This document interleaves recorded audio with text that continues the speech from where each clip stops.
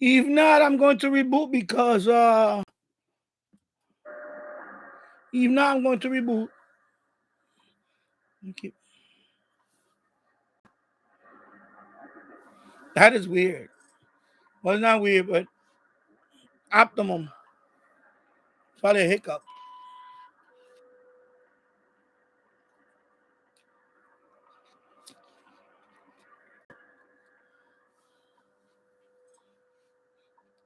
Yeah, I'm back, but I didn't do anything. I just closed the browser and open and just because I thought my son. Let me turn this off. Because sometimes my son, he doesn't know how he opens a lot of windows, and some of them are YouTube. Some of them could be streams and all that. Now that shouldn't matter, but I noticed he does that. So I went just to check if he was doing that. The computer wasn't even on upstairs. He's on his phone. He's on the phone. So it was not here. I think it was just optimum. That sometimes I have a little hiccup, and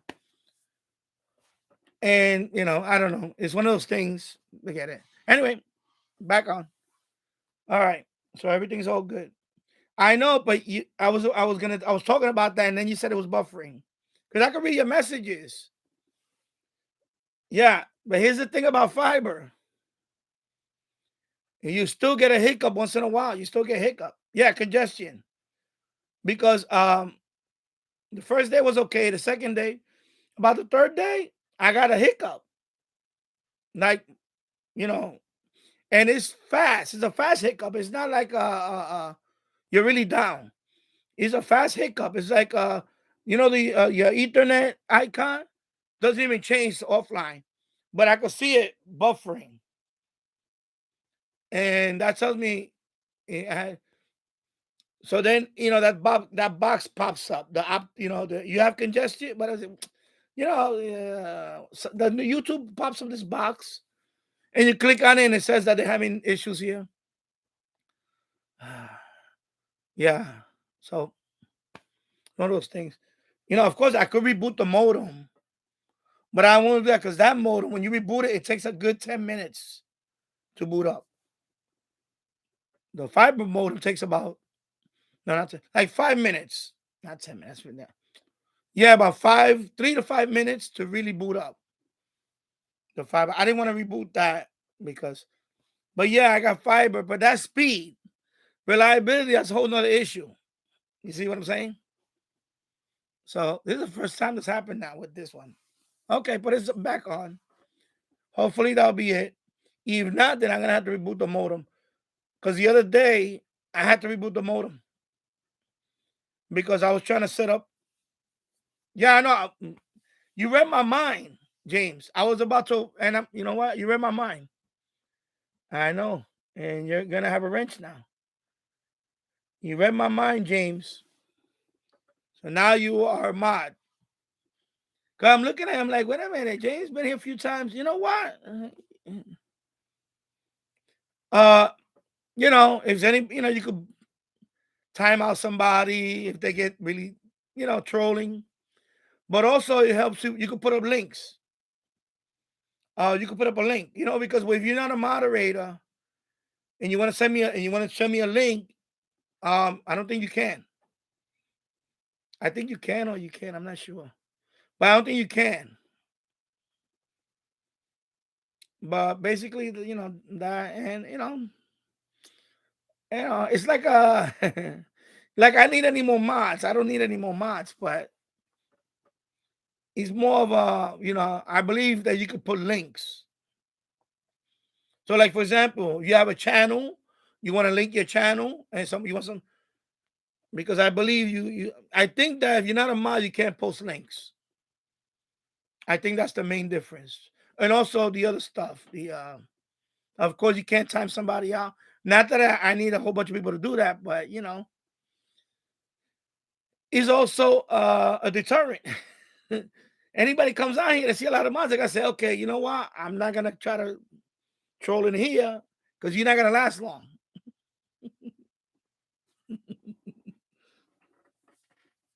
Yeah. So Not that I need any more mods, but it's just that I believe it's posting links. That's the main thing. Like I usually, like you guys been on here long enough, a few chats, I'll just say, you know what, you be a mod because that way you want to post a link or something, you want to share a link, you can do that. So I believe that's the main thing. I'm not sure if non-moderator, even regular account, you can post links on a chat. I don't think you can. Yeah, I know, because it was. I guess we had a little hiccup again. Even fiber, you get hiccups because I'm finding that out. But it doesn't last long. It's like but of course on a live stream, it messes it up because it happened. I had a hiccup the other day. I was just surfing. I was just watching YouTube videos, and I started getting the spinning. I'm like, wait a minute, but because no internet is 100% reliable. There's no such thing. Remember that. And it could be fiber. It could be. He's not 100% reliable. It's never 100%. Trust me. I host web servers. Well, I don't host it anymore. I have websites. Oh, okay. You upgraded to 500 megabit. Okay, cool. Yeah, 10 megabit up. Okay.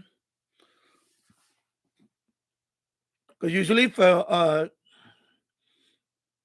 720, I think you have to have at least six megabit up to be good, consistent. 1080, I believe is around 9. Easy 9. So you're right there, 10 megabit for streaming 1080. Something like that, I believe. And it's gonna be 30 frames, not 60. You know. It's weird. It's weird. But I think I found a new computer that I may use here because my wife brought one the other day from they were gonna get rid of it from her job. It's an all-in-one screen. It's an i7 with 16 gigs of RAM, but this one has a fast Wi-Fi modem inside, and of course it has gigabit. It has an M2 card. It's like SSD, but it's a small. It's called an M2. It's faster than the SSD, and it's already inside the computer. No, I don't use VPN. And when I tested that computer on the speed test, it was 900 up, 900 down. This one don't even do that. So that Ethernet card is a lot faster. The Ethernet in there is a lot faster than this one. Now one 900 meg, it was like 940-ish meg download, like 960 upload. It was really fast. So I think even with fiber, every so often you should reboot it anyway. Because when they installed it, I said it right. I was getting 600 megabit up. But when I rebooted it, that was the first time I rebooted it since they installed it. It was 2 nights ago. And it went up to 900 megabit up. I was like, wow. So anyway, these things happen, It's not like because I had a feeling, because first of all, it's not on the ground, it's on a pole. It's on a utility. Yeah, I know, but I'm telling you, I mean, it's a hiccup. It's gonna happen. You're never gonna have perfect, especially with streaming. You're streaming one little thing, it could throw off everything. I mean, you're not streaming, so when you're streaming, any little thing could give it a hiccup. It could have been the modem. I mean, the internet modem. Something could hiccup the modem. It might not be the connection. It could be just the modem, something, or this computer. Maybe the something. Sometimes it's something that you can't. I mean, how many streams I did before we had the hiccup? I did a few of them, so I don't know. I don't think it's it is what it is. And again, I'm paying $60 a month. I can't complain. I can't complain about it. Every internet connection I ever had, sometimes it happens. You get 7% with DSL. Well, that's when I lived in the Bronx. That's different. Once in a while, it happens. You're gonna get it could be a outage. It could be just a hiccup. Like Anthony said, it could be right now. It's prime time for a lot of traffic, download stuff. So I don't know. I don't know. I'm surprised. I was surprised after 3 days. I had a hiccup on when I was just going, but it's a quick hiccup. It's not like with cable. I'll be completely down. I'll get the white screen and everything. With fiber, when you get a hiccup, I was still surfing. It's just the stream went bad because I was reading you guys. I was reading everything you guys were posting. It was just that you guys on that end, you saw me buffering. But I was reading everything. Everything I was reading, I didn't. It never dropped. It never completely disconnected me. You understand? Until I clicked on the end stream, and then I ended it. But it was buffering. It was just there, and it was telling me my connection was unstable. I'm like, okay. Sometimes these things happen. Sometimes it's just things happen, and what are you gonna do? Uh, yeah, Jim. DSL line. I haven't had DSL in years because I had DSL, and then because DSL is a limit. There's a website that tells you all the fastest. Let me see. I'll tell you right now what's the limit on DSL. Because I thought DSL, let me see, fastest. Let me just put fastest DSL. I think something came up and it was like, sorry.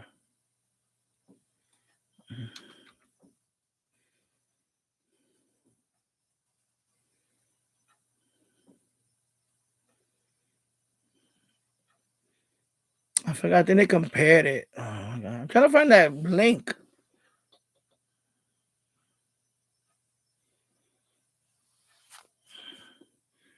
Anyway, there's a link that tells you every type of internet connection, what's the fastest available for each. So, for example, DSL, I think the fastest DSL right now is 100 megabit. Is it 100 megabit? The DSL? That's the fastest you can get on DSL. And then, of course, fiber is, I forgot what it is now. It's not 1 gigabit. It's a lot. There's faster plans now. And here, Optimum, we have up to 5 gigabit now. And that's gonna be doubling in a couple of years or whatever. And then you have cable. I think the fastest cable right now is 1 gigabit. That's the fastest cable. I believe that's nationwide is 1 gigabit. And then the fastest phone service, data wise, I think is the 5G. The 5G is pretty fast. I haven't checked. I think yeah, I think I think somebody posted it that they did started broadcasting. I think somebody posted on official SWL Facebook group. That I think Bobby, right? Bobby, you would know that too, right? Because I listened to it, but I haven't. I could check. I mean, but because I think it's too early for that anyway. Let me see. Let me try. I can try this one.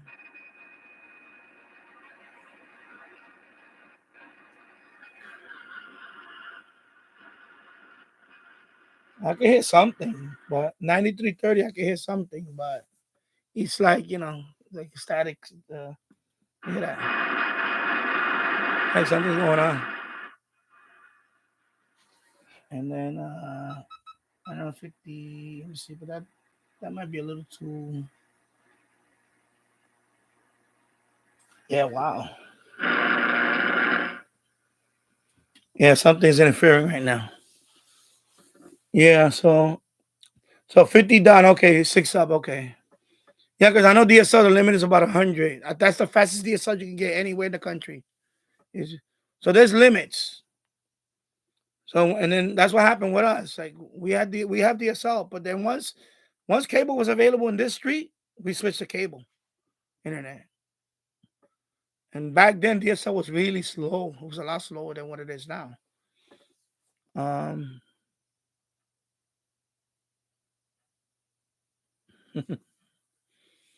James Farley. Let me read some of this. I'm sorry. Yeah. So I don't use a VPN. I don't need to. I don't no sense of getting VPN for something that um I know people like to use VPN when they watch those movies online. I don't use any of that because I don't know. I just don't have a need for it because I'm pretty careful too. When I VPN is good for like if you use a lot of public Wi-Fi. When you're at home, you don't need I don't really need VPN. VPN is not for that. Or if you're trying to log into somewhere where what they call that geo tracking. For example, like if I mean I live in the United States, but say if I lived in France and I want to access Netflix, you can't because it's geo targeted for US only, I believe. So with a VPN, if I'm in France, I can say, okay, I want you to give me, I want you to, hide me behind. Basically, it's telling the server that I live in the USA instead of France, and it allows you in the Netflix. That's what VPN usually are for. Or if you're on a public Wi-Fi, but I don't do anything on public Wi-Fi. Um, I just don't do it because I have my phone data I use. I don't like to use public Wi-Fi, even if I had a VPN. This common sense stuff. Don't do no online banking when you're on public Wi-Fi, especially if you don't have a VPN. Don't even do it. Don't do things like that. So I don't do anything. I don't connect to. I don't like public Wi-Fi anyway. I feel like it's even if I had a VPN, I still wouldn't feel. I'm just me. Maybe that's just the paranoid side of me. I wouldn't do it. I rather wait till I'm home on my home network if I need to do anything like top online banking or anything like that. So I never had the need for the VPN because I don't really have a use for it. So that's why I never had a need for it. Just like antivirus, I don't use antivirus on my computer because I don't click on links that people just send me willy nilly, and that's it. No, no. If I don't know who this person sending me something, I'm not clicking on it. That's it. I get emails all the time for, oh, we want you to sponsor this channel, whatever. No, no, we want you to use you as a sponsor, but not on this channel, but my other channel, my crypto. And they send me a link, and I don't click on it. No, no, no, because I don't want that to go somewhere. Or they want you to download a PDF document. And no, no, no, no, no. You ain't fooling me. No, you want me to talk to you? You leave a number, and I gotta make sure it looks legit. And a website, but I'm not. It's not a link. I want to copy and paste the domain name and just go to the top of it. That's it. I'm an IT guy for 30 years. I know everything. I should say I know enough not to get in trouble with malware and all that. That's not me. That's not gonna happen with me. It can happen to anybody. Um, it doesn't happen with me. That was my early days. Yeah, and exactly. Windows Defender built in is pretty good. I never had to. I never had to uh need anything else. I believe the best antivirus is you. Don't click on links that you don't know. Don't go to websites where you know you might get malicious stuff. I don't do those things anymore. When I was young, I used to go to those piracy sites and download like you know uh a copy of unlocked copy of Photoshop and things like that with the serial number. But those websites were notorious for malware too. Like they get pop-ups and all that. I don't do those things no more. That was when I was younger, and I wanted to get free software. I knew it was not good to do that, but I don't do that anymore. I don't do that stuff anymore. No, I don't do that stuff. No, I don't. I don't click on anything that I know is not. I just don't. So that's why I never had a use for VPN, because I don't do the public Wi-Fi. I don't like public Wi-Fi. Most of the public Wi-Fi is slow anyway. My phone data is a lot. My phone plan is a lot faster than that. Um, I have 5G, so I don't need Wi-Fi. That's enough for me to see a video or two or whatever, and that's it. I'm not gonna be on it all the time, and of course, on the car, this is my GPS on the car. Open up Waze app. This is the GPS now for your car. I don't have a dedicated.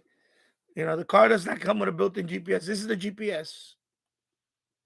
It does a really good job. Open up Waze, and that's it. It takes me where you want to go. I say just and doesn't use a lot of data. Let me go down here. When I had DSL 18 everyday frequent, well, that's a sign. That's what happened. That's what happened before I upgraded to the fiber. My cable started getting like every other day. It would start really. I think they do that on purpose. They degrade the line. They just don't maintain it like they used to. I think they want people to upgrade to the next thing. That's what I thought. When the cable was really going bad, I think they wanted people to go to fiber now. And if you want more reliability, what they want you to do is open up a business account, like a business cable or business fiber. With the difference between that, you get an IP address. You get your own static IP address. You can host a web server and things like that. But I'm not doing that. I'm not doing that now. And you got to pay more for that. And they try to give you more uptime. They call it uptime. But these things happen. You're gonna get hiccups. You get hiccups, and like I said, I hosted web servers and other. I paid for web hosting. Once in a while, you're always gonna get a little hiccup. Your website and things like that. It just happens. No internet is gonna be 100% uptime reliable. It's never gonna. It's probably gonna be 99 point something, but not 100%. Maybe 99. Yeah, so that means it's gonna go to your apartment soon. Well, that's what they did here. They put it on the street, and then once you order it, they got to bring it from the street to the house. So they had it in the street since July, no June. They put up the thing in June, and then when I ordered it, from there they tap it and they bring it in here. So if you have it in the street, that means you could call and see if it's available. Because they got to bring it in the apartment. They connect it from there, and they got to bring the fiber all the way to the apartment. Because that's what they did. It's right there, the utility pole right outside my house. The fiber is there. So they go from there, they bring it into the house. And that's how so you have Optimum. Okay. So yeah, that's what we have Optimum. Altice. That's the name of it now. Altice. Used to be called, well, it's still called Optimum, but they call it Altice. I guess that's the parent company of Optimum now. Metronet here is available 200 megabit down, but I'm not sure about up. Metronet. I don't know. I never. It sounds familiar, but I don't know what type they are. If they're DSL, they have to be SDSL if you want the same speed. Otherwise, ADSL. So what you have now is ADSL.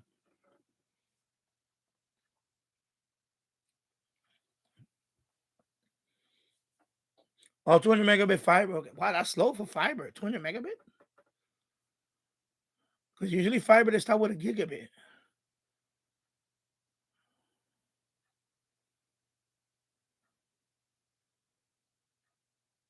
Hopefully that'll cut down on interference on shortwave. I don't know.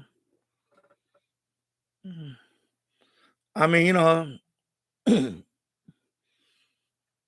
fiber. I don't know. I don't know how does it affect because it's light. Fiber is using light. These are. Let me go back. Let me go up here for a minute. I skipped a couple of things. I want to make sure I. Oh, also I forgot this too. Live chat. So I don't want to skip nobody sending me a message, and I don't want to. I don't want people think I ignored them. So VPN, okay. DSL, never have problems. I'm trying to go through this. James Ford, it will take Jill's 30 minutes to figure out once in a while. Too busy. Yeah, I know. I know when he has a when he has a hiccup, right? It's like, and he's still, and everybody's like, hey. No, I know right away. I see it. I see it right away. It pops up on the live stream, on the webcam. It pops up. It says your connection is unstable. Reconnecting. That's what it says, something like that. And then I looked on my screen over here and I clicked on something, it was working fine. But then when you guys said you kept seeing it like that, because when that message disappears, that means I'm okay. But if that message doesn't disappear, that means I'm buffering. So I said, I'm not gonna wait 30 minutes. Yeah, I know that happens. Yeah, it takes like 30 minutes to figure it out that, oh my God, I'm down. Oh, you have no audio? Yeah. But then again, I don't have 150 people watching me because that goes fast. Remember that too. And he's probably reading from, remember, he's always trying to catch up. So it's not his fault that he can't read the latest one because if he's trying to catch up to everybody. But I look at my screen here. If it says unstable, then I'm already thinking, okay, what's going on with my stream? I have to check that.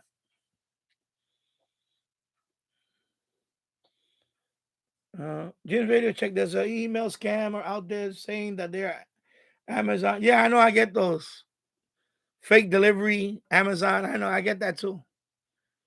Hello, Glenn Dantzler. How's it going? And thank you for stopping by. Hope you're doing well. And Jim's ready to check. I believe it's fine. Hopefully that'll cut down interference. Okay. And Jim's ready to check. We are bracing for a fierce storm in my area. Okay. I have to check because I don't. We're not forecasted for anything like that. Yeah, remember I can check my weather app. I can check my weather app. I don't think we're. Okay, I'm getting a lot of junk. Lady, I'm getting a lot of spam. A lot more spam than you. I'm getting a lot of the Walmart crap. Like so let's see. No, it's just gonna be clear. Sunny tomorrow. Sunny, clear. Rain on Thursday. Oh, excuse me. Rain on Thursday and Friday. That's what I'm getting. And then Sunday, we're supposed to get Saturday is going to dip. The high is only going to be 24 degrees. The low is going to be 17. So Saturday, we're going to get hit with a cold snap. Yeah, we're going to be cold over the weekend. Yeah, it's going to dip. Wow.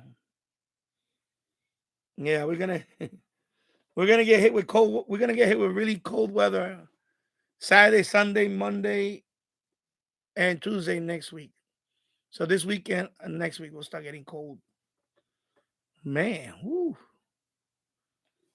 Bitter cold. Yeah. So we're supposed to get 6 to 12 inches of heavy snow with 50-mile-per-hour winds. Wow. Temperature supposed to be about 5 to 10 above 0 with heavy snow. Okay, wow. I want to wait. Put that off till next month. Please, no more. No snow. I'm thinking about getting a snow thrower, but I don't really need it here because I only have the sidewalk. My yard, I don't that your backyard it stays full of snow. I don't care. It's just the front of my house. I got sidewalk, but yeah, I know I want to get one. I want to get the one that like the one that Jill's has with the uh I saw the one that I want, but it's like $100 and something dollars. I don't. This one has the rain bucket. It tell you how many inches of rain, and it has the weather vane, right? It tells you the wind speed, direction, and the wind speed. That's the one I want to get. Something like that. A weather station. And then that connects to one of these. Well, it's not this one. It's not this one. I have another one that's a weather station. This is just a clock. But I have the weather station one. That's the one I think it's upstairs. I don't know what happened to it. I think it's upstairs. I left it upstairs. But I like the one that um my sister-in-law, she has up there in her house. She has the nice it's color one. Is it color? I like that one. That's a real nice one. It's a big screen. It's in color. It has everything different colors. And that one tells you the well this one well not this one, but this one only tells you the temperature. This one has a temperature probe, but it went bad. I don't know what's going on with it. This one only tells you the temperature. The other one tells you the humidity. It has a rain gauge, but that thing went bad too. The thing is that some of those things they don't last long. The ones that I bought in Walmart, they don't last that long. They always break down on me after a year or two.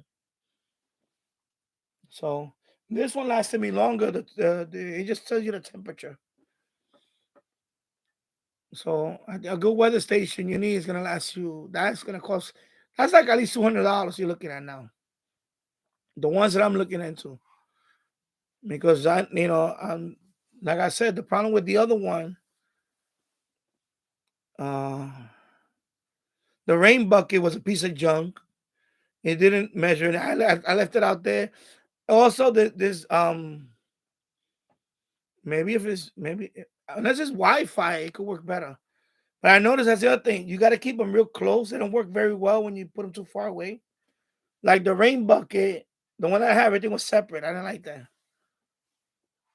I saw one and I'm looking at. I think it's. I'm gonna go on Amazon. Let me see if I find. The one I'm looking at costs like. Let me see. Weather weather station. Station. Uh, it's another word for it. Weather station. All right, for home. Let me see what comes up. Ambient weather.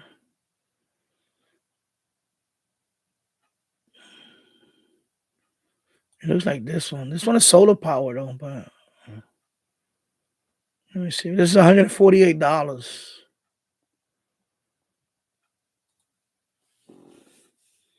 148. I want to see they have it on Amazon.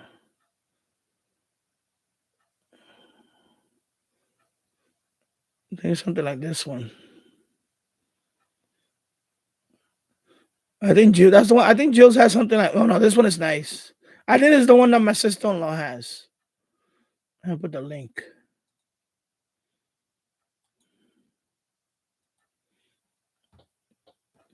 She has something like this one. I'm gonna put the link here. That's the one she has. My sister-in-law. She has this one. It's on sale. $99. It's normally $150. Wow.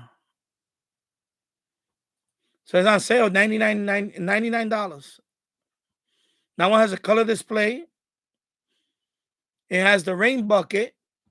Let me see the Let me go down here. Let me see right now. Yeah, so that one has the rain bucket. It has the wind speed cup. It has a direction vane. And you can mount that on a pole. You can mount that one on a pole. I have to look at the reviews on this one because I need one that's reliable. Okay, I'm not buying it. I'm not gonna spend all that money if this thing is gonna crap out on me after you know.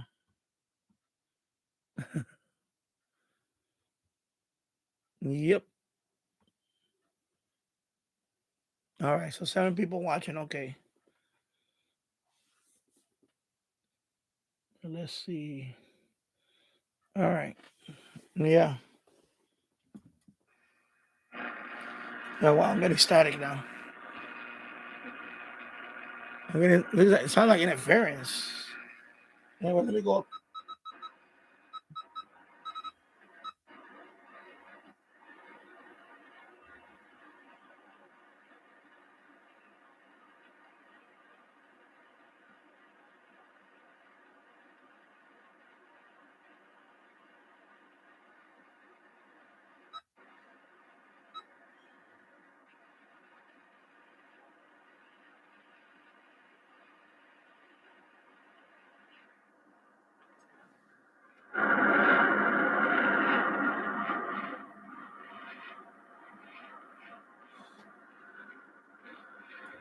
Okay.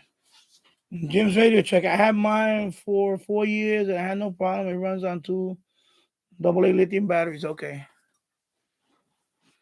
Yeah, because the other one, this one with the atomic clock only came with a temperature. It came with a little sensor temperature. I just got to change the batteries on that. But the other one, he's not like this one, all in one. It has a rain collector, but you got to put it somewhere else. It has a temperature thing. You got to put it somewhere else. I don't like that one. But I bought that one because it was in Walmart. It was on sale for like $40. But I'm liking this one. $99. It's not a bad price.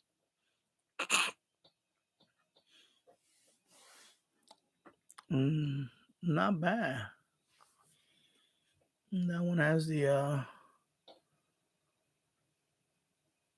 indoor temperature, the barometer. Excuse me. The index. What's that? Oh, the UV index. That one has a UV sensor. So that one can tell you the UV index outside. Oh, okay. So I got the UV index. I've got the barometer and the wind direction and the wind speed. Oh, okay. That's pretty good.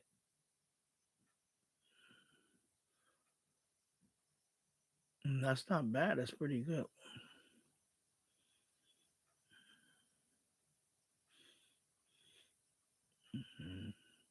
Three, let me see, 3 AA battery power outdoor unit for up to 2 years.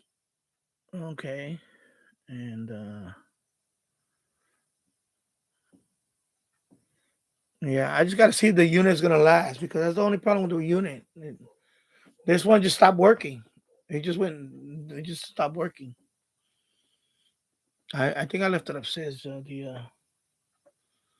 But I was one of that one. But I think I'm gonna probably get something like this one because I want to put that thing. Either I could put it on my garage roof right here, mount it there, and that way, it's nearby where I'm at. Because I don't know what frequency that runs on. I forgot what frequency. Because I know the other one, you had to keep it nearby. It was too, like I couldn't put that other one on the roof and all the way down here and get the signal. It was too far. Like that stuff, you have to put it right outside your window. I don't want that because I'm in the basement. I'd rather have that. I could see putting that in the garage roof and then it's got to be like line of sight type thing. I don't know. So you have yours for 4 years. Okay, that's not bad. 4 years is not that bad. Not that bad.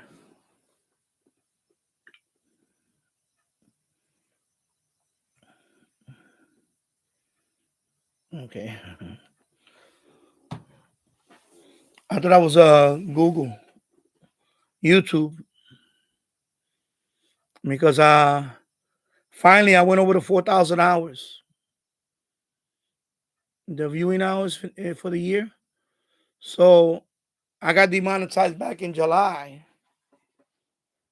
and now I finally went over the 4,000. So I applied for the monetization. I applied for it. So now I'm waiting for them to approve me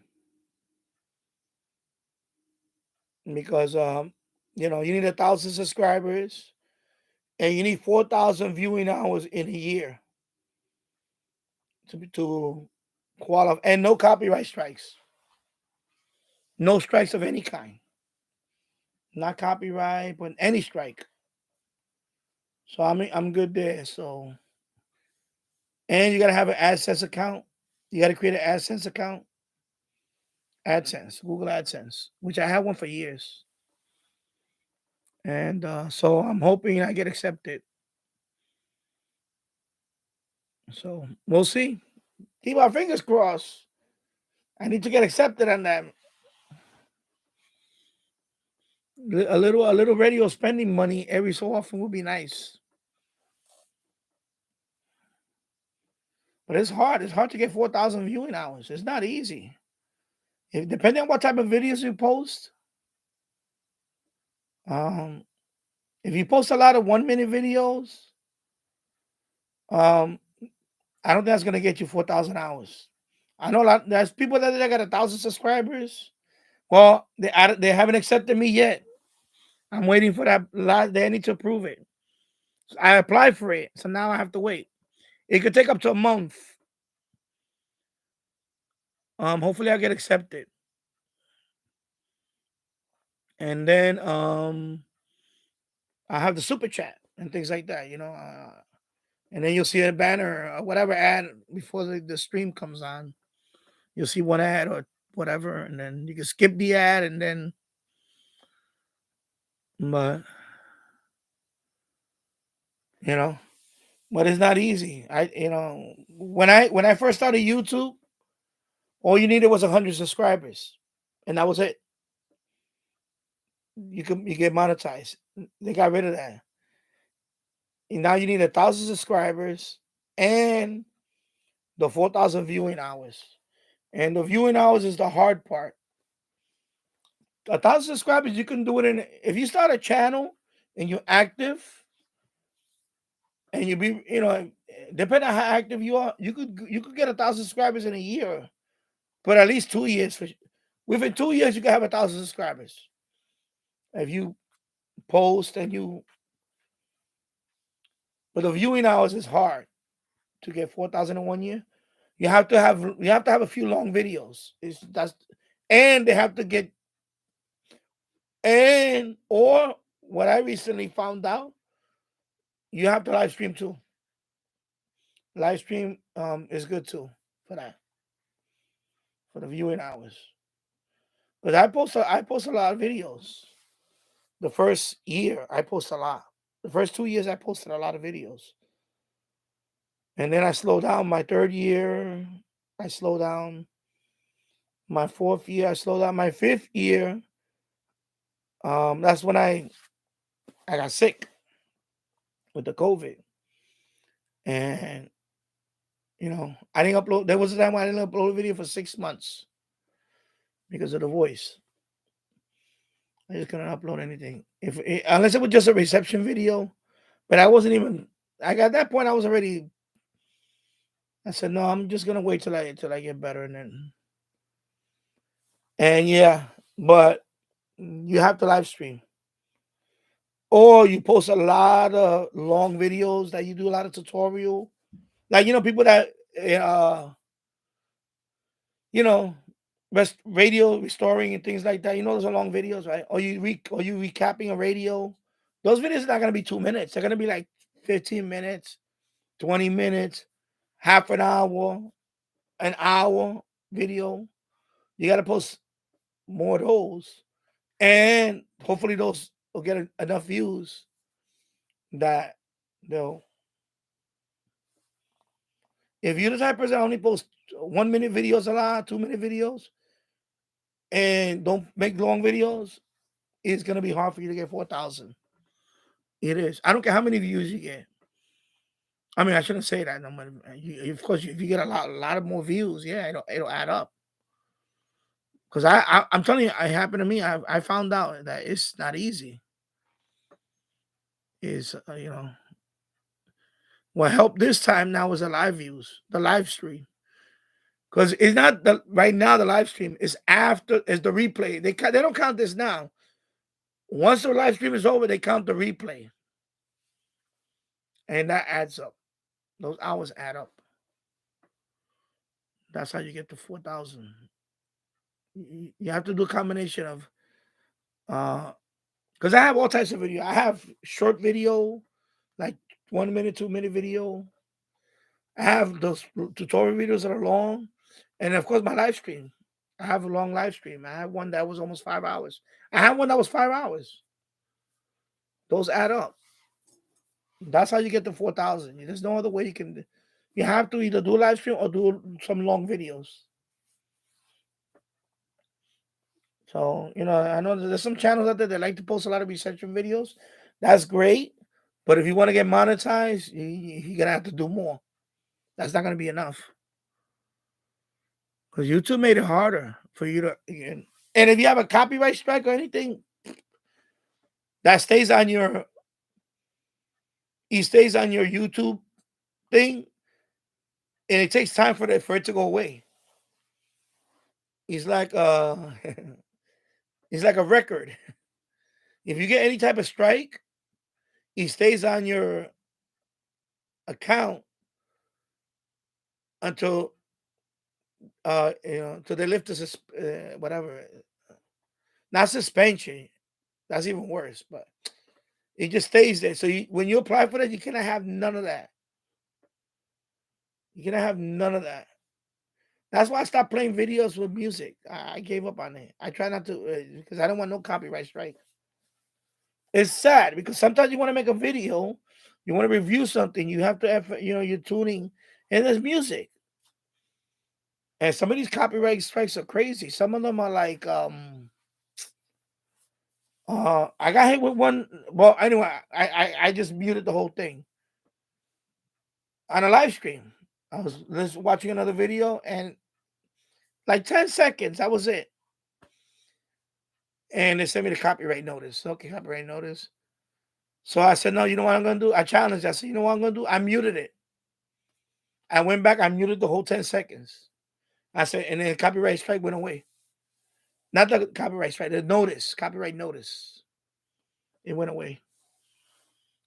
Because if you don't get rid of the notice, some countries can't see it. That happened to me with a video. There was one video that I deleted the video. It was one video that I forgot what it was. It was a song. I forgot what it was. And it was like half of the countries in the world couldn't see it. So I'm like, you know what? I'm deleting this freaking video. I said, you know what? Nobody's gonna see the video now. So I deleted it. And that copyright notice went away. The video's not, because it was the whole video that got blocked. So I wasn't gonna mute the whole video. So I just deleted the video. I said, you know what? Delete the video. That's it. Yeah.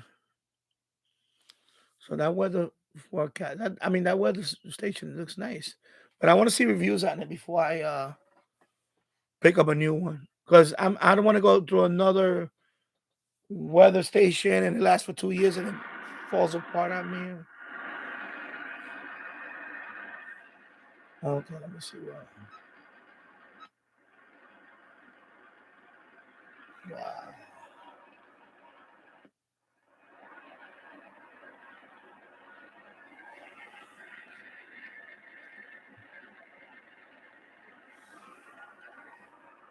Let me check.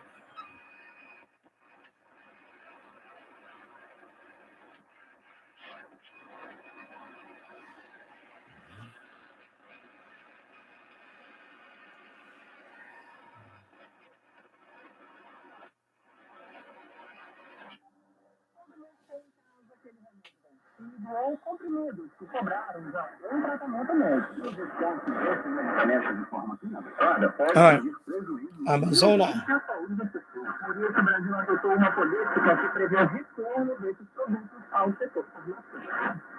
O Brasil está entre os 10 países que mais consomem medicamentos no mundo, segundo dados do Conselho Federal de Farmácia. As autoridades de aquisição de remédios promovem ainda mais o aumento do consumo e a perda da validade, o que contribui para o descarte incorreto do produto. Voltar os medicamentos vendidos por indivíduos. So that's Radio Nacional Amazona. 11,780. So that's coming in good. Okay. All right, that's working well. What I can't get is Korea. I can't get any Korean thing. I cannot get at all. It's been a long time since I got anything from Korea. Nothing. I don't not any antenna. Well, I'm hoping with the infrared I can get something. 11,680. Let me see. Let me see.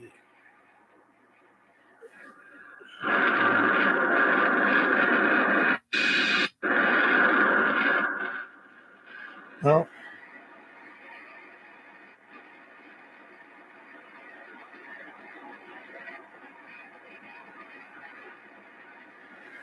nope. Let me go down a little bit.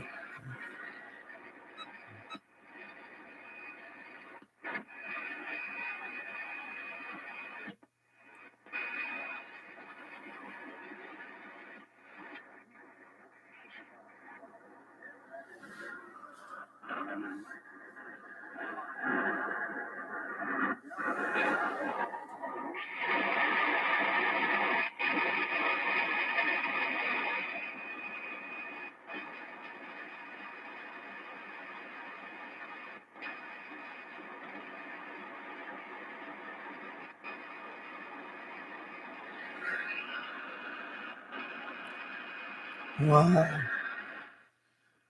I guess the lights are coming on now. Some Christmas lights are coming on now. That's what it is. It's dark outside already. Yeah, 5 o'clock is dark. I hear the Christmas. I hear the when I go down to 9 megahertz and all that now. I can't wait to. That's one thing I can't wait. The holidays should be over, so all these Christmas lights can go. I know Bobby has. I know Bobby has an issue with that too. I think he has a neighbor that's. Yeah, 'cause this my neighbor back here. Oh my God, he has a lot of lights outside. He has all these different lights. Some of them are blinking.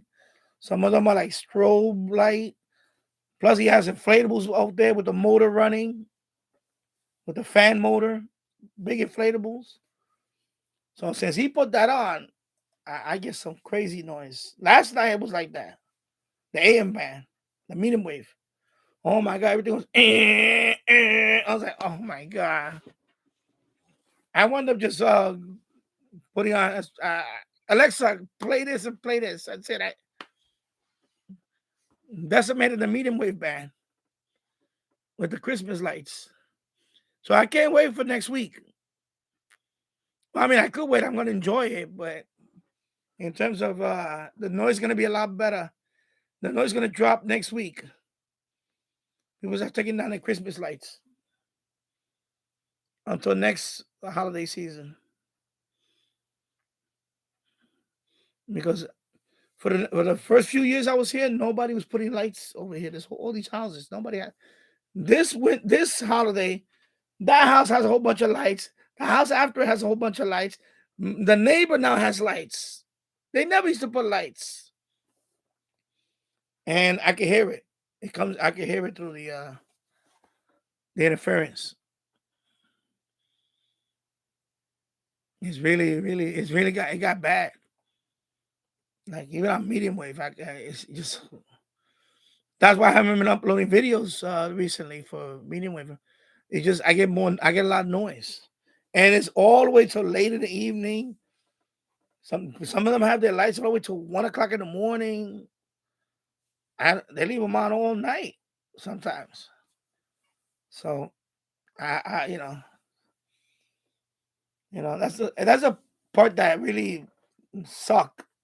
I hate to say it, is you can't control that. That's the neighbors. You know, I wish I could live in an area where I have some acres and I'm away from. mm, That's like my dream. And you live in a city like Yonkers. My God. Like a few years ago, it was this guy across the street. They had some tenants there. And I swear to God, I think they were growing weed inside the house because it was on all day, all night. And then I went to a forum and they put the sound on. It was an audio file. And it sounded just like that. And the guy said, no, that's a grow light. That's a marijuana grow light. Somebody's growing marijuana nearby. Because it's like an intense type of light. It's not an LED, it's some other type of bulb. It makes a noise. And the guy wrote it it was on a Reddit forum, on a Reddit post, excuse me. And he put the audio file. And when I clicked on it, I heard it. I was like, oh my God, that sounds like what the same thing I'm going through. And they got evicted. As soon as they got evicted, they left, the noise went away. So I think they were growing inside the house. Because these people, the people that were there, they didn't work. They was every day they'd be outside puffing away. And I would have it out with them because they would always try to park in front of my driveway. And I would tell them, yo, you can't be here, bro. Go on your side, but why you on my side? And we were gonna go to blows at one time. And I'm older. They're a lot younger though, but I'm not gonna back down either. I was just gonna call the police. The minute one of them would have tried to swing at me, I would have called the police. Okay, he's trying to assault me. Okay, I'm calling the cops. And man, I'm telling you, and when they left, the noise left. So I knew they were growing something. And the funny thing is that this state passed the law. You can recreational now, whatever.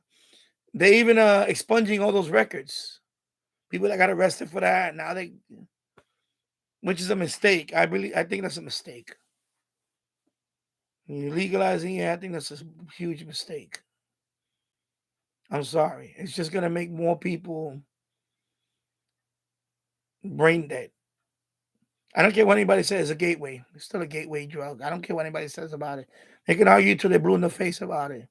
Because I seen it. I seen it happen. I grew up with people that were smoking weed and they smoke, and then they went on to other stuff. It does not too many, not all of them, but some of them wind up, you know. And those that didn't wind up going to, they just kept puffing away and they until and they were brain dead. You could tell the difference between them. They were like, you know, yeah, it was just like in the long term, it's not gonna be good for you anyway.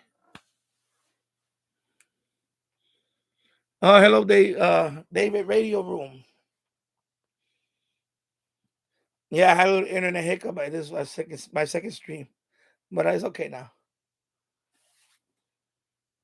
All right. And I hope you feel better too. I know you was having that issue with the I believe it was your medication or something. Yeah. So I'm telling you, you can't escape with the noise. Remember, I go down to a medium wave band. See what's medium wave. WCBS News Yep. Time, 5:15. The 9/11 community is blasting politicians in Washington as they move forward on a spending package that does not include more money for the World Trade Center health program. WCBS's Steve Byrne says advocates are promising a fight. This shouldn't still be Yeah, it's not the happening, lights. says advocate John See? Field. More than Not the 2 lights. decades after 9/11. There's something out there. More angst on these people who have been suffering for 40 years. Shame on those in D.C. The latest spending package leaves out money advocates say is sorely needed.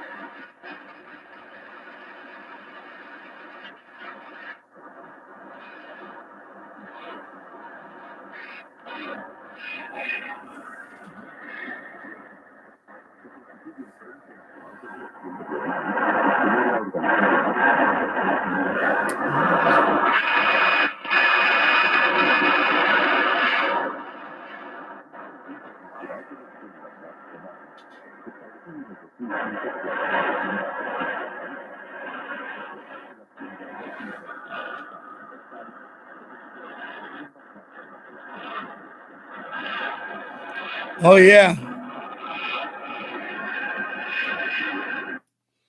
Oh yeah, medical equipment. Jim's radio check. My neighbor was on dialysis machine, and for a long time, I had a lot of noise. After she passed away, the noise was gone. Yeah, some of those machines. Yeah, dialysis machine. Wow. So she had one in the house. Wow. Wow. Because my mother-in-law, but that was she had to go like twice a week to a local place. But in the house, wow. So she had to do that a lot more often then. Probably like every day. Yeah, dialysis machine. Yeah, that's no joke. Dialysis. My brother too. My brother too. Before he passed away, my oldest brother, he was on dialysis too. He was on dialysis for like a couple of years. My mother-in-law, she was on dialysis for 10 years. Over 10 years. That's a long time to be on dialysis. Usually, the survival rate, because usually when you're on dialysis, that means you're waiting for a transplant. So, in her case, she was not. Well, I was gonna say, I don't think she was strong enough to handle the transplant. And then, of course, she elected not to have a transplant. That's the other thing. She didn't want it. She didn't want to have a transplant. So 10 years is a long time to be on dialysis. Usually, the average person that's on dialysis, that either one they're waiting for a transplant, or they just for some reason it's usually 6 years. So your neighbor, I wonder how long was she on dialysis though? Wow. Yeah. Yeah, a lot of medical devices are very noisy too. Because the hospital, when I go to the hospital to visit, I it was a while back ago. I took my radio with me 3 or 4 years. Okay, yeah. I'm not too sure, but I think it was maybe 3 or 4 years. That's about right. 3 or 4 years. Yeah. Because they said the average, the most people usually on it is for 6 years. And after 6 years, if you haven't gotten a transplant, it's because either one, you don't want to get it, because that's a long time. Because she did it for 10 years. She way past yeah, 10 years she did it. But she elected not to get the transplant. She didn't want to, she just said no. But yeah. Wow. So I took like I think it was this radio I took with me. It was something similar to that. Could have been. I think yeah, it was this one. Actually, it was this one. The minute around the hospital, near the hospital, like a block away, I was already getting a lot of noise. Because you have, a lot of medical. Of course, they got generators going on and all that. Sometimes generators. Uh, so and she was on the Alice. She probably has other stuff going on too. Maybe they have monitoring equipment, and all that stuff. Because I have a switch here, telemetry switch. It's from medical. That thing runs a 20. It's like the voltage, the DC plug for that. It's like 24 volt. It's a 24-volt one. No, it's no, 24. Yeah, 24-volt. And those things gotta be made. That thing probably makes a lot of noise too. Those big wall wart power supply, whatever they use for those things. Yeah, that's the problem with this hobby. Is a lot of stuff is the noise. Man. The noise is that's the number one thing. Is the noise.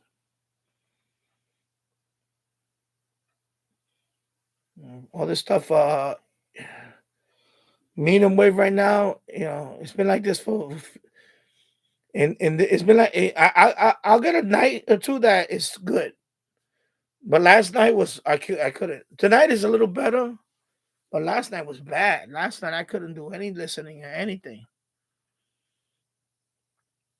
and I wound up using Alexa. I wound up using my Echo Dot. It's called an Echo Dot. It looks like a hockey puck. It only plays audio. So I told Alexa play Alexa play Zuma Radio. So it's playing Zuma Radio. Because I was listening to it last night. I was listening to Zuma Radio because I couldn't play it on the radio. It was too much noise, and sometimes it's frustrating. It can get frustrating sometimes. But I know it's because of the lights. A lot of it is for me right now is the lights. The lights. And of course during the day is the welding shop up here. And then of course down there they have an auto body shop right here. And over here they have like a mechanic shop. When I say like that, because they're not licensed. It's just somebody renting a garage down there, and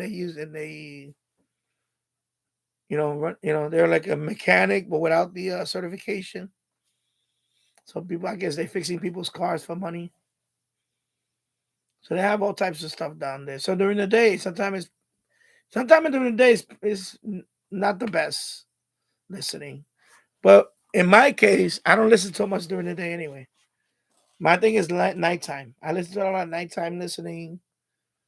But when it gets into like the holiday season, man, let me check.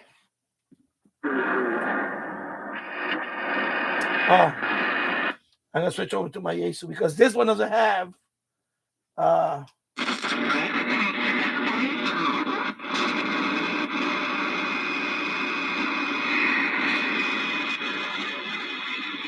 single side man.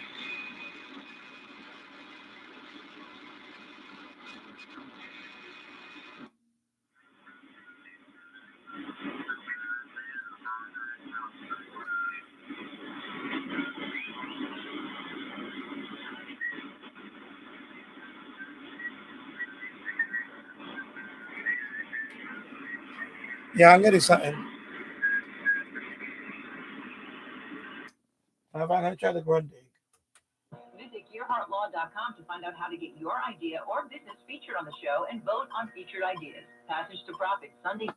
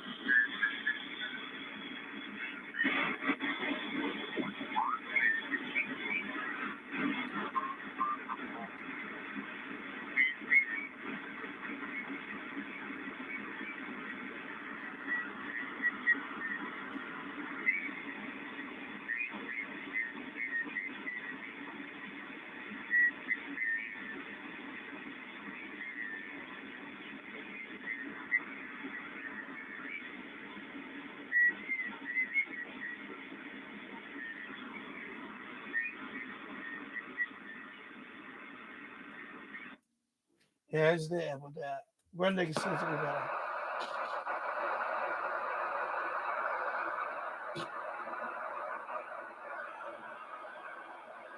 Oh, I'm fading away now. Yeah, Anthony, 8502 Coast Guard weather. Yeah. Well, when I hook this one up, it should be. I'm gonna hook it up soon. When I hook up this one, I'm gonna hook it up here. But I need to clear all this out. I'm gonna hook this up with the. But I was gonna make a video of the fan, installing the fan first. Putting it together and then hook it up here, and then. So I was gonna make a video first on all that before I put it there. It's just I haven't got around to it because the holidays right now, a lot of stuff going on. So it's gonna be after the holidays. I'm gonna have this hooked up here, and then this is gonna be my when I'm listening. I'm gonna be using this one a lot because the problem with my R2000, I don't have single sideband on that. It's not working. But that's my right now. That's my best shortwave receiver in terms of tabletop. Of course, I could try this one too. This one's pretty good, but it has drift issues and all that. And if it's not a tabletop, then it will be this one. In terms of listening to like with single sideband, it's actually pretty good. The 800, the 800. I'm not crazy about it when it comes to single sideband. This radio, shortwave broadcast is okay. Not the best, but single sideband, this is not the best. I'm disappointed with this radio in terms of that type of performance. Of course, no single sideband on this one. When I bought it, this was already. And the Yaesu is good, but again, this is my better one. But it's just so once I get hooked up, once I hook this one up, this is gonna be my everyday uh listening radio. Also, it's also a transceiver, but it's also gonna be one on because I tried that one in the boiler room when I had it hooked up. It's pretty sensitive too. It's a good receiver too. The Zygo. It's a good receiver. I was very impressed with it. So yeah, it's a good receiver. Of course, it's 500 kilohertz up to 30 megahertz. That's receiving. So I can't go down to long wave, but I can listen to Navtech on this, and then medium wave, and then of course shortwave. So, and of course my SDR. I don't have it hooked up right now, but my SDR, of course, can. Right now that's my best radio. Out of all these radios, the best radio is the SDR. This is my best radio for shortwave. This blows away any radio that I have here in terms of sensitivity. This radio blows away any radio here by far. This is the most sensitive radio I have here. This radio picks up anything. It amazes me to this day. So that's why I cannot see myself buying just for receiving like a new ICOM. What is it like the which is the one that Jill said, it's 8600 or whatever. You know, those for listening. I can't buy those radios. I would not buy it to spend all that money on a. For this, I had to because that's a transceiver. But for listening radio, no, I'm not buying because this is pretty good. It's pretty good. The DX, you know. I put it back in there.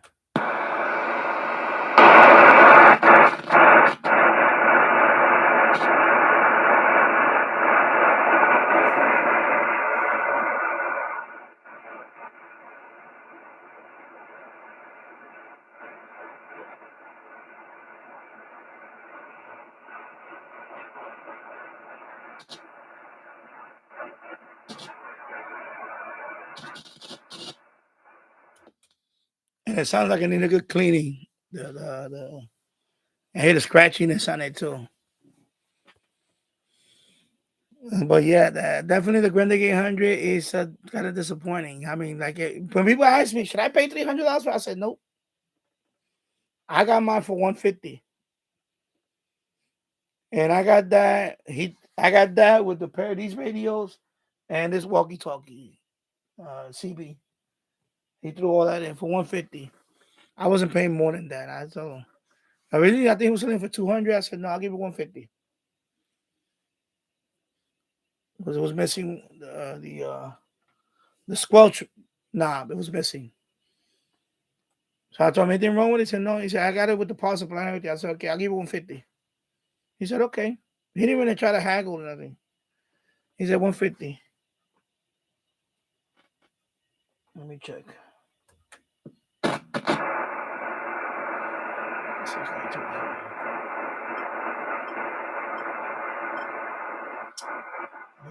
Hey.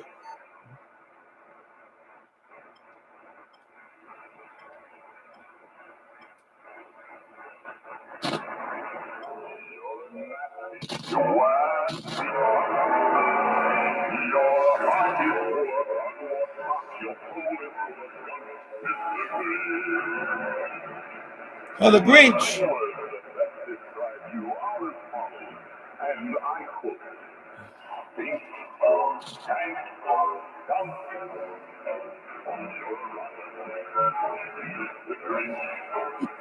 It's the Grinch.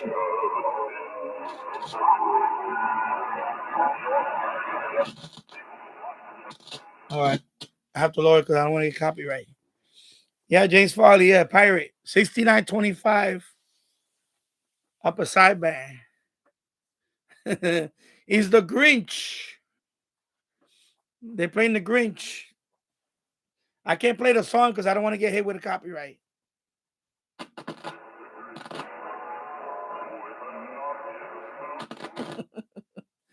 Let me check on the Yesu.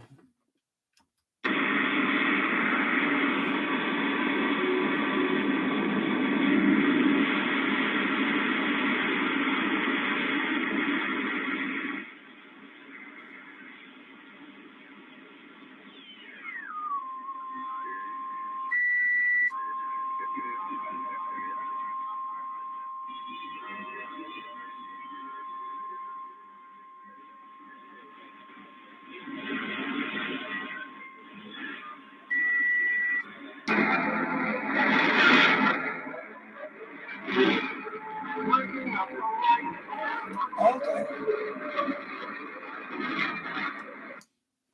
Not even upper sideband. No, AM. Yeah, AM. I'm reading the thing up. Upper sideband. What am I saying? Yeah. I'm like, what? Yeah.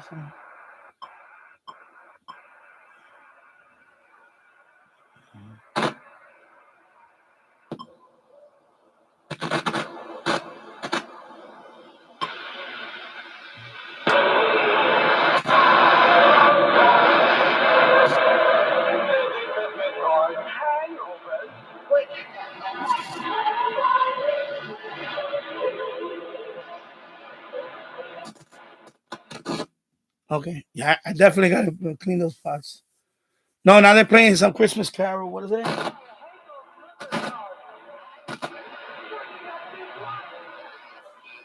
That one sounds better here.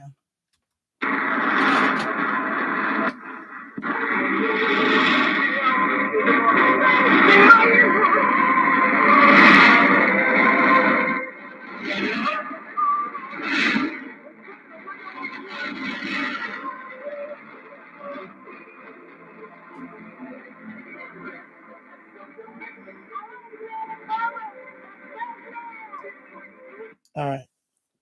There you go. Play Christmas music. I gotta play a little bit. I don't want to get hit with a copyright strike right before I'm waiting for my approval for the partner program, whatever it's called, YouTube partner program. Because they play music, even if it's Christmas music, they'll hit you with a copyright. So yeah, AM Pirate 6925. They were playing the Grinch. Now they're playing some. I think it's still part of the Grinch. 12 Days of Christmas, whatever. Yeah. Let me check on the.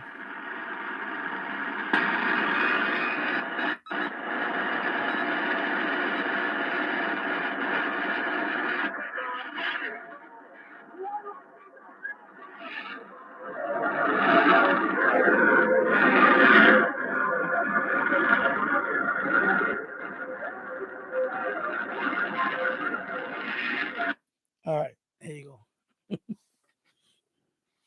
Can I hear the Grinch here? Well, lucky for you. You don't want him to go to your house. Take all your presents away. Can I hear the grand? Can I hear the grand for sure? I mean, grand sure. Grand sure. Well, I don't think you want to hear the Grinch. You gotta stay jolly, man. Stay jolly.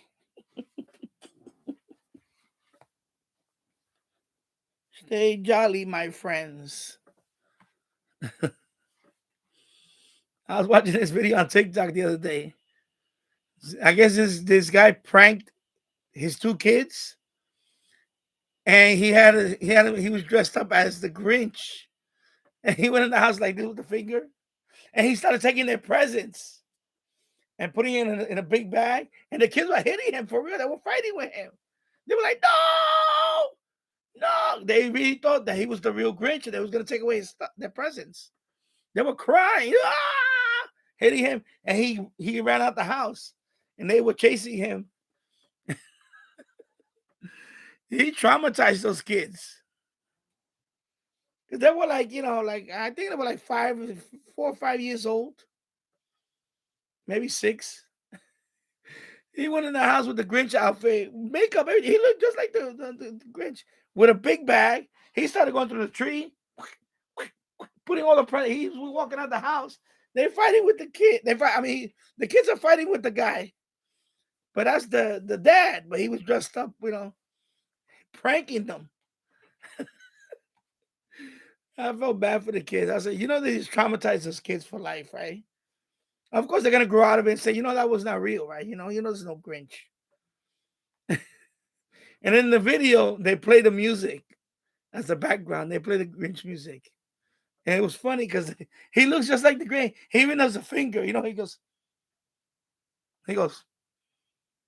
stop it right there, like, and the kids were like, no, no, and they were hitting him. They were punching him. They were trying to stop him from taking the presents. Oh my god.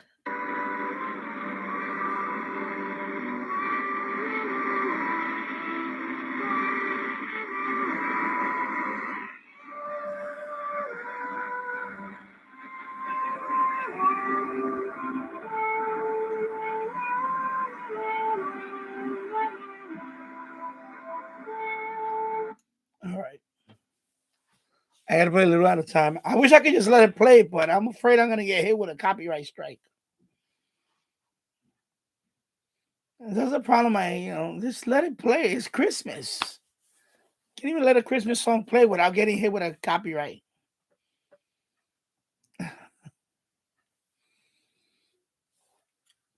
That's why sometimes TikTok is good for that. 6925 barely audible here in Florida. Okay. Now it's booming. It's pegged all the way now.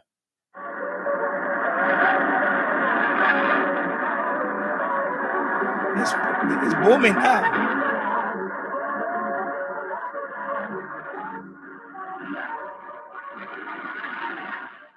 Wow, it's booming. The needle's pegged now on the Kenwood R2000 with the end fed. Yeah, they got no Christmas spirit. I'm telling you, they're gonna. I'm watch. They're gonna flag me for one of these. I'm gonna get a copyright notice.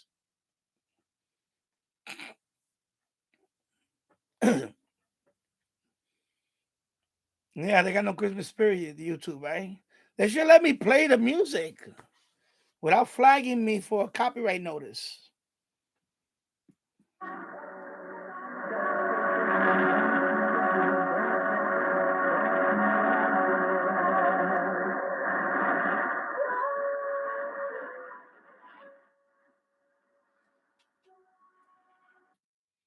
Yeah.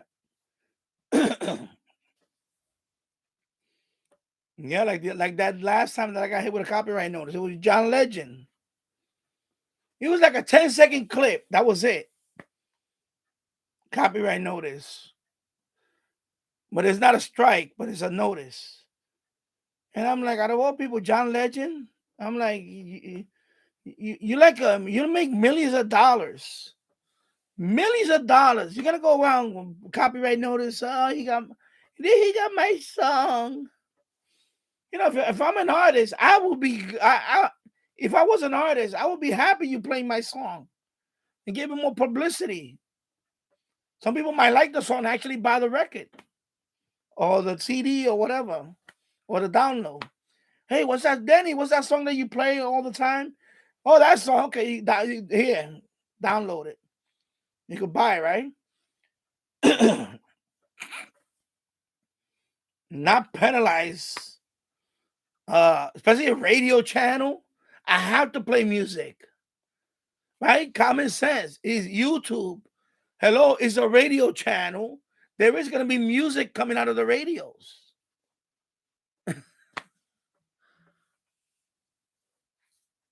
Yeah. Oh, hello, Terry Bendel. How's it going? And thank you for stopping by. Yeah, exactly. That too, Jim. Jim's Radio Check. That's why all these music stations are going over to talk radio because they have to pay a fortune to be able to play the songs. Yeah, I know that there's a thing going. I heard something about that there's a trend now that a lot of the music. I forgot what what is the music? I forgot the union, whatever it's called, the music association, whatever. They want more money from the stations. And they weren't even threatening internet stations. This was a few years ago. This what stopped me from making an internet station. I remember. This is like 10 years ago. I remember.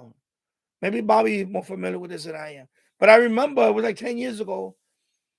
I thought about doing an internet radio station. And I was thinking about music. But then I heard that they were going to find people. And I said, I don't want to deal with all that. I don't want to deal with all that. You know? There's some YouTube channels that play music, but they all copyright stuff. It's all over their description. So they're not getting no money. I don't think they're getting any money monetization wise from YouTube. Because the minute you get hit with a copyright notice, that video that you made, it cannot be monetized by you. You cannot. So if I make a video that gets viral, for example, 100,000 views, whatever it is, but if it has music and you got flagged by it, you're not making money off. You're not getting money off that video.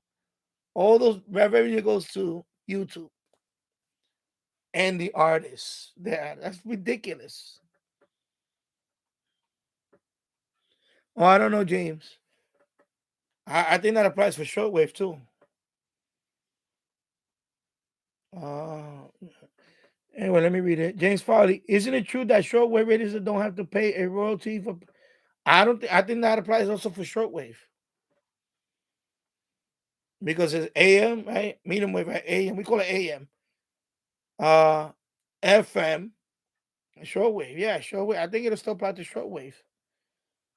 They still have to pay some kind of royalty, whatever it's called. I don't know what it is. It's like a licensing fee. They have to pay something. So that applies to shortwave too. But because I remember even internet stations, even streaming stations, there was I don't know if it happened. I don't. I just all I know that there was a time where there was a time that I was on the fence in making an internet radio station because I don't know, I love technology and I can see myself having a server and share the music and play like maybe and talk on it like a DJ. But then I read that they went after live. It's a website called Live 365, and they have a lot of streams there, and they were trying to shut them down because of that. And I was like, okay, this is ridiculous. These people are, I think I don't know, the artists got too greedy, or is the union that represents them? I don't know the whole story about it. Because it started with the file sharing when they went after Napster. I guess they got, I don't want to use that word. I'm going to use another word. I guess they got more bolder. And when they shut down Napster, because when YouTube first came out, they didn't have that issue with the copyright. Then a couple of people wound up suing YouTube over the music that was playing. So YouTube had to make some kind of arrangement where you could report a copyright in terms of music. So these companies, these record companies, whatever they are, that's what they do. They report you. They have an algorithm but now it's like automatic, you know, and it's ridiculous. Sometimes it's ridiculous because they don't understand the concept of it. Like, I have a radio channel. I have to review radios. If they play music, first of all, I'm not playing the whole song. I'm only playing a clip. Why am I getting copyright? Like, common sense tells you that. Like, if you look at my channel, it's about radios. It's not about music. It's about radio. So what comes out of the radio? Voice, right? Talk radio and music. News, right? Talk, news, or music, whatever. Like, but unfortunately, it's not you. It's not YouTube's fault. It's the record companies. And that's why I don't buy no more records. I was done with that too. Because after the whole Napster thing, I never bought a record after that. I stopped buying. I hit them. I'm going to hit them in the pocket. They're too greedy. I understand artists, you want to get compensated, but we live in a time where the internet, unfortunately, like if I was a young struggling artist, I get it to a point where you want your fair share, but I also want to be known, right? You want to be known too. Because a lot of the artists, they don't make their money with the records anymore. They make their money on the concerts, on live events. They don't make money on the actual, because nobody's buying CDs anymore. Nobody's buying CDs. People are downloading the music now, or they pay a service like Spotify, and they stream it. A lot of people getting their music from streaming now. I have CDs there from the 90s. I have a whole bunch of CDs. I don't even play them. They're sitting up there collecting dust. Because I listen to everything online. It's streaming. I have like 300 CDs up there.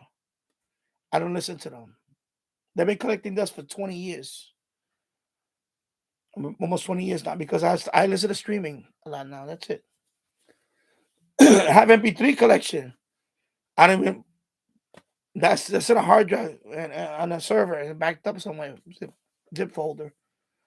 I don't listen to everything is streaming. Any song I want to hear now, I go streaming.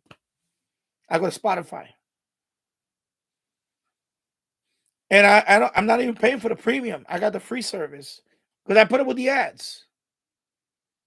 But when they went after Napster with all that nonsense, I stopped buying this. I stopped buying music.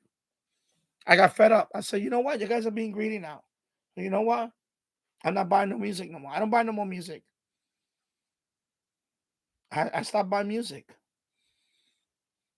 It's not worth it now. I don't buy, plus, other things. Some musicians are really, loony kazoonie. So I don't support them no more. I say, I'm not gonna support you no more. That's it. I'm done. I'm gonna hit you in the pocketbook. I'm not buying your music no more. And that or merchandise or nothing. I don't buy nothing of theirs. That's it. And the same thing with movies. I don't go to the movies no more. Especially people that are like Robert De Niro was one of them. He went crazy, cuckoo. I said, no, I'm not watching any movie that he's done now. I don't watch it no more. And I'm not gonna pay to see it. Nope. So they shooting themselves on the foot. They make money from the concerts. That's what they make their money. A lot of these artists make their money when they have a concert tour. They make their money a lot from that and merchandise. Merchandise probably makes them a lot of money. I don't think it's radio stations. Of course, they get a cut from that, but but it's sad. It's sad that because even TikTok does that too now. They have copyright. If I try to do the same thing on TikTok, depending on if it's not part of their library, copyright. You get hit with they suspend your account. It happened to me. They tried to suspend my account for some silly thing, and it was a time signal. So, which I can still on.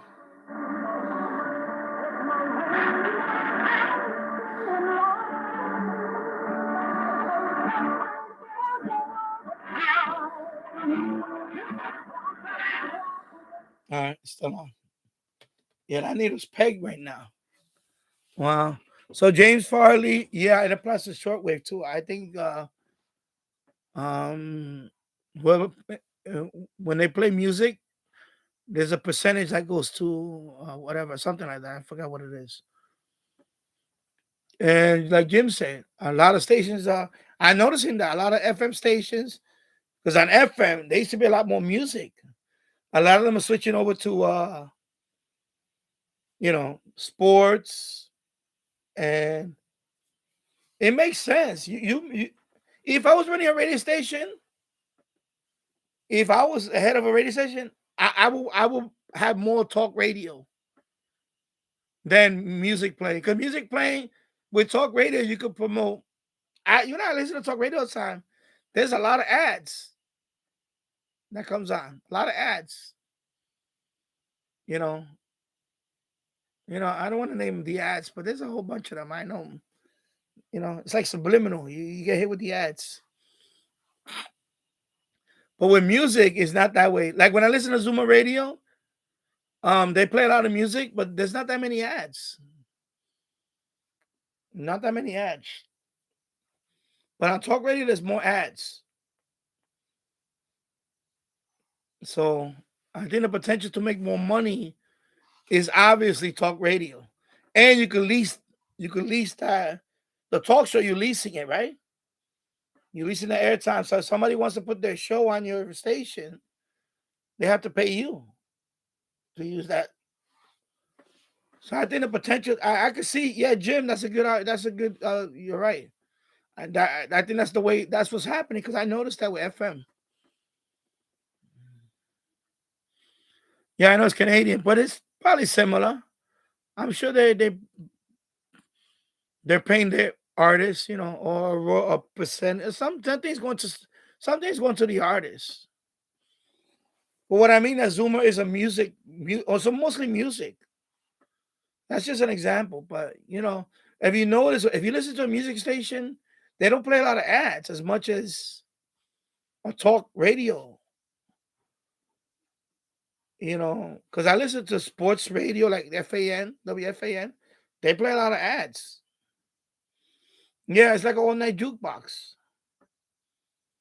All night, yeah, all night juke. Yeah, that's what I listened to last night. Because I listened to Ziggy, and then after that, it's all night jukebox. So Ziggy, what's the first thing? And then the other Ziggy, the one that plays the naughty stuff, because she's on for 2 hours. The Stardust, but what's the other one? Yeah, that's the one that she plays. Yeah, Ziggy and Stardust. Okay, and then the all night. Okay, so that's why I started listening from there from Ziggy. Cause that's what I was listening to last night. The Ziggy and then all night on my Echo Dot. And they play ads, but it's not that many. But on talk radio, you'll hear more ads. So I think that, like what Jim said, I think the potential is that a lot of stations are switching over from music to talk because there's more money to be made on talk. I can see you can make more money in talk format because you're gonna have more ads and you're gonna be able to release all that programming. With music, yeah, you can play music, but you gotta pay the to play that music. So the potential to make more money is in talk radio or talk format than music. You know,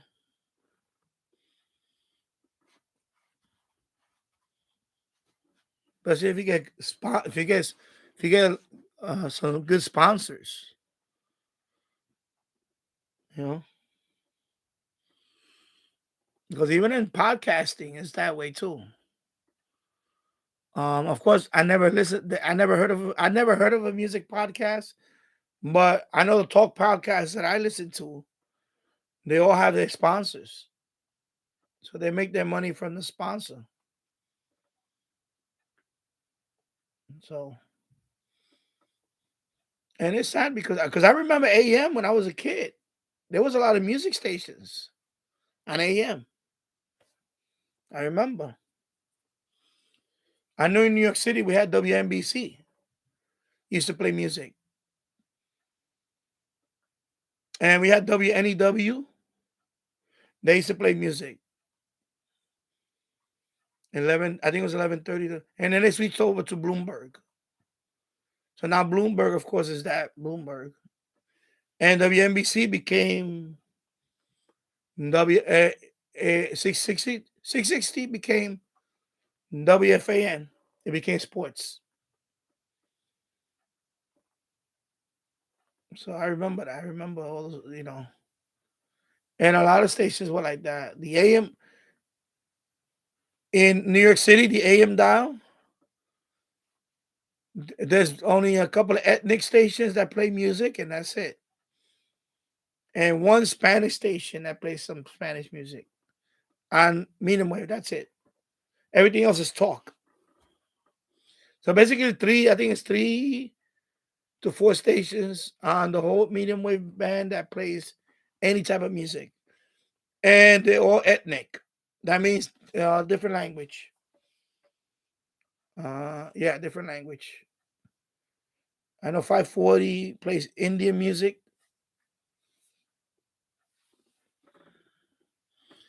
I think 540 plays Indian music. That one plays because that's from Long Island. That one plays they have ethnic. So that one plays Indian music. And then is this what is the other one? You have to go further up in the band. Um I think it's 13. Is it 13? Anyway, 850. I could barely hear it. That one plays Spanish music. So that one plays Spanish music, 850. And that one's coming from Connecticut. That one plays music. That one's Juan Radio. What is it? Anyway, that one plays Spanish music. And then you have one. I can't. I'm trying to remember. There is a few DX ones, but those are from upstate New York or Pennsylvania, I think, that play old classic rock or things like that. WPTX plays music. I picked that up at night. That's 1690. That one plays music. And of course, 1610 is music, but that one's coming from Canada. But there's not that many music on the AM down. There's not that many. Locally, there's not that many. So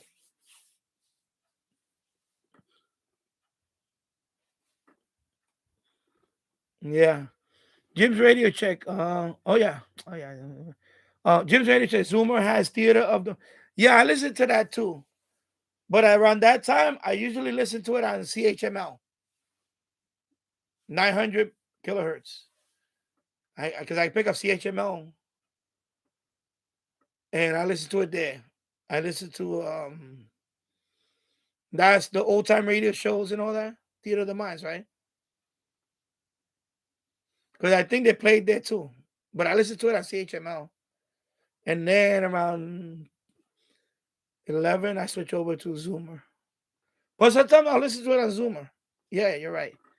But I listen to it on CHML also.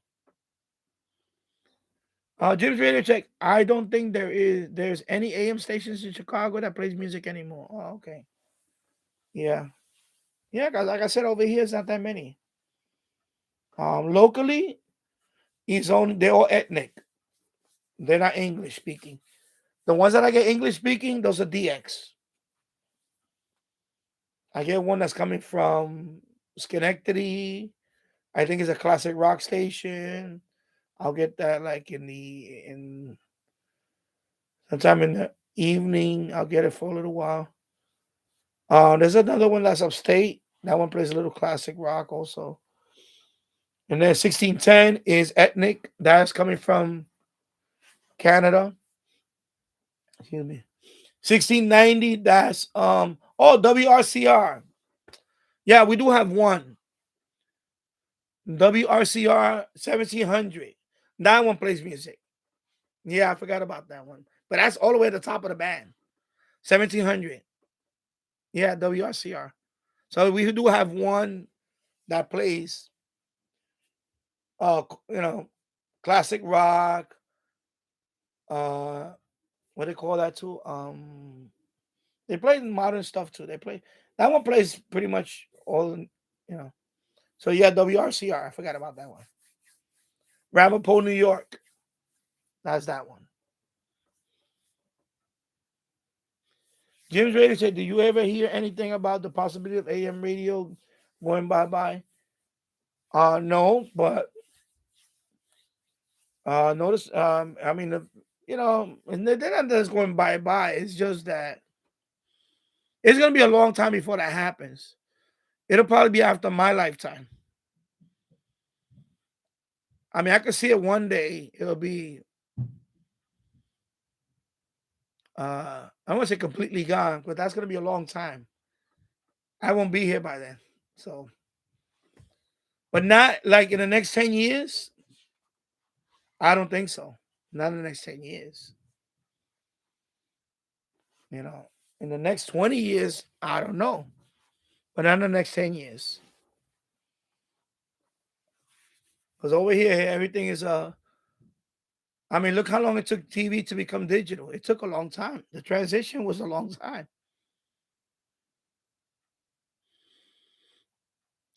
Jim's ready to check. I heard they want to move the AM radio stations to FM below 88.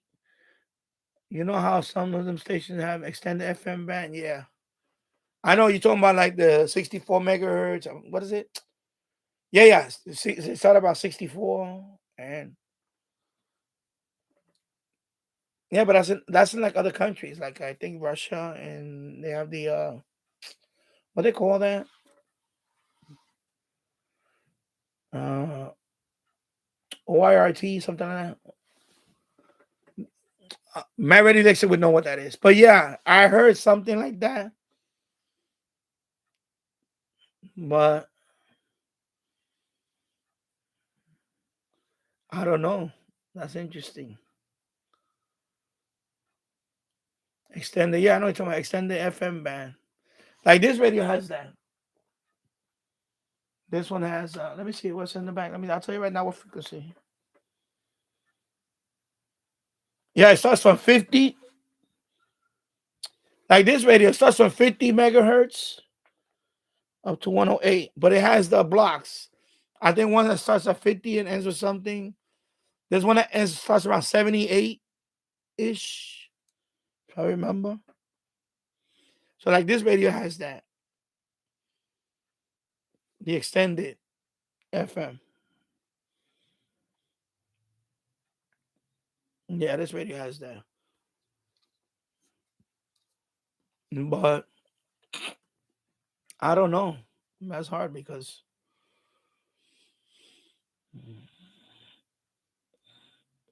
yeah, the 750 has a yeah. The 750 has you have the FM that goes yeah. I know yeah. That's why they have 750. Yeah, that one. Yeah, that one has it. Um, I heard something like that, but I don't know. I don't know. But I think we're okay. I think the only thing is the vehicles. If we're pushing for more electric vehicles, yeah, like in the car, you're gonna be out of luck because they don't put that in their cars. So in terms of like, I could see the number of units. People, maybe they start selling more. I don't know if I ever seen a portable radio just with FM. Yeah, I have one. I have one that just has FM. This one. Like this is the only portable that I have that has FM. Whoop! I dropped my little one. It's okay. The floor is wood anyway. It's okay. Yeah. Anyway, so this one is the only one I have that's FM. Like I could see in the future, maybe they make more radios just FM only, with no AM. But and of course this one's FM because of HD radio. That's why this radio is FM only. But I could see in the future, maybe they start making less and less radios with AM in it. I don't know. Like this radio is FM only. This little one right here is FM only. I don't have that many FM only radios. Only this one and this one.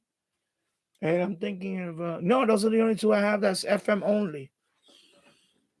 Like I said, if you buy an electric car, most likely they only gonna have FM only. And I could see maybe the market shrinking for AM and FM radios, but I don't know because yeah, I remember a lot of places in the world still have like I said, I don't think it's gonna be in our lifetime, Jim. It's not gonna be in our lifetime. I think we're safe. In our lifetime, we're gonna have the AM broadcast banned.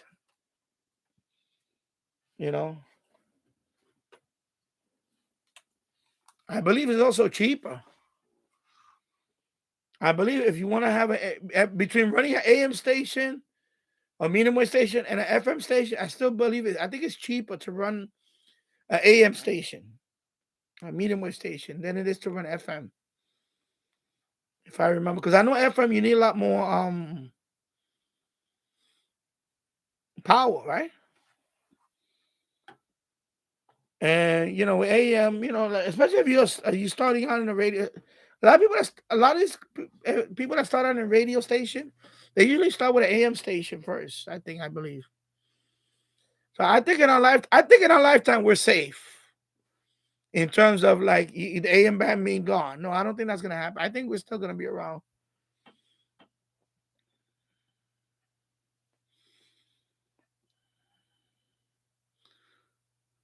Jim's radio check. Yeah, there's a lot of big powerhouse AM stations still out there. I couldn't see any. I couldn't see something like WGM pulling up. Yeah, because like I said, they're making money. You gotta understand their reach. FM station, you only can reach so far. Like WGN, they reach all the way here. So they reach all the way here. Um, that's a lot of potential customers. Not the local ads, but the national ads. Anything that's national ad, that's a reach. Those are what they call clear channel, right? Clear channel. So if they had FM, if they were to go exclusively FM, they just lost their reach. It would have, it's only going to limit it to a smaller area. Yeah, they're going to get better sound quality, whatever. But I think the way they have it now is a better reach. So I don't see those things going. Like WABC here in New York, you could hear them all the way down to people heard them, of course, transatlantic as west. I don't know as far west as of course, Florida, you can hear them. Canada, the Midwest, you can hear WABC 770. So that's a big reach. So they do have some. They do have. I know in New York City we have a couple of digital AM stations. I think it's one of them. I think one of them is WCBS, and I think it's 1010 Wins. Or one of them. I think it's 1010. It's two. I know it's two stations that have the digital. Like I get the RDS on AM, and I could do it with that Sandian HDT1. That one has AM. And I do get the digital. I can see it. I get the. I want to hook that up. I want to hook that one up maybe up here with a couple of computer speakers, so I can listen to. Yeah, and I'm trying to see which of the two stations. Let me look it up real quick. AM digital radio. Let me just put digital radio. But it's not HD radio. It's just digital. I forgot how many stations. Let me see. Usually they have a list. Okay, except.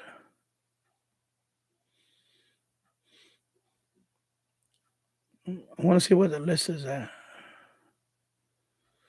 Where's the list of stations? Broadcasters.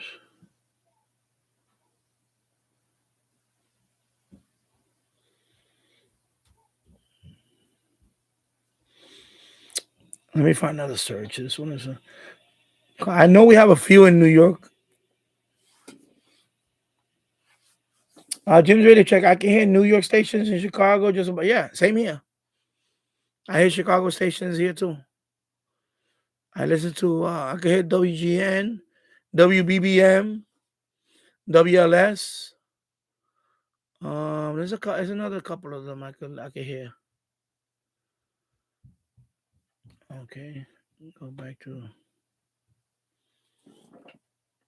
stations. Station list. Where's the list? Wikipedia. Okay, so on Wikipedia they have them. United States. So I'm trying to go to.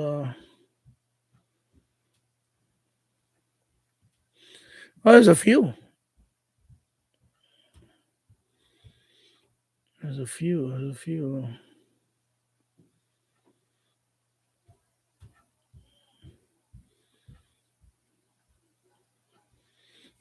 Oh yeah, HD. But I'm gonna hook up my receiver. I want to see which one because I know it might be 3 or 4.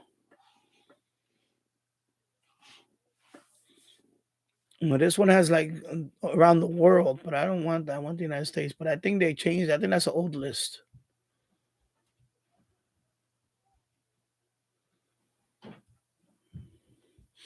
Because I'm confused with digital and HD.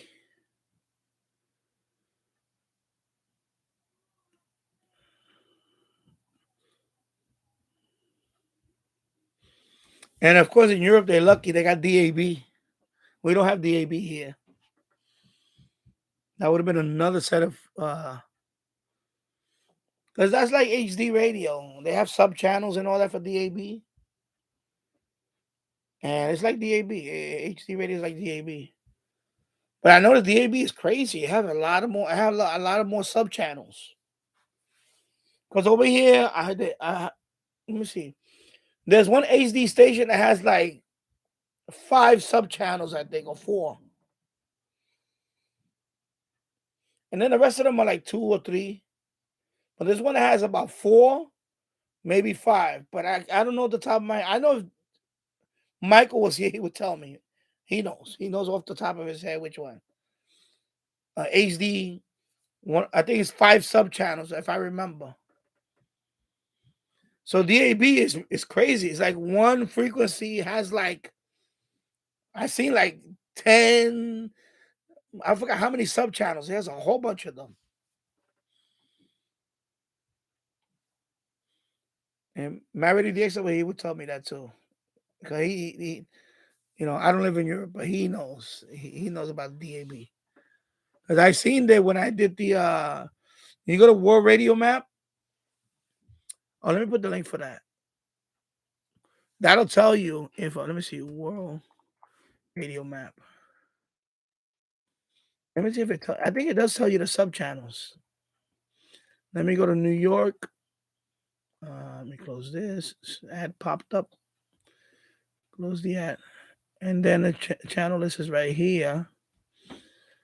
So that's FM. And it tells you there. Okay, so one of them has, I'll tell you right now which one has a whole bunch of sub channels on FM.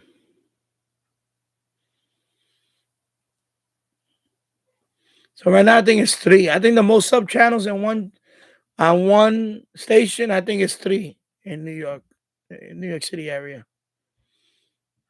Let me see. This one has 3. This one has 3.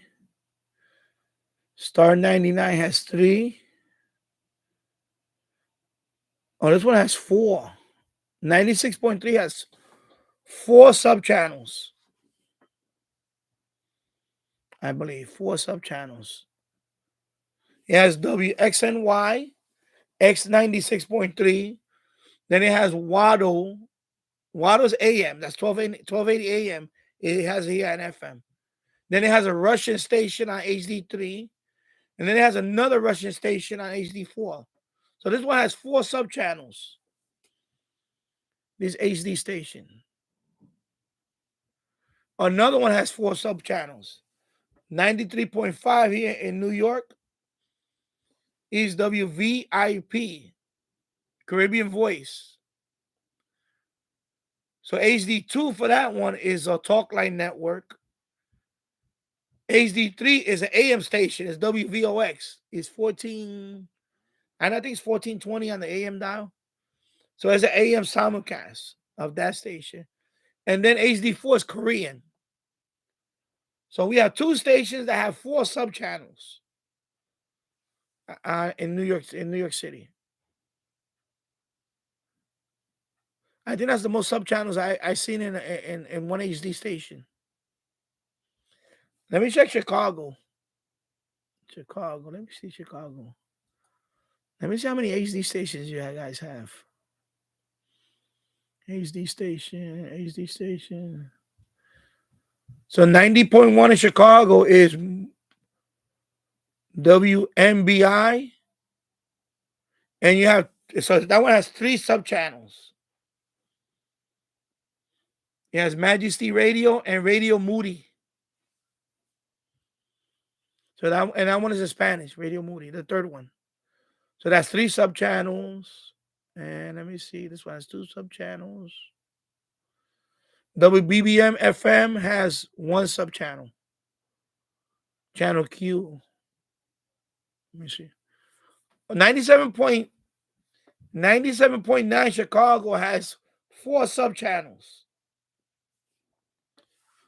East WK, I mean, East WCKL 97.9, Chicago. K Love. Then you have HD2. It says Air 1. HD3 is Boost Radio. HD4 is Radio Nueva Vida. So that's Spanish. I guess that's religious. Looks like it's religious. So that one has 4 sub-channels in Chicago. 97.9. Then you have another one that has 3 sub-channels. 99.1. And some of them have 2. Some of them have 2. This one has 3. This one has 3. They have a lot of HD stations in Chicago. I have a bunch of them. Like New York City. You have a bunch. Wow. In the Chicago area, you guys have 4 nearby 4 NOAA stations. Wow. That's pretty cool.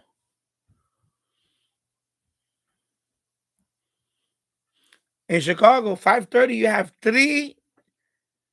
What is it? You have 3 stations at 530. You have the highway, right? You have canal radio, like I guess it's canal. There's a canal around there, right? A river, I don't know. Canal. Then the other one is a Carol Stream Radio or something. So you have 3 stations at 530, low power.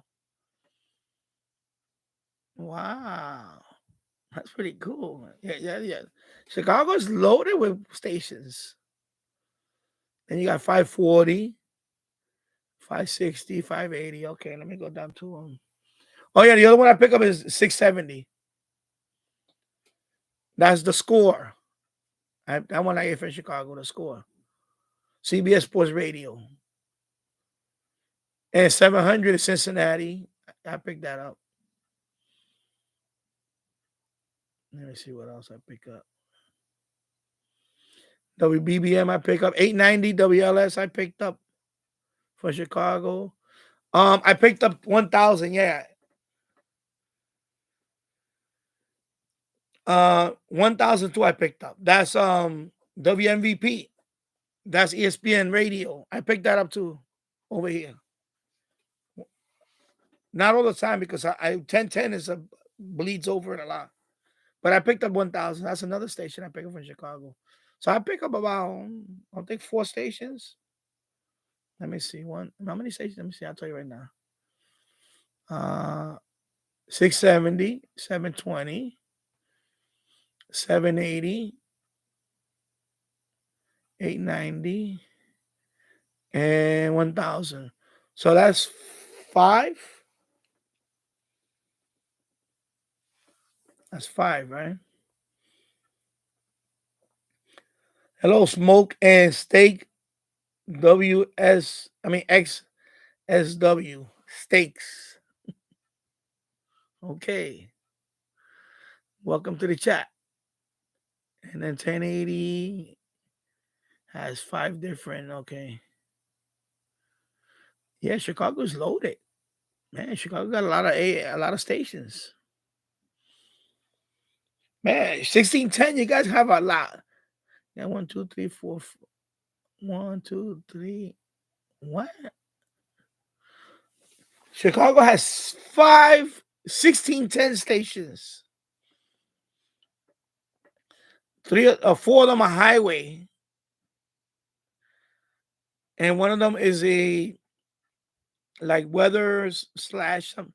So you guys got 5 utility stations on 1610 in Chicago.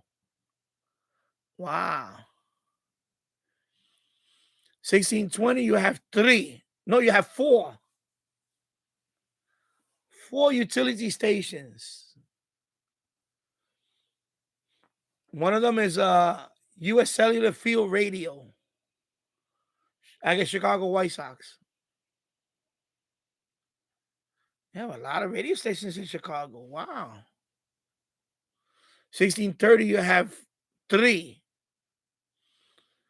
It's 2 airport radio and a highway advisory, whatever. Yeah, highway on 1630. 1650, you have 2. Yeah, 2. One is a weather one and one is man, you got a lot of Chicago. 1660, you have 3. It's a lot of utility radio in Chicago. 1670, you have 2. And then 1690 is the talk radio. WVON Chicago. Jim's Radio Check. 670 used to be WMAQ. They used to play country music. Okay. And Smoke and Steam XSW says steaks. All right. That's pretty cool. Man, Chicago got a lot of radio stations. Wow. There's a lot of radio stations in Chicago. I thought New York was crowded. Yeah, that's a lot of radio stations. Yeah. Willis Tower. A lot of them are transmitted from the Willis Tower. Let me see a picture of it. They have a picture down here, the Willis Tower. That's the Willis Tower. Okay. Formerly known as the CS Tower. Okay. So that's the tallest building in Chicago. The other transmitter is the John Hancock Center. That is another transmitter. Okay. Is it the same building? Oh, no, it's not the same building. It looks okay. Yeah. Yeah, I know. It used to be the CS Tower. I remember that. I never been there. I mean, I stopped by there briefly, but I never it wasn't a station. But I never been like out there. And I want to visit it one day. One day I want to visit out there. The CS Tower. Of course, over here we got the Freedom Tower, the Empire State Building.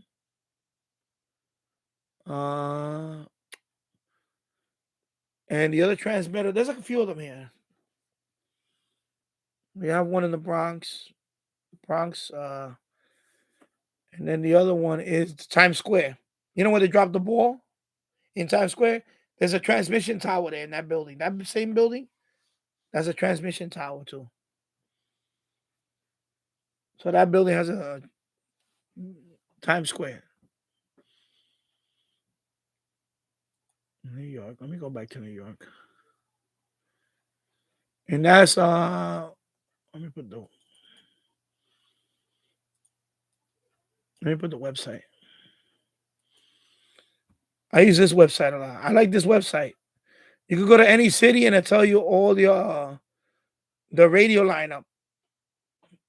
All the stations, AM, FM, NOAA. And you go to World Radio Map, you put the city that you want to see. It gives you all the channels. Radio stations, excuse me. And then on the bottom, it tells you what are the transmission towers. It has pictures of them. It tells you information about it. I love that website. It's a great website. So for New York City, is the Empire State Building. That's probably the oldest one in New York City. 4 Times Square. That's the where they dropped the ball at. And actually, the Freedom Tower is not even being used yet. Yeah, the Freedom Tower. Let me see. Yeah, it's not being used yet for radio. Actually, it's not being used yet. I think for television, maybe, but for radio, it's only the Empire State Building and Times Square, and then the one in the Bronx. A lot of them see is Empire State Building. Yeah, Empire State Building. Empire State Building. Empire State Building. Times Square. Yeah, a lot of it is and in Chicago is a CS Tower or Willis Tower. That's what they call it now, the Willis Tower. Okay, that's pretty cool.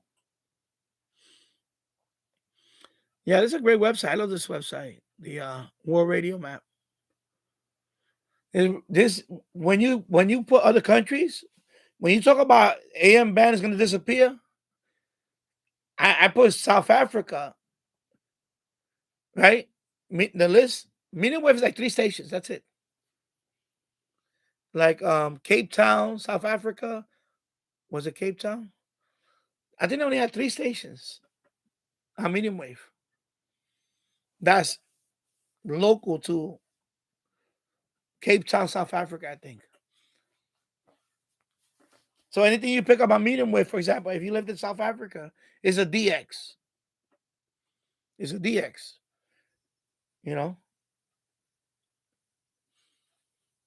So right now I'm on for 2 hours and 16 minutes. 10 people watching, and I got 10 likes. Thank you. Thank you. Thank you for watching.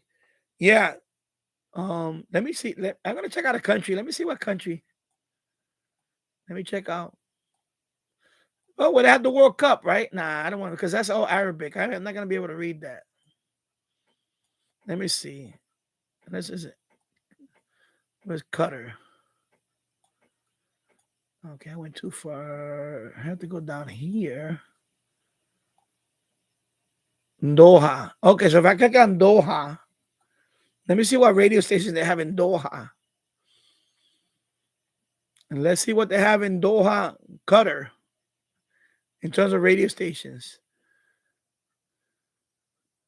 Of course, they have a lot of FM. Europe is like here; they have a lot of FM stations. So FM stations are okay. Doha, okay, they got a lot of FM.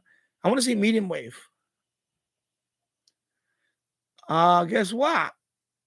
Wow. Oh yeah, they do have medium wave. Okay, they have a DAB. Okay, so they got DAB, and then you got medium wave. Okay, so they got medium wave in Doha. 540, and it ends at 1548. So they have 1, 2, 3, 4, 5, 6, 7, 8, 9. It's not bad. Okay, they have a few. They have a few. So you see, medium wave is not gonna be dead. Not in our lifetime. It's not gonna be. A lot of countries still have medium wave. You know, but I'm telling you, some countries, the medium wave is a good example. Is FM? Is the opposite. Let me see. Let me go to FM. Let me go to Norway. I think what's one country that doesn't have FM stations anymore? Is it Norway? Okay, it's hard maneuvering this map when. Okay, Norway. Where would Norway be? Oslo. Where's Oslo? That's Finland. Okay, I'm trying to refer to my geography. Stockholm is okay. Oslo. So if I go to Oslo, Norway, they do have FM. Who said that FM was banned in Norway? No, they have FM. They have DAB. They have a lot of DAB. Wow. There's a lot of DAB in Norway. Yeah, that's a lot of stations in Norway on the DAB. Wow. Longwave, they have 2 stations in Norway. I mean, you can pick up 2 stations in Norway. Excuse me, not they have, but you can pick up 2. And then no medium wave. Wow. All right. Take care, Anthony. And thank you for stopping by. And I'll be back on Thursday and 4 p.m. Eastern. So Norway has no medium wave stations. That's what I gotta check again. I think I did a double take. Let me see. Yeah. So there's no medium wave stations in Norway at all. Not one medium wave broadcasting station is in Norway. Well, in Oslo, Oslo, Norway. Let me check another city in Norway, but that's Oslo. That has the biggest city in Norway. So I think it was medium wave they got rid of, not FM. So I forgot who told me FM was gone in Norway. I think they're trying to push FM away too. So Norway has no more AM stations, medium wave. Because you have FM. They have FM 88 point. Okay. I clicked on this thing by mistake. Okay, let's try that again. Okay. So they have FM and then they have DAB. FM and DAB. That's Norway. Yeah, but I don't think we're going to see this. Not in our lifetime. We're not going to see AM. The broadcast band here being gone? Nah. Nope. And long wave. They have long wave. That's what they can pick up. But okay, so wow, there's no medium wave. Now let me check Sweden. Next door neighbor country to Norway. Let's see. So they have FM. They have FM. They have FM. Scrolling down. They have DAB. And they have what? Oh, they can pick up one medium wave station, but it's not from there. It's from Russia. No, it's not from Russia.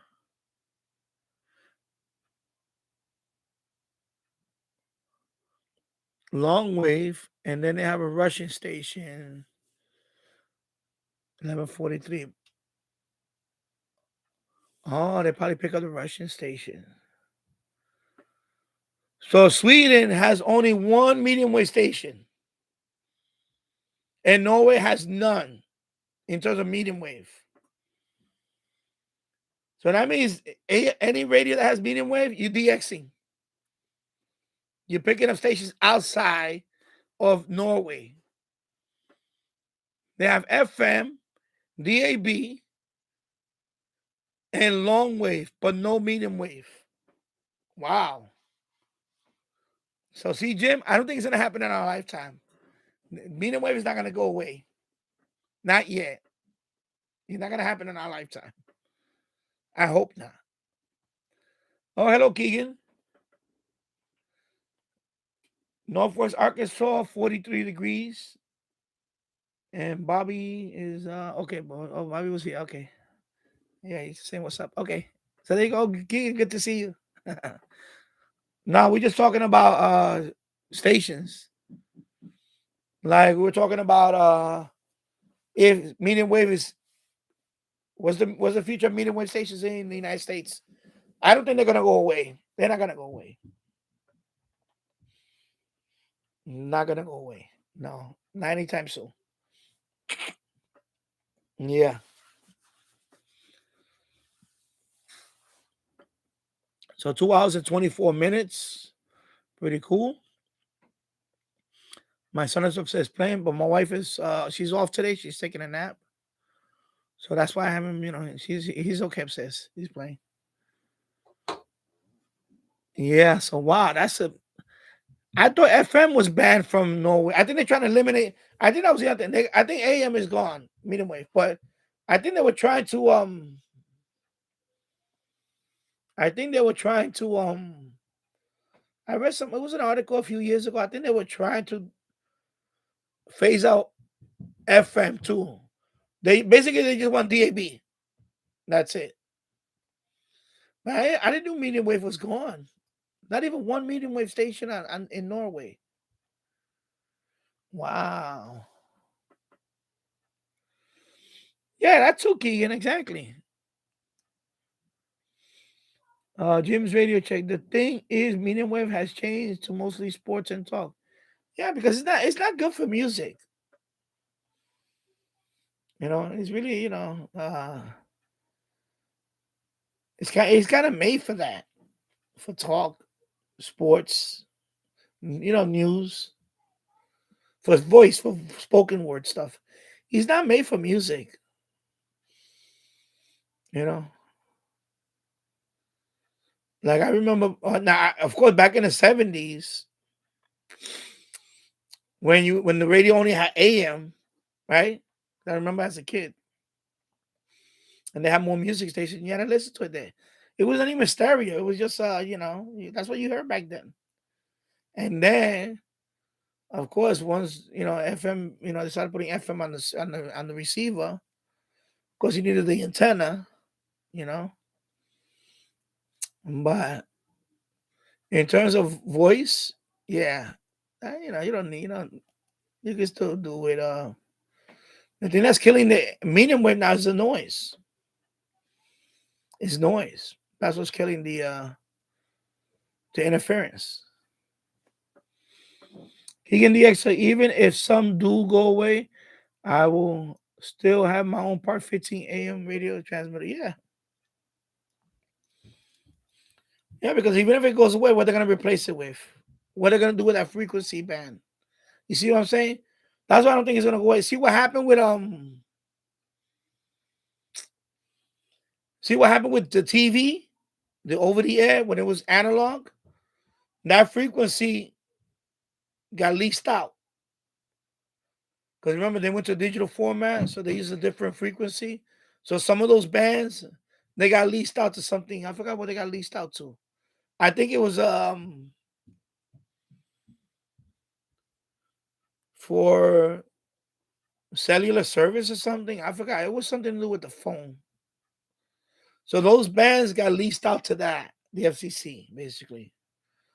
But let's say medium wave. If they were to, I mean, who are they going to lease that out to? There's nobody that, it's just not going to be used. So that's why I don't see it going away. I don't see it going away.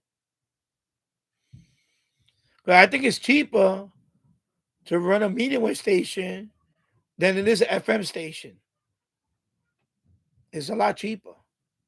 You can get more reach. WABC, for example, like I said earlier, you can hear that in Florida. So when you play an ad, especially a national type ad, it has a longer reach.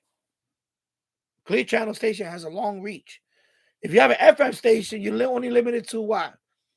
Maybe 75 miles before line of sight.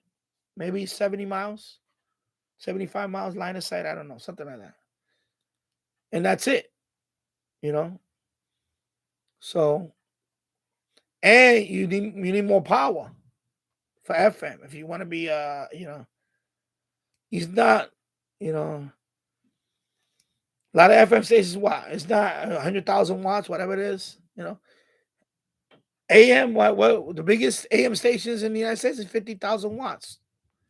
They're limited to 50,000 watts. So economically wise, AM station is still, I think AM station is still more money maker. And like I said earlier, it's the music.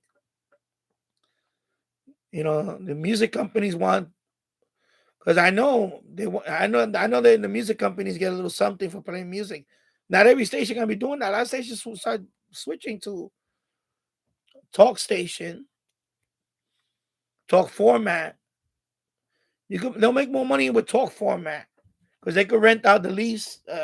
They could lease out the time. If anybody wants to do a show, they could lease that to them.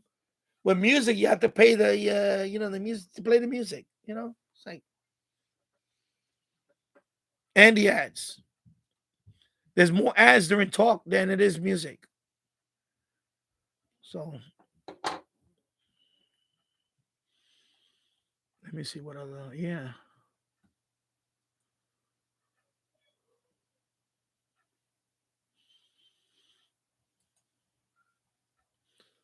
that is interesting. So Norway has no medium wave.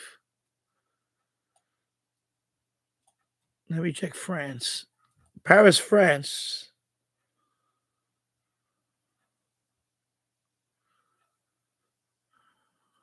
Let me see what they have in Paris. So there's a lot of FM in Paris. Okay. And of course, you got DAB. DAB, DAB, DAB. A lot of DAB in France. My God, they got a lot of DAB. And one DAB station has like 10 sub channels. So one DAB station has like 10 sub channels, a whole bunch of sub channels. So, yeah, let me see. Let me see. Let me see. Let me just pick one DAB station. 1, 2, 3, 4, 5, 6, 7, 8, 9, 10, 11, 13. One DAB station has 13 sub channels.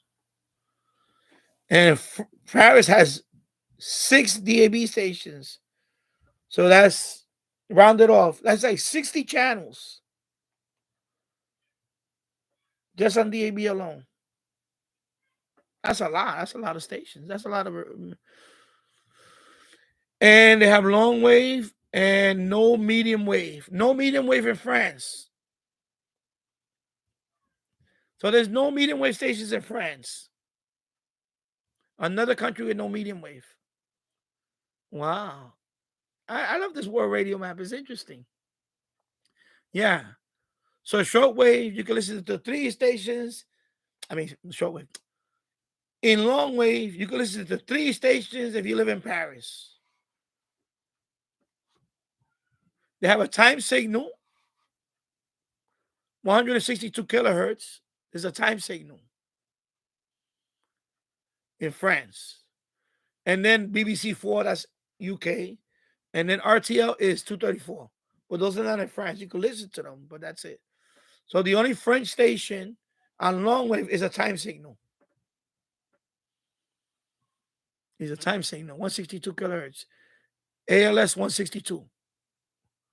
That's a time signal in, and the transmitter is in Alois,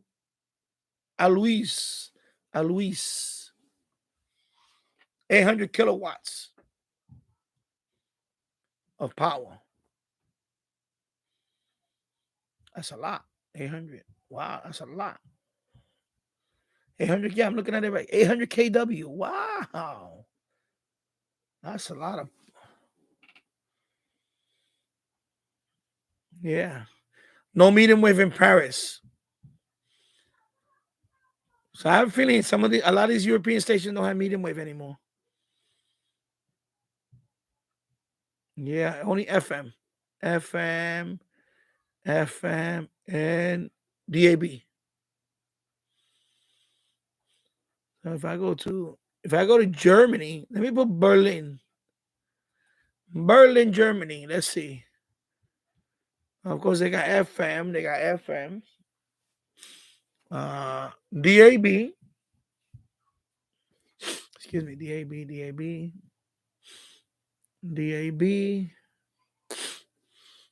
And long wave. They pick up 2 stations on long wave. And no medium wave in Germany. No medium wave station. I have to blow my nose. Excuse me.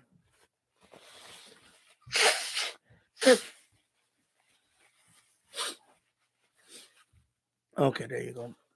I need to wipe down this room. It's dusty in here. Wow, I've been looking at the dust. Oh my god. Okay. So I should have checked all these countries out before I came. I didn't know Germany had no medium wave station. No medium wave. Wow.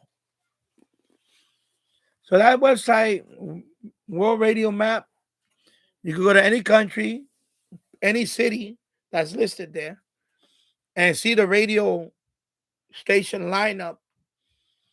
So, Jim, you bring that up about you think medium wave is not going to be here in the United States in a few years? It's going to be here. There's too many medium wave stations here. But in Germany, that's not the case. There's no medium wave station in Germany. Only DAB and FM. So wow. Wow. Let me go back over here. Sorry. Okay, let me go. James Radio, let me start from up here. Sorry. Excuse me. Speaking of sports, did you see the Vikings were down 33?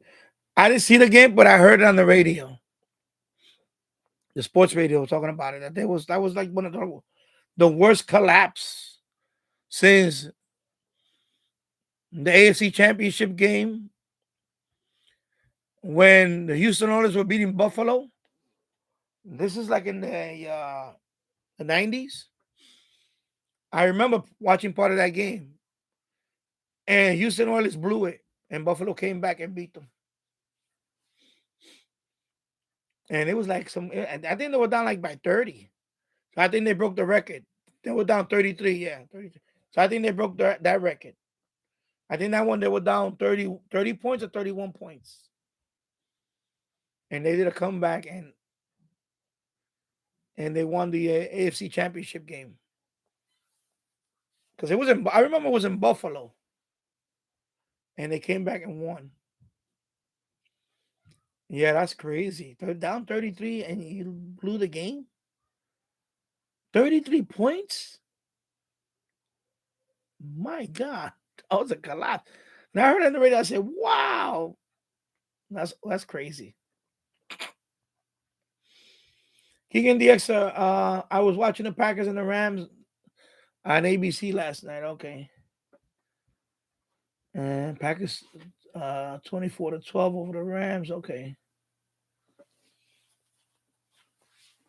Yeah, so I guess Mayfield, that's it.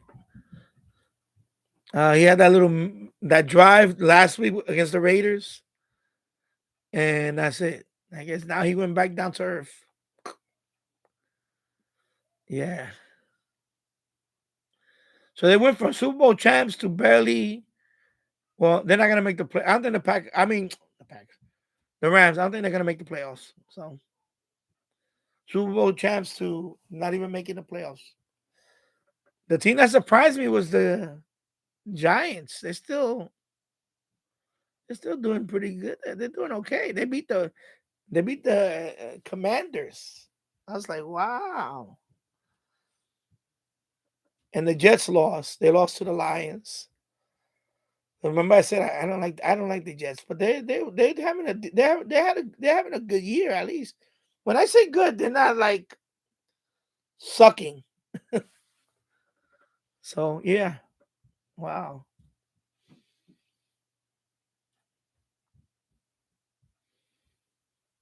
Yeah, so Rogers had a good game last night. Okay, I stopped watching the. Like I'm ready for the playoffs already. I'm ready to get bored with football. I just want to see the playoffs already.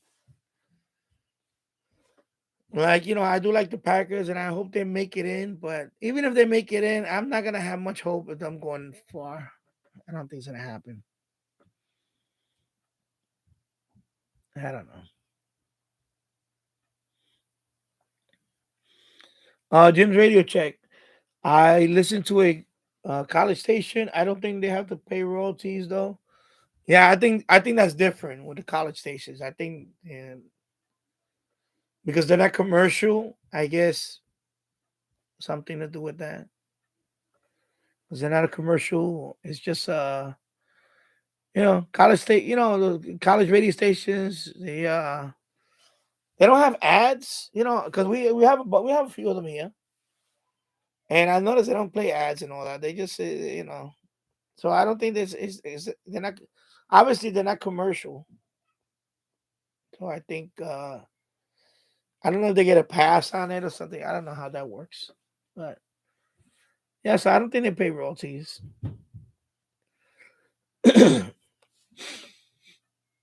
Kicking the extra, I was watching the pregame coverage on Green Bay ABC affiliate WBAY TV channel 2 live on their website half an hour before the game. Okay.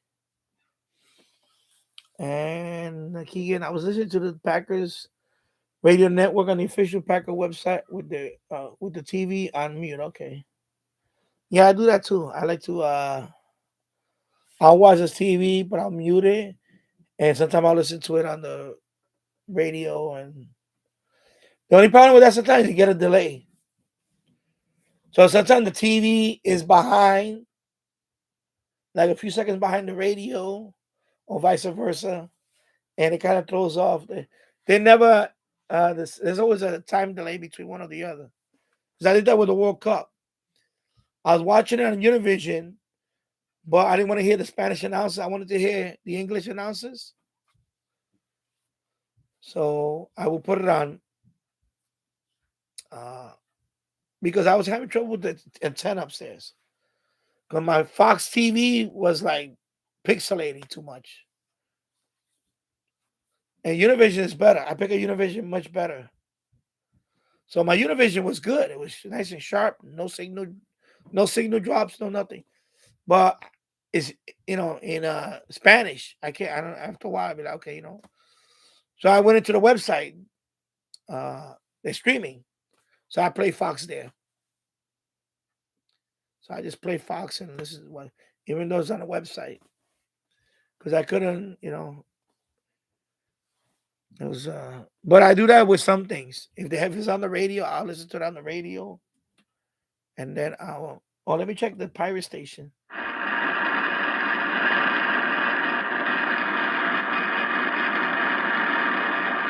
Yeah, that thing is gone now. 6925. That's it. No more Grinch music. No more Christmas. It's gone. Let me go down to let me see, where was it? Okay, I don't know much about this one. Wayne Lara B, and okay, I don't know much about that. Lara V. Okay, Lara V.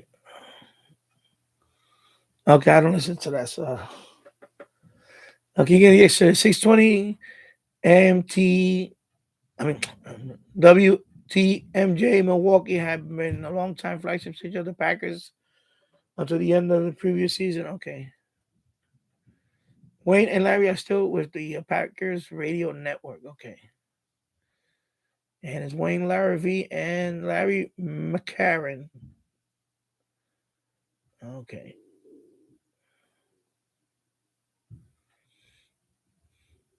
Jim's radio check. I used to have I used to find a station that carries it now, and I used to listen to WTMJ. I was really disappointed when they left. Okay. All right. Oh, Packer Talk here. Packer Talk.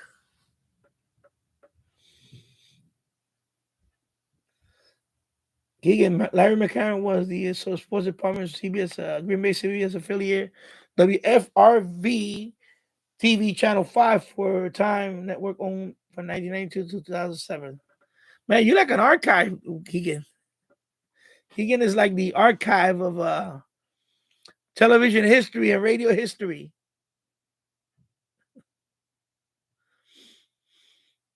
You should stream too. You got a nice, you got an archive. Man, I remember he was like that once. Not like that now, but I saw a Twitter post the other. Actually it was today. The sports section of the newspaper where it had all the stats. I remember as a kid looking at all that, but now it's like the kids don't do that now. Everything is on the phone now. And I would go through pages of stats. Like every team had the players that have all their batting average, home run, RBI, on base percentage, all these things. Then they had the league leaders, who's leading in batting average, who's leading in home runs, RBIs. I used to go through all that Sunday, especially on Sunday, because I had the weekly stats. So I would be there for like an hour reading all these stats. And now it's like it's kind of a lost art now. People just go to a website and they just get all the information there, and you know, before you had to look at the newspaper and look at all the stats. Same thing with the stock quotes. You had to look at it in the business section, and it will tell you all the stocks that are active. How much did they close down? Was it up or down? How many? And now you don't see that stuff now. Everything is on the screen now.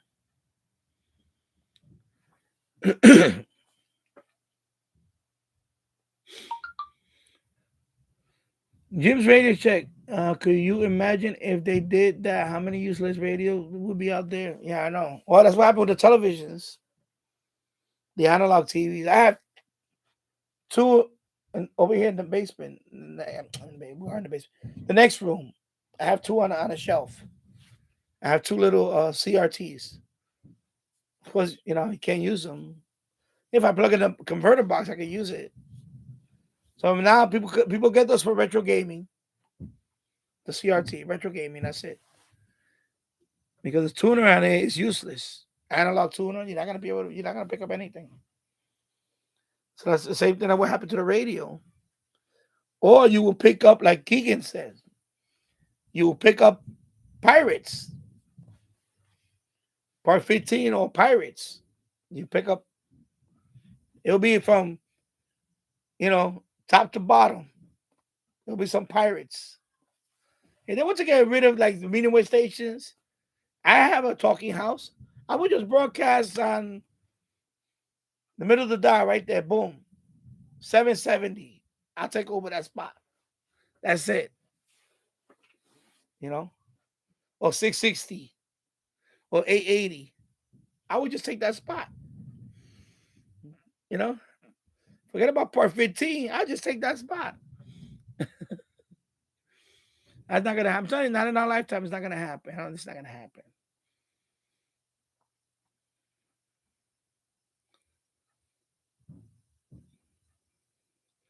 James Radio check. How about those Bears? Okay.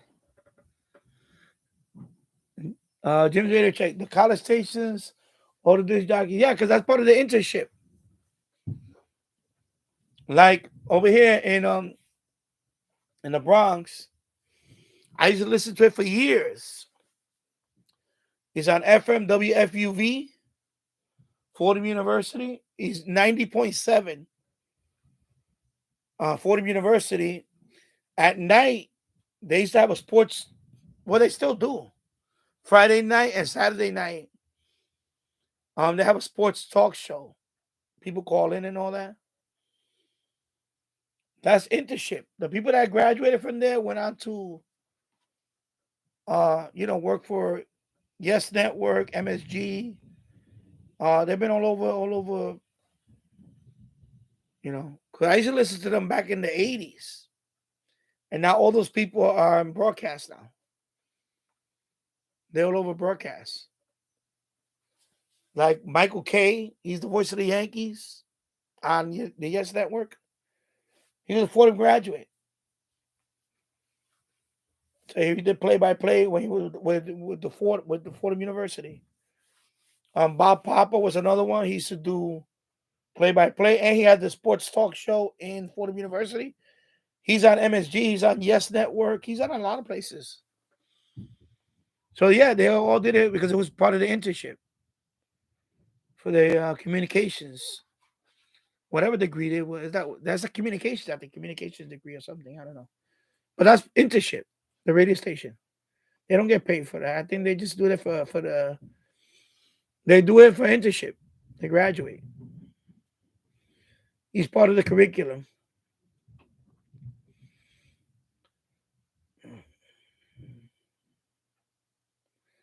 Keegan Nixon, for me, is the radio coverage behind the TV coverage. Okay.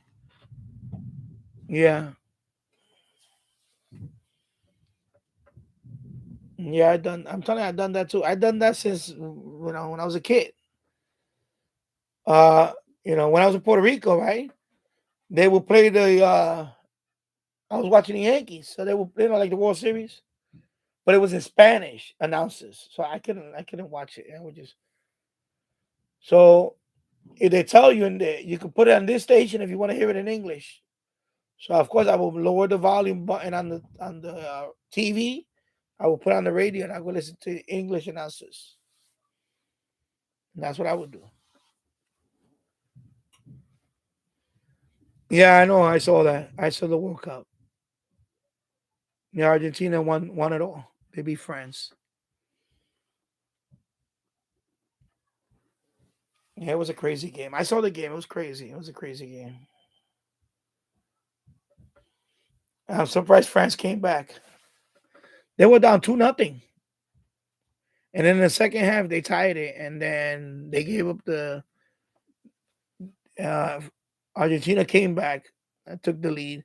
And then France got a penalty kick at the end of the extra time. And then they went to the penalty kickoff and they blew it. The penalty kickoff, they blew it. They really messed up. But anyway, I watch soccer during the World Cup, and I say I'm not a big fan of soccer. I only watch it during the World Cup, and I won't see right now it's over. I don't watch any more soccer. I don't watch the European. I don't watch all. I'm not a big fan of soccer. Um, I can't see myself going to a game, paying money, because soccer is a very long. It's kind of boring to watch it. You know, but of course, in the World Cup is different. It's more of a rooting for the underdog country and things like that. Like Morocco, they made it all the way to they lost to Croatia in the third place game, but they're the highest fourth. So they came in fourth place overall. That's the highest an African country has been. A African and a Muslim country ever ranked in the World Cup. Fourth place. So I like to see stuff like that. See, like the underdog team. So, so that was good to see. And of course, Argentina, who they lost to the only game? They lost to Saudi Arabia. Remember the first game they played? They lost to Saudi Arabia, a Muslim country. They lost to Saudi Arabia the first game, and they became the champions. So what that says about Saudi Arabia soccer team, they're pretty good. You know, they're not a pushover. So yeah. Uh, Keegan DX. So the closest college radio station to me is KXUA Fayetteville, Arkansas, on 88.3 FM. Okay. And I heard other college radio station by Tropo and Eastskip. Okay. And Jim's Radio Check, I listen to 89.1, Naperville, Illinois, North Central College. You can DXR 89.9, KACV, Amarillo, Texas, Amarillo College, 90.3, WRST, Oshkosh, Wisconsin, University of Wisconsin at Oshkosh. Okay. And WRST is a local station for one of my cousins. Okay. I know here we have a few college stations. Let me go back to. I'll tell you right now how many we have. We have a few. They're at the bottom of the dial. So let me go back to. Actually, let me just go back here. Go back here like this real quick. New York. Yeah. So we have a few. We have 89 point. I mean 80. 87.9 is WBAR. That's Baynard College. Barnyard. Excuse me. Yeah, Barnard College. Excuse me. So that's one. 88.1 is Long Island University. 88.7 is Hofstra University. 88.7, we have another one. That's Rutgers University. And then WNYU is 89.1. And then I have to go down to, yeah, another one right here, 89. So we have, that was how many? I named, it was one, two, three.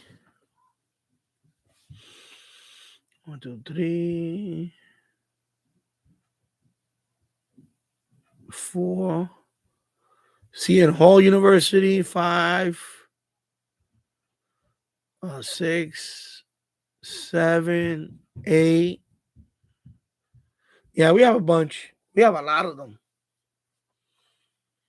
WNYE, but no, that's not a college though. WNYE. Yeah, we have some from New Jersey, Montclair State University, King University. Let me see this. Some further up in the band. They're mostly limited to let me see if there's any of them up here.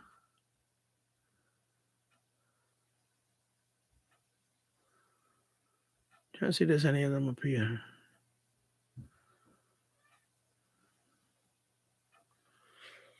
Trying to see this. The peak. Oh, that's the one that Michael called the other day. WXPK Bar Briarcliff Manor. Well, that's not a college station. Yeah, so most of the college stations are gonna be in below 90. Let me see. Oh, actually we got 90. No, 90. Let me see.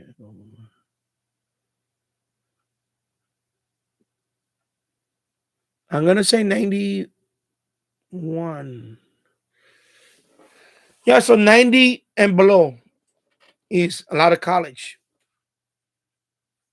Anything over 91 is no, they're not college no more. Those are all, well, actually 91 is WFMU. Isn't that a college? West Orange? No, I don't think that's a college. But there's a few. We have a few. We have a few. We have quite a few college stations. Yeah. Yeah, they're all low wattage. So just ready to check. Those college stations are all very low wattage. Yeah. KU Keegan Diaz said KXUA is 470 watts. Okay. And Bobby says that Argentina beat France on the World Cup. Yep. Keegan Diaz said KACV is 100,000 watts. WRST is 960 watts. Okay. Yeah, there's nothing about here. It doesn't tell you on the World Radio Mic doesn't tell you how many watts. But that you can look it up in for example, let me look up which one? WBAR, that's the Barnard College, right? So if I go to radio locator and I put where's that frequency? 87.9 is gonna be 87.9. And that's going to be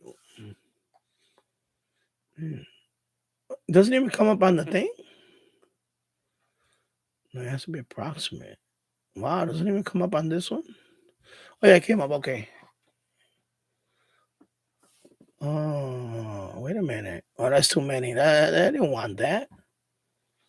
Okay, there got to be another website. Anyway, I'll look it up. I can look it up through. If I click on the link, it pops up the player. That's the thing about radio. Yeah, but I'm having trouble with this one. It's just too many. So let me see if I can go to the site. Because radio locator is not. If I put 87.9, he's not showing me that. It's showing me. It says not listed. I'm like, how can I be not listed? Frequency. I'm gonna put exact. You know what? Let me just put the call letter. Go back over here. Okay, call letter. WBAR. And just put search.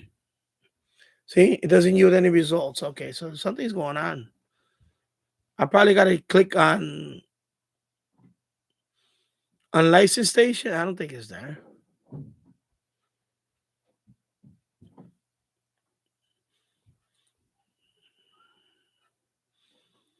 It's not coming up. Let me try another one. I'm gonna try 88.3. Actually, no, that's not even a okay. No. 88.1. Let me see. Okay, let me get that. 88.1. The thing is, there's so many. Radio locator, if you don't put the call sign, it's a lot. It's like pages and pages. It's gonna happen with this one. See, it's too many pages. So I'm gonna have to put the call sign. So 88.1, and put the call sign. That's what I should have done. Somebody told me I should have done that anyway. So it's WP 88.1. And okay, that one came up. 100 watts. That one's 100 watts. That one is Long Island University. 100 watts. WCWP-FM 88.1. Station owned by Long Island University. Yep. License Class A FM station. Then the coverage map, if you click on it, it'll show you the coverage map. So it makes it to here. According to the map, because it's in Long Island. So the coverage map makes it to Yonkers. That's why I'm at White Plains. Yeah, so and the Bronx. So it doesn't go to Manhattan, it goes to the Bronx. The pattern it shows, we get 100 watts. That's not bad. That's wow, you know. Of course, we're in the fringe. So that's fringe. The blue one is a fringe. The pink one is the distant, and then the orange one is the local. So for us, we're in the fringe for that station. Yeah, I like looking at the coverage maps, and that's cool. Yeah. So let me see. So WRST is 960 watts. Okay. Yeah, so they're very low power.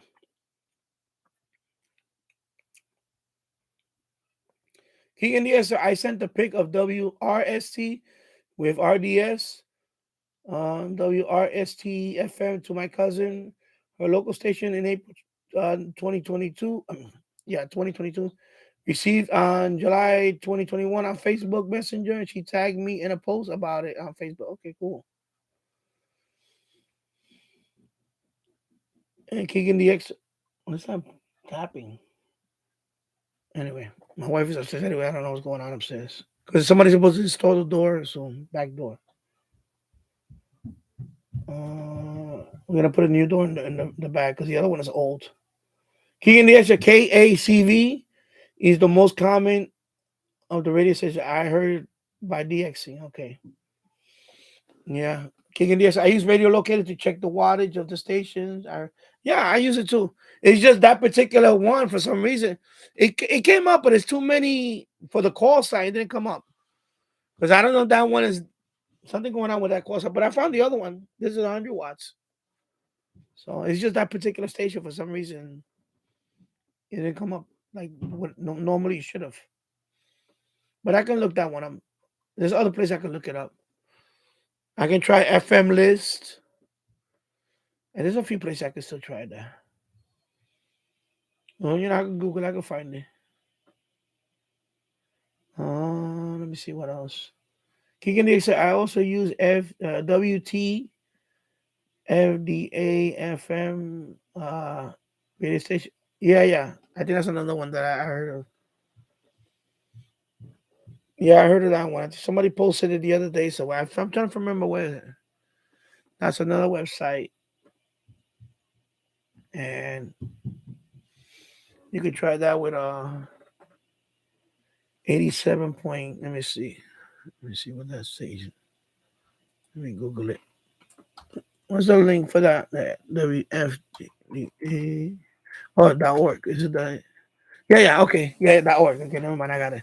Worldwide TV FMDX. Okay. So FM database. And let me go back to the I'm just gonna put the call sign. Is WBAR. Frequency is going to be 87, 87.9. And I'm gonna do search. I'm just gonna search, see what happens. I gotta put more, put more. Hold on, see? What the hell? I gotta narrow it down. No, can I be USA? Okay. Uh,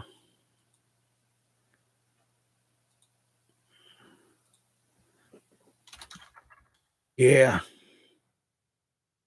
And it is located in Manhattan. So that's New York. And that is weird that one is not coming out. Yeah, that one is not coming out here either. Wow. My type is no, it's WB. Yeah, WBAR. W. Yeah. B as in Bob. Yeah, okay.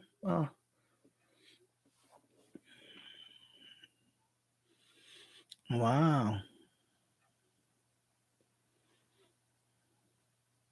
Okay, what I'm gonna do is I'm gonna Google it. Let me just Google it. So if I Google it, they even have a Wikipedia. They even have a Wikipedia page on it. Okay, so they have a Wikipedia page. So let's see. That is Barnyard College in New York City. Okay. Let me see. Does it tell you anything about the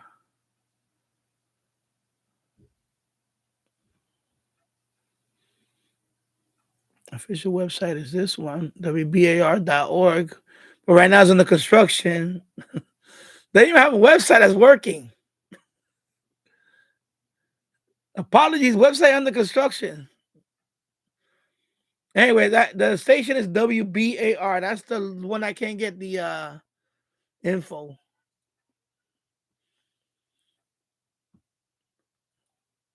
Because Barnyard College is a very small college. It's very small. It's like a couple of hundred. It's like less than 1,000 students. It's a very small school. It's a very expensive school. Of course, they don't even have a website. I don't know how money goes. It's a very exclusive school. You have to. It's part of. I think it's part of New York University, but it's a very expensive. Um, like a few famous actors been there, went to that school. Cause I think they have an acting college in that school. So that school is like very famous for that, for actors, screenwriters, and all that stuff. So man, I can't find no info on the anyway, but their transmitter got to be low because that's Manhattan. But they're yeah, I don't think they're probably the same thing, 100 watts. I don't think they're gonna be more than that. They're probably gonna be the same thing. But I couldn't find it there. Wow, that is funny.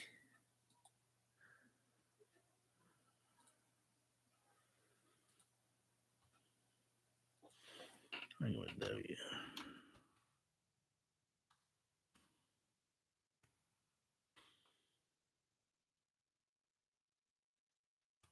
Let me just put this. See what pops up.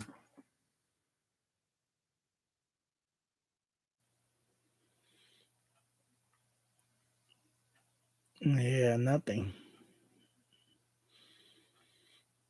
Anyway, I'm pretty sure it's like nothing. I mean, the other one was 100 watts. That one got to be either less than that or right about 100 watts. You know? Then the other college station, let me check the other one, the one in Hempstead. That's Hofstra University, right? That's going to be 88.7. 88.7. My stomach is growling. What the hell? 88.7, and the call sign for that one is WRHU.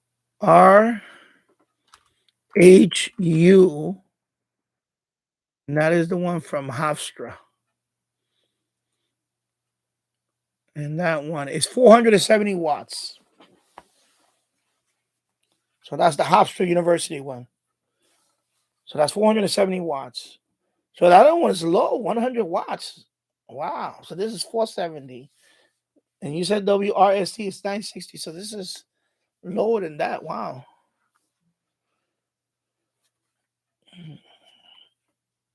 But over here, but over here, it's a lot more populated. So, it'll get out. It's a lot more populated here. And then the pattern. Let me see the coverage map for that one. It's going to be probably, yeah, it's a lot bigger. See, for that one, the other one was 100 watts. This one is 470 watts. This one gets out more. So the fringe covers all of New York City. The other one, 100 watts, didn't cover all of New York City. It only covered the Bronx, and that's it. And then part of Queens, a little bit of Queens. No, not even part of, a little bit of Queens. And this was considered fringe in Yonkers. That one is it's a bigger pattern. 470. Okay. Yeah, it's pretty cool. So most of Long Island and New York City, it covered 470 watts.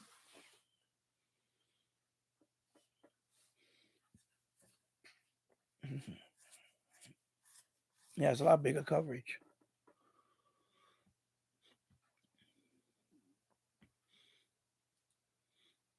And that Barnyard College, when I picked that one up too.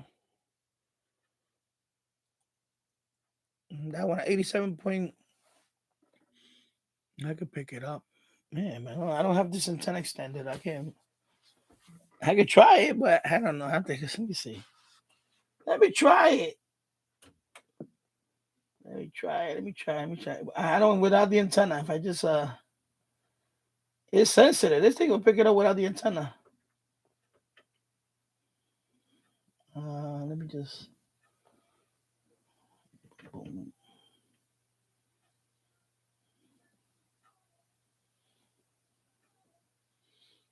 I'm trying to keep it down. I don't want to get no copyright at all. 80.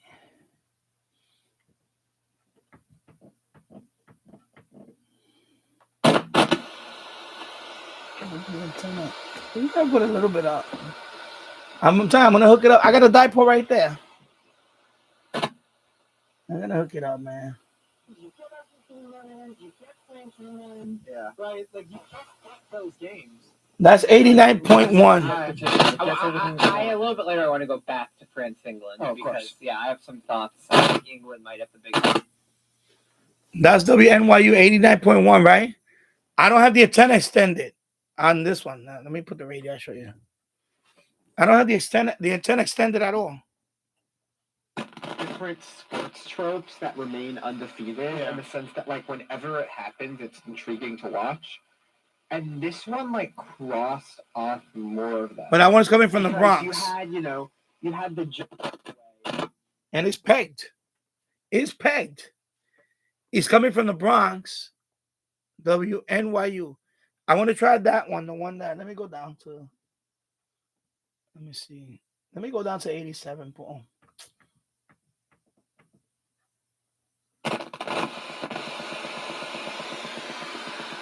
Is that picking up? 87.9. I set in the antenna. I only could do it up to the. Nah. Let me go down. Let me go.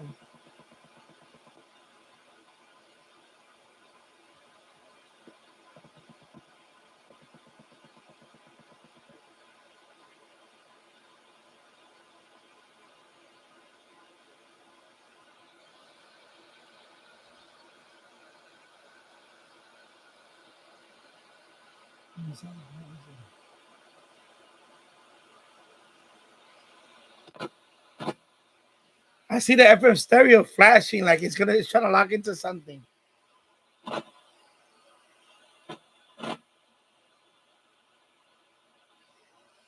me try. With 80 minutes of time, it really felt like, yeah, That's 89.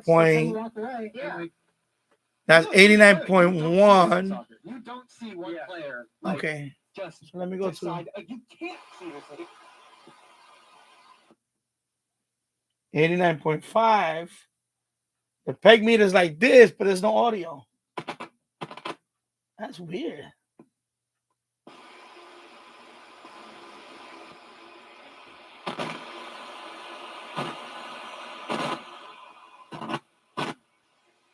$89.7. I don't know what the hell that is. It's not listed here. They got the FM stereo lit up. Is that a DX?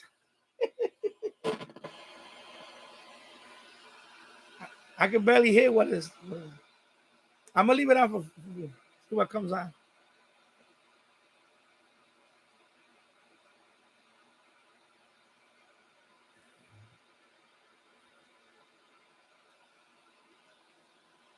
It's locked in FM stereo, and the thing is pegged. It's a signal. I can barely hear it, and there's nothing listed here on that.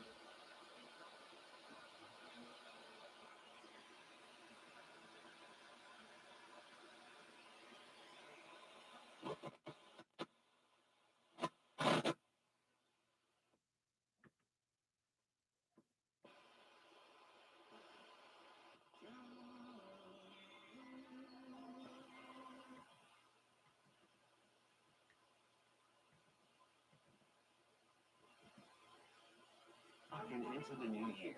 Just visit us online at wfuv.org. Thanks. Yeah, that's WFUV. Okay. Everyone here at WFUV. That's a college station. That's Fordham University. Tonight, low 28, sunny tomorrow, high about 40. Right now, 35 in the Bronx with Oaks at FUV. Man, I gotta clean that. Let me turn this off. I gotta clean that. I gotta clean that. That thing is scratchy. Wow. I got a dipole right there from dipole. I should just hook it up to the radio. It's right there. I gotta hook. Look, see, because I have a receiver down there. So I put this FM dipole. You see that one?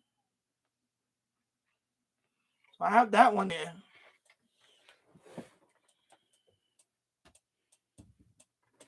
So I should temporarily hook up the FM dipole to this radio.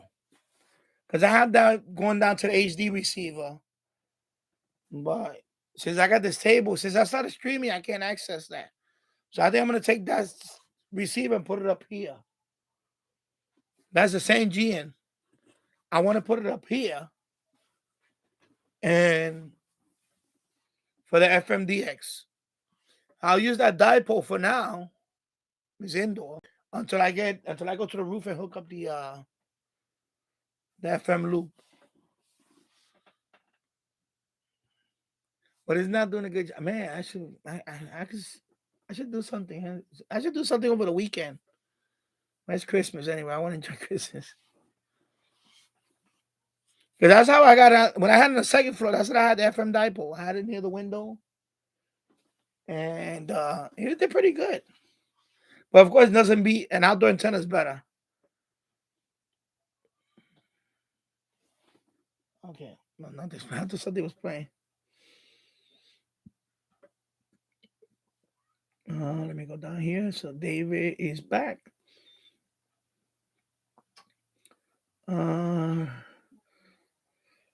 Davis Radio Room. When I lived in Homestead, Florida, I listened to WVUM in Miami, 10 watts. Had good coverage. Yeah, wow, 10 watts.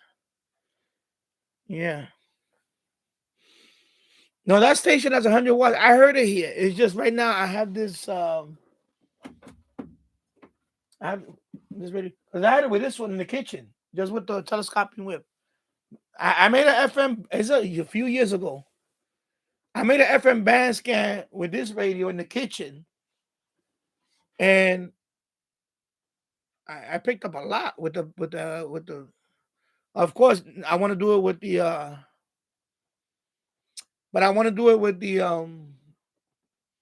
FM loop when I put it up in the roof, and I want to run it down, and I want to hook it up. But I really want to hook it up with the HD receiver, and maybe I'll put a switch here and just hook it up to. Sometime I'll try this radio for FM. Sometime I'll try this one or the Eton Field. I could try that radio too because that one is a good radio too for FMDX, and I could use that 75 ohm connector with. But right now, since I've been streaming, I have a table here, and it's right there. The receiver's behind there with all that stuff. I want to rearrange that and not the receiver, tuner. It's a tuner. It's not a receiver. It's a tuner. So I want to hook up that tuner to the way I had it set up one time. I had the tuner hooked up to computer power speakers, computer speakers, but they amplify speakers. So I don't need an amplifier. Otherwise, you need a receiver or something. A receiver. Yeah, they all work except for this one. Got the dreaded hum. They all power up. Dreaded hum and dreaded hum. Those are projects, but everything else works fine. They all work fine except for these two. This Night Star Roamer and the Handicrafters S200. Those are the other ones that they power up, but I get the hum. So those need to be recap. And let me see. This one, the tuning band is fine. That one, the tuning band is fine. And then the Zenith, I have one Zenith Transoceanic, not the one from the video. The one that has a sliding dial. I think that's the 600. That one it powers up. It has the hum too, and that one I got to restring the dial because that one is I guess it's snapped. And that's it. All my other radios work fine. So I have a project for this one, but I'm just thinking about getting rid of this one. And the one that I really want to bring back to life is this one. That's 200, and the Zenith, the 600. That one I want to bring back to life because I love that. I love those radios. The Zenith Transoceanic. I love those radios. This one when I picked it up, I think I paid like $25. I forgot what it was. And I took a gamble on it because I thought, when the guy said it turns on, I think he didn't know what he was doing, but it does hum. It hums quite a bit. So, and this one is this knob is missing. This knob is missing. And it looks like somebody is bent over here. Thank you. There's a project. It's just a project that if I get it to be working or whatever, I don't know. Or if I find a similar one to that, I'll just use that one for parts for the other one, or because this particular model on eBay, I seen them pretty cheap. The Night Star Roamer, I seen them pretty cheap. I seen a bunch of them for like $40-ish, $50. So if I get a good working one, I'll just use this one for parts or something, because the tubes, because it's clean inside. It's clean. It's clean. It's no rust, no nothing inside. Everything is clean. Like, it looks, the outside looks, this side looks beat up over here, but the inside is clean. It just hums when you turn it on. You get that constant hum. So I know it needs to be recapped. I didn't really look at through the capacitors, but I know they're number one thing is a filter capacitor and things like that. So, and when I set up a workshop, then that's one of the first radios that, because I never really done that. Well, I shouldn't say I never. Like totally recap a radio. I never recapped a radio.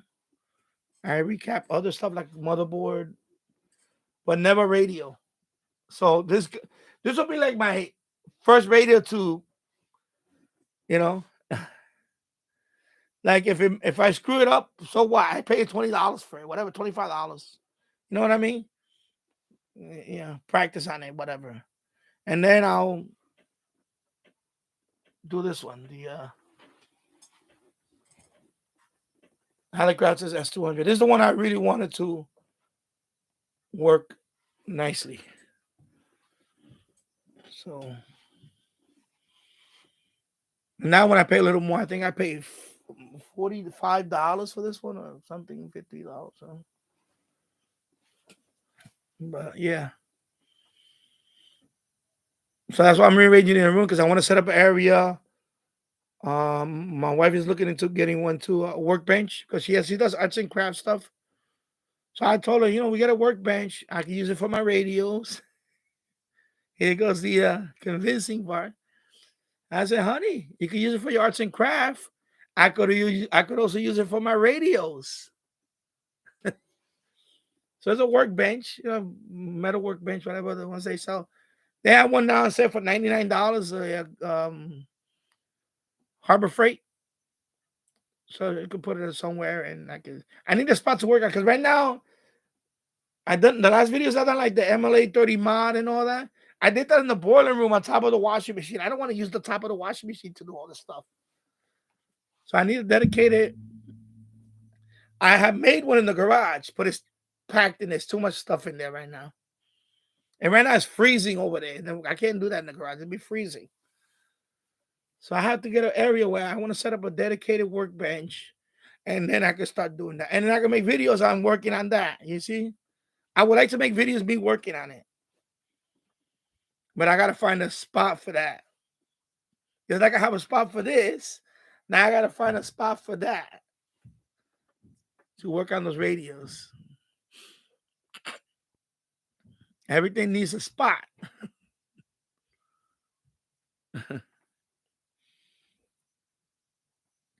So let me go up here. Keegan the XR, I heard some Miami FM station by E-Skip here in the summer. Okay, so let me go down here. You guys are talking to each other. Yeah, they work. And okay, there you go. Okay, so I'm all caught up. Okay. Yeah. Yeah, because when I buy on eBay, that's the number one question I always ask them.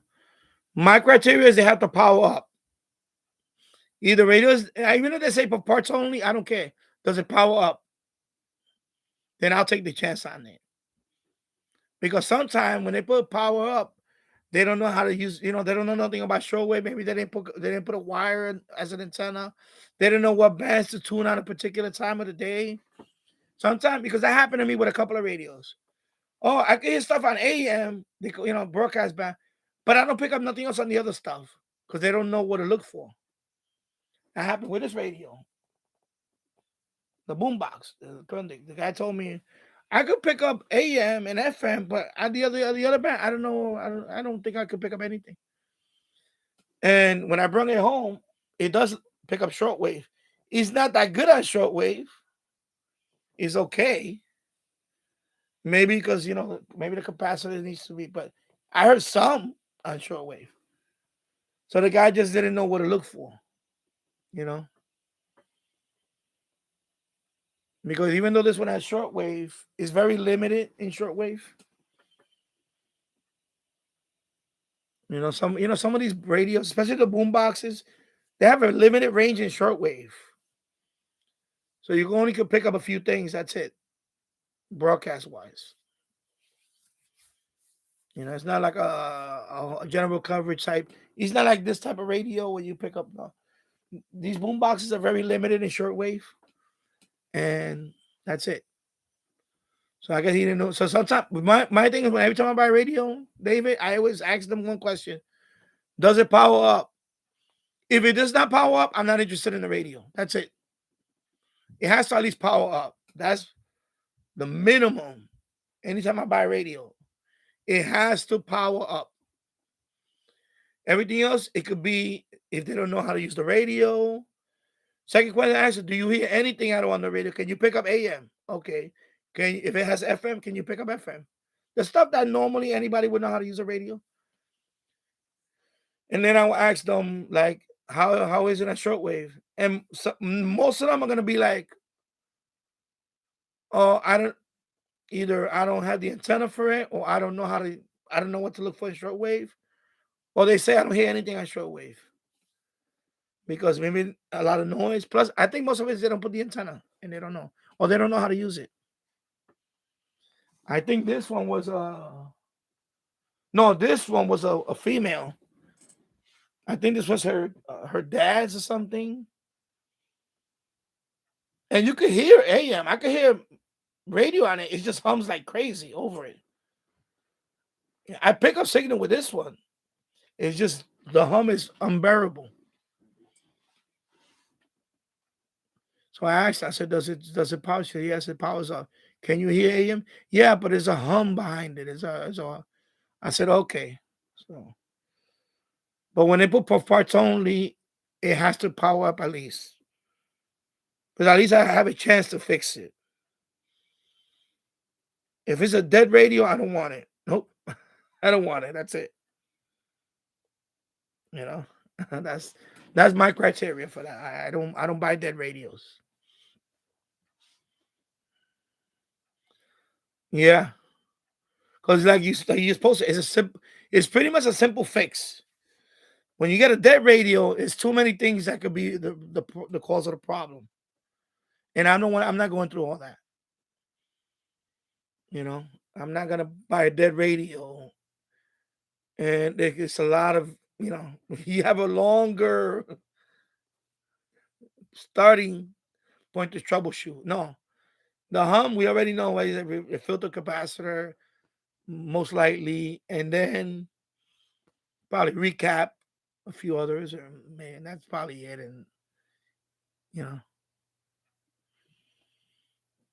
and some radios even have the kit. You can buy the kit. I know this radio has the kit. There's a kit for that radio. There's some radios, the Zenith, there's kits for that. Paul, there's a website I reference to. I think it's called here. Is it Hayseed? Anyway, I'm gonna look it up in his channel. Hayseed something, I forgot what it's called. And they have the kit, and they sell that. They sell the capacitor kit, and also like, and I know he got it from there. I think it's Hayseed. Let me look it up. What it's called? Is it Hayseed? Let's see what it's called. Hayseed Handfest. I think that's what it's called. Yeah, it came up on the Google search. Yeah. So they have they have all the kits here. That's what Paul goes to. VT Radio.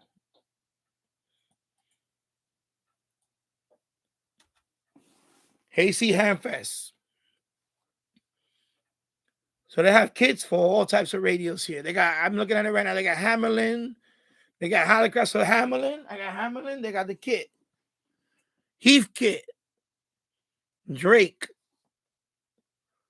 Yeah, I got a lot. National. I got National right here. There's National. They got Zenith. They got all types of kits. Hammer Shortwave. Yeah, Helicopter. So let me see. And then miscellaneous ham and shortwave. So let me see Zenith. I know you got the Zenith. So you got the can capacitor. They got the radio that I want to fix, the A600. The Zenith Transocean, the A600, they got the kit. The recap kit. They got the whole kit. $46. $46.95. I could just buy the kit.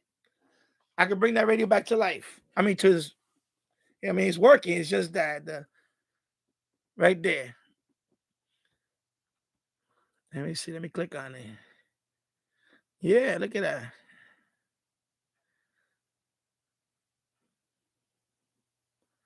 Let me see all the parts. Yeah, the whole kit is right there.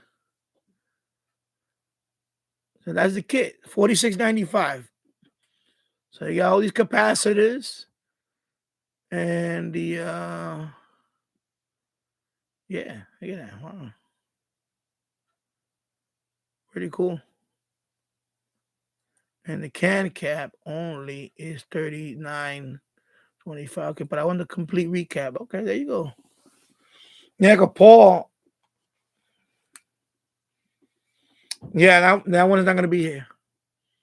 That one I saw on eBay. For the DX302, that's this one. I saw it on eBay. eBay has that one. I see somebody on eBay sells that. Because I was looking into. Oh, you have the 402. Okay, David has a 302. Anyway, so eBay. But this is the one that Paul went to for the Zenith. For his Zenith. When he did that video. And that's how I found Paul's site. I went to his site, VT Radio, and I saw that he had the same radio. I'm like, oh, so I said, well, Paul, cool. He has a long video. It's like 3-part video, three separate. He brought that Zenith back to life. And he referenced this website, AC Handfast. So that one is good for that. And for the DX302, I think that was eBay. Let me see. Let me check eBay.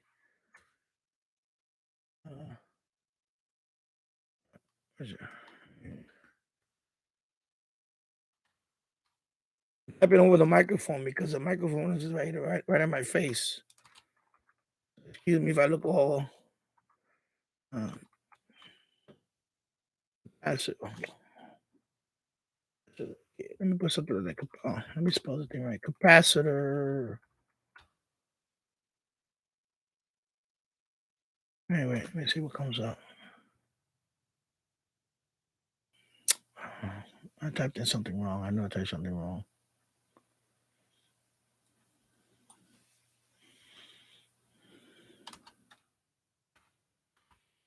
I know I saw it on eBay.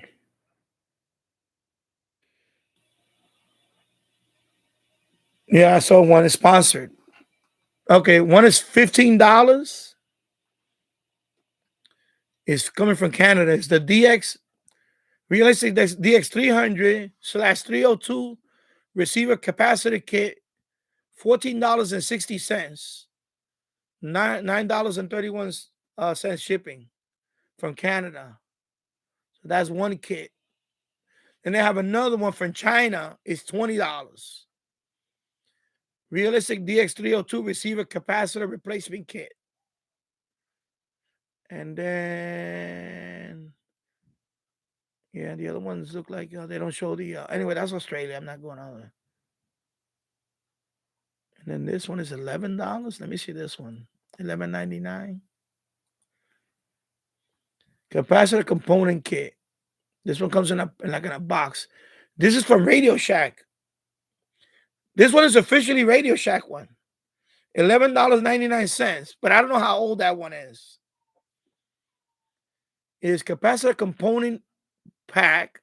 It has a list of all the capacitors. It's in a red box. It's made by Radio Shack, but I don't know about that one because that one looks kind of old.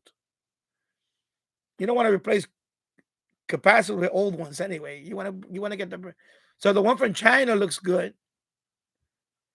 That's $20.99. And then the other one it comes from Canada. It's $14. And then there's another one that somebody makes. Let me see this one.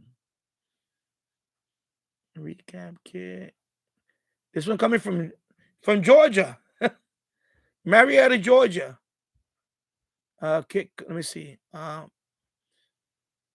So this one you can get the premium capacity kit, the caps and trans, and the whole capacity kit, right? So it's like a bag there. He put them all in there. Anyway, so this one is another one. So there's about 3 or 4 of them you can look at, David, on eBay. I remember seeing them on eBay because I was looking one for, I think it was this one, Halicrafters S38. And eBay has all of them things. People put them together and they sell it. Usually hams. Yeah, I'm looking down here. See, they have the Halicrafters right there, the S38 restoration and upgrade kit. But $95, though. I don't want to pay $95 for that. Yeah, that's too much. Yeah, some of these kits are. But anyway, but this one is $20, and maybe at the most you're gonna pay like $20. So that's not bad. It's pretty good.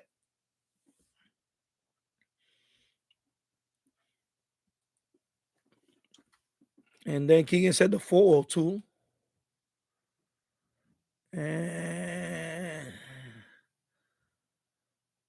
oh, but that's portable. Yeah, those are, and that's something. The portables are gonna be harder. There's they usually don't make kits for the port.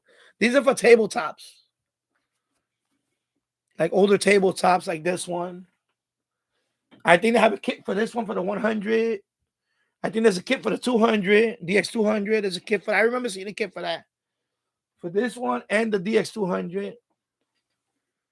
Yeah, Kiki, the 402. That's a portable, right? That's a little. Yeah, that's different. Yeah.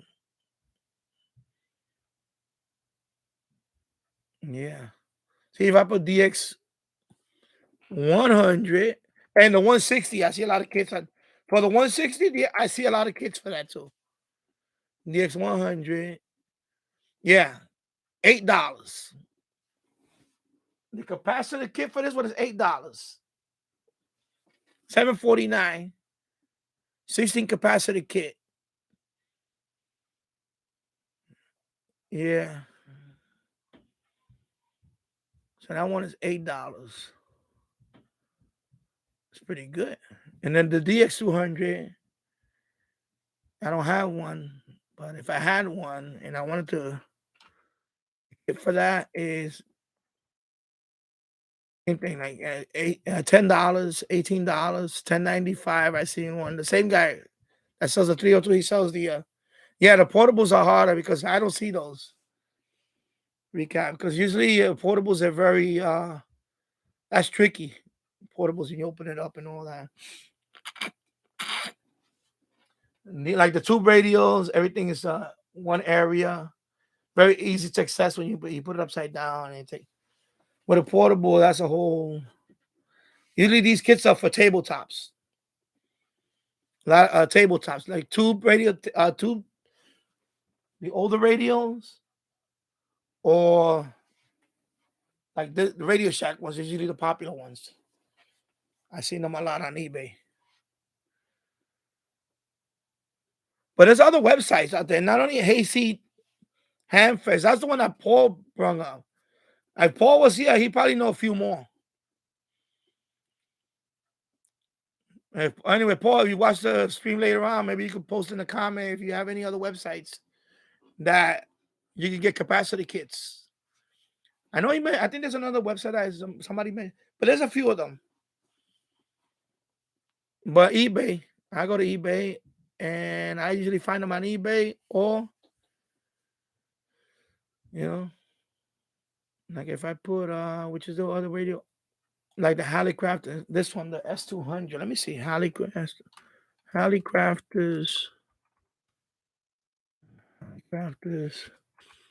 S200.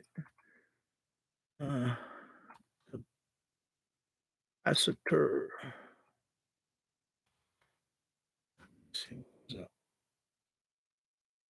Yeah, they have the kit.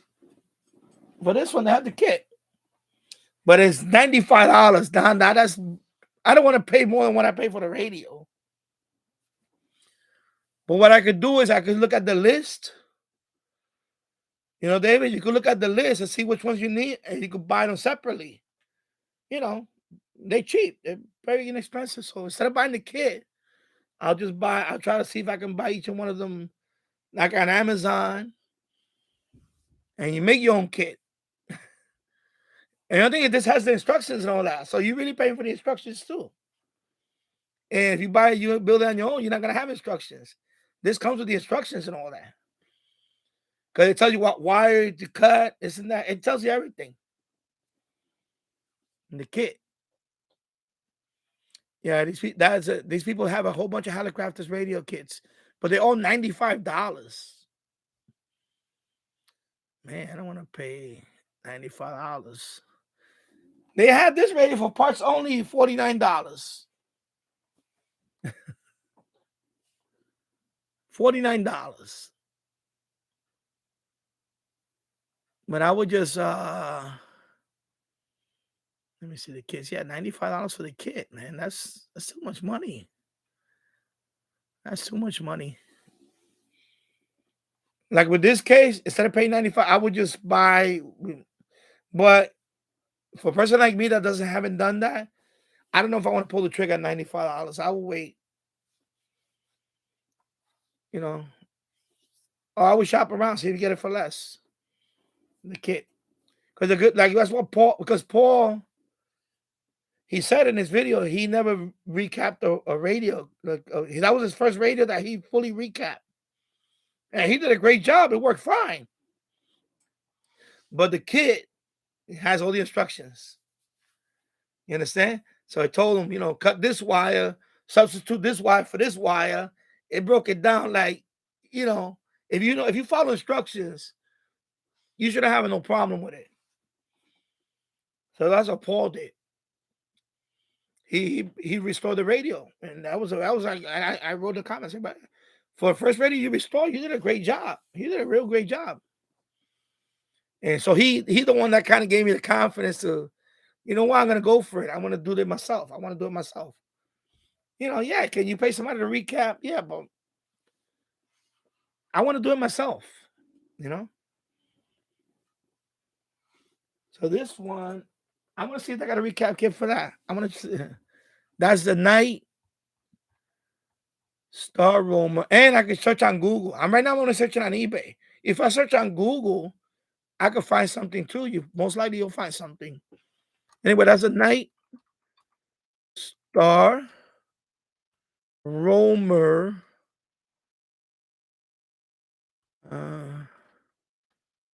Capacitor. Let's see what comes up.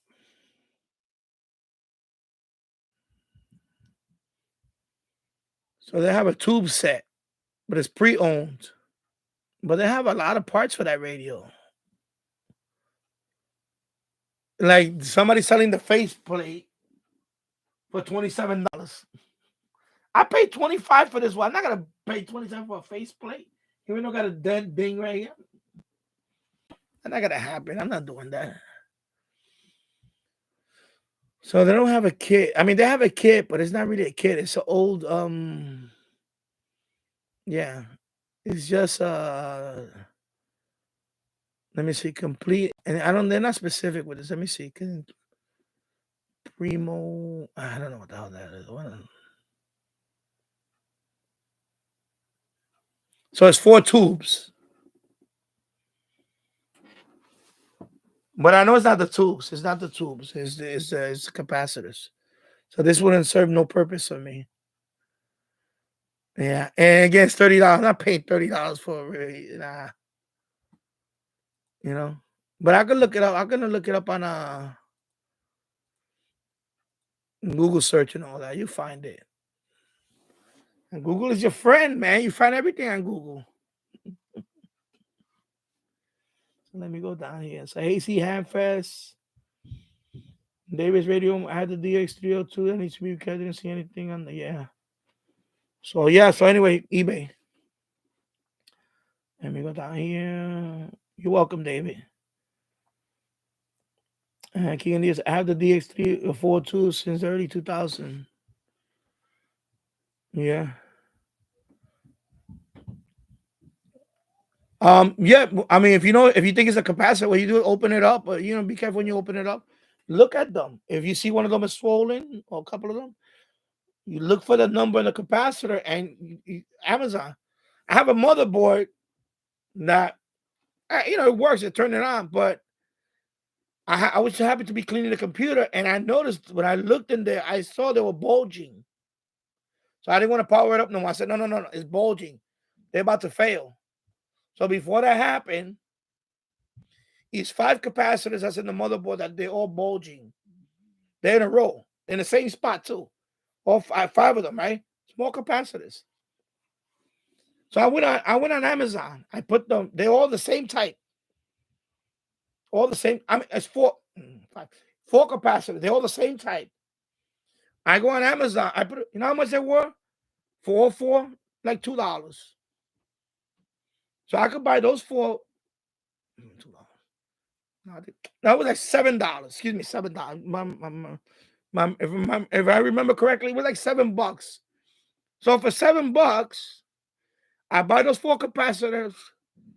I fix the motherboard, and then I guess it's working, but they were bulging. I just happened to catch them. So probably in your case, Keegan, you're gonna have to open up the radio, just visually inspect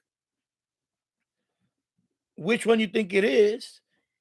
Obviously, if any of them are bulging or leaking, make a note of that one and try to buy that one and try to replace that first. Like you might not need a kit. It might just be one that you might have to replace. Because the motherboard is just those 4 bulging. And because I was going to use that computer for for a server. But when I took out the motherboard to clean it, I looked at it and it looked at bulgy. They were really bulging. Excuse me. And one of them looked like it was about to leak. So I said, no, I can't use this motherboard right now. But I want to try to fix it. So when I went on Amazon, I did a search on those, what type of capacitor. Well, they're very small, yellow ones. 4 of them were like $7 total. Free shipping. So I could buy those capacitors, do it myself, and that's it. It's not that hard. Just gotta have a steady hand and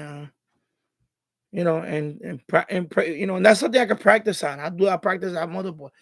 I found that motherboard in the trash, the computer. If that one doesn't work, if after I do that, it works. It's just like I said.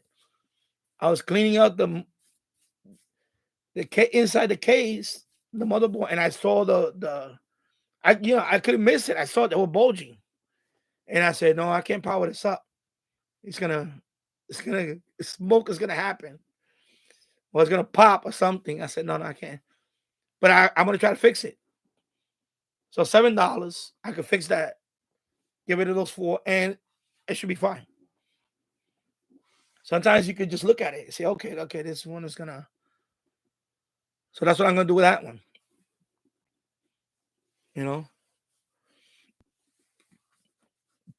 But I want to find a spot. I want to make a spot for the work area. I want to invest in a good soldering.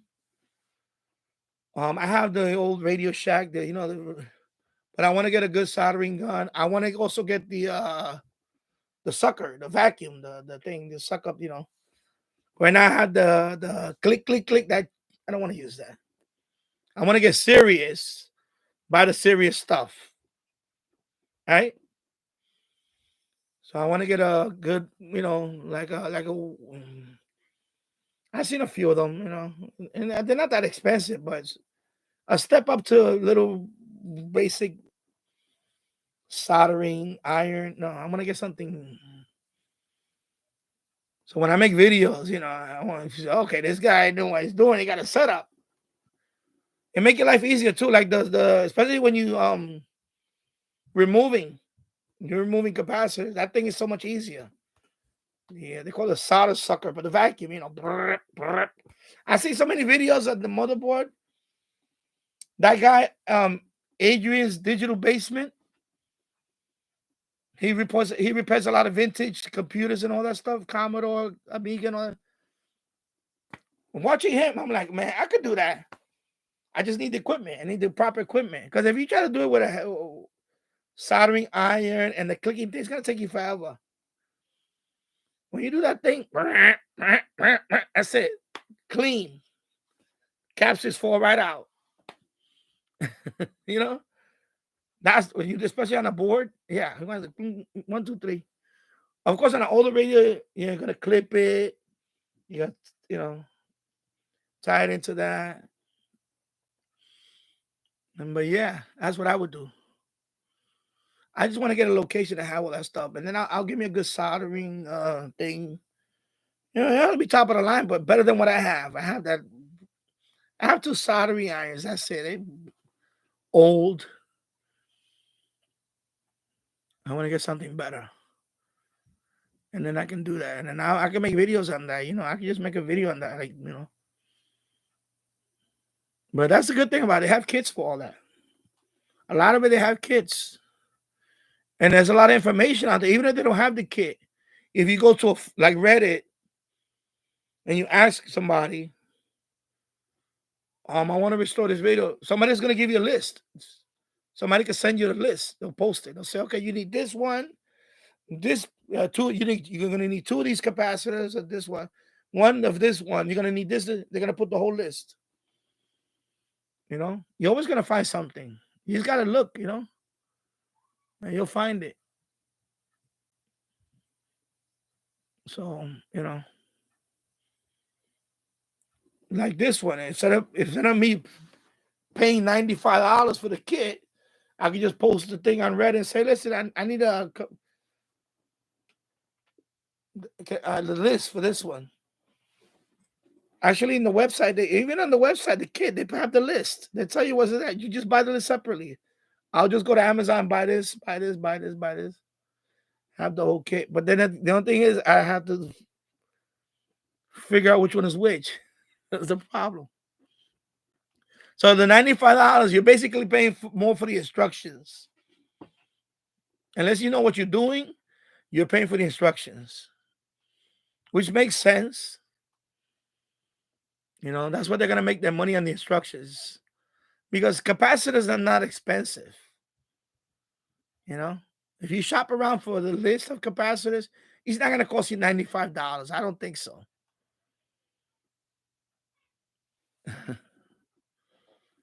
Yeah. Let me go down here. Sorry. Okay, right here. Keegan DS, I had the DX4 since early 2000. Okay. And Keegan DS, my dad has a Hollycrafters SX62 and an SX100. Okay. Elmer time, what's going on? Good to see you. Elmer time, winter storm warning here until Friday evening. Snow and ice storm coming my way. Boy. Well, I'm trying to. Boy. Yeah. So I just hit the 4-hour mark right now. I've been out for 4 hours. It's 8:15 in the evening. So yeah. Wow. Let me check one more time for the. Yeah, it's gone. Pirate radio station is gone. 6925. They were playing Christmas music earlier. Yeah.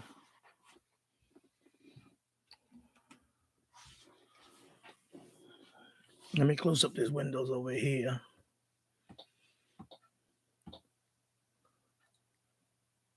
Let me close up this weather station stuff earlier. Internet talk earlier. I had a hiccup with the internet. I had to restart my streaming earlier. But 4 hours now. So good, 4 hours. Yeah. So Keegan, I finally tried a sardine. We went to Walmart the other day and I bought 3 cans of the Walmart brand. The great, that's the only one they had. They had the King, what is it, King Oscar? They had, so 4 hours, I say, I'm gonna, but anyway, we're gonna bring up the sardines now.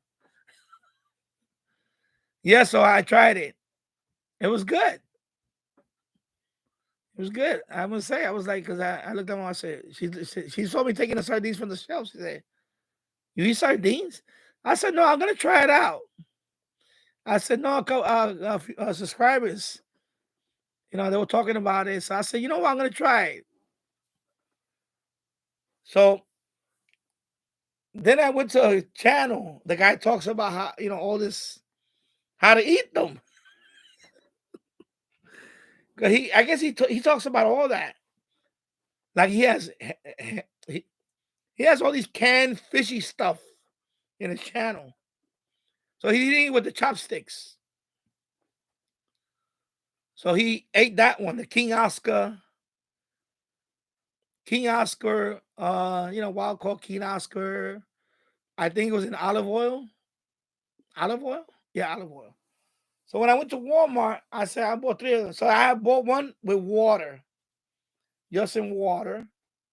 I bought one with olive oil, and I bought one with Louisiana red sauce, a hot sauce, whatever. And I ate it. I had it with a beer. I had I was in the boiler room. I was having a Bud Light with lime. I said, I open up a can. I said, pretty good. I was like, okay. So nice. But I went overboard. I ate 3 cans one can after the other. And my stomach was a little. I ate 3 cans. I ate 1 can. I said, okay, let me try this one now. I went crazy. So the Louisiana hot sauce is pretty good. That's the one I had, the Louisiana hot sauce. And it was Walmart brand. It wasn't even like the top brand. It was the Great Value Walmart. And it was okay. I was like, wow, great value. Because now next time I'm gonna try the King Oscar. I'm gonna look for the King Oscar. Like when I go to ShopRite, I'm gonna look for the King Oscar. I'm gonna try. Out of all the 3, I liked the red sauce the best. And then the olive oil was pretty good. The one in water is okay, but yeah, I know. Now I realize that 1 can is good for the day. I had 3 cans. I went crazy. 3 cans. So anyway, next time I'm gonna get the King Oscar, I'll eat that 1 can, and I want it with the sauce, the hot sauce. It was good. I think that's probably why it gave me a little heartburn afterward. I had it wasn't much. It was a little bit. It was okay. I didn't. It didn't make me. Okay, the ones that I usually drink was okay. Yeah. So there you go. See, it influenced me to eat sardines. So the guy on the channel mentioned about the crackers. That they're great with crackers, like Ritz crackers, saltines. I love saltines. So I can see myself eating it with saltines. Yeah, yeah, Elmer. I hope you're doing okay too. Yeah, I'm doing well. We're doing well. So King Oscar, yeah, Elmer time. Seriously, good sardines with mustard on saltine. Well, I gotta try the mustard thing there. I like mustard, but definitely saltines. I love saltines. Keegan DX, the King Oscar sardines I eat with most. I have jalapeno. Oh, they got jalapeno with olive oil. I gotta try that because I love jalapenos too. So I gotta try that one.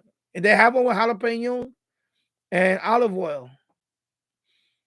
Okay, I gotta try that too then. So you had the Louisiana hot sauce once. It was good. Okay. Red sauce version is good. Okay. LOL, 1 can should be good enough for the day. For a day. Okay. The ones in water are usually drained first before eating. Okay. All right. Yeah. So next time I gotta try. I want to look for the jalapeno one because I love jalapeno.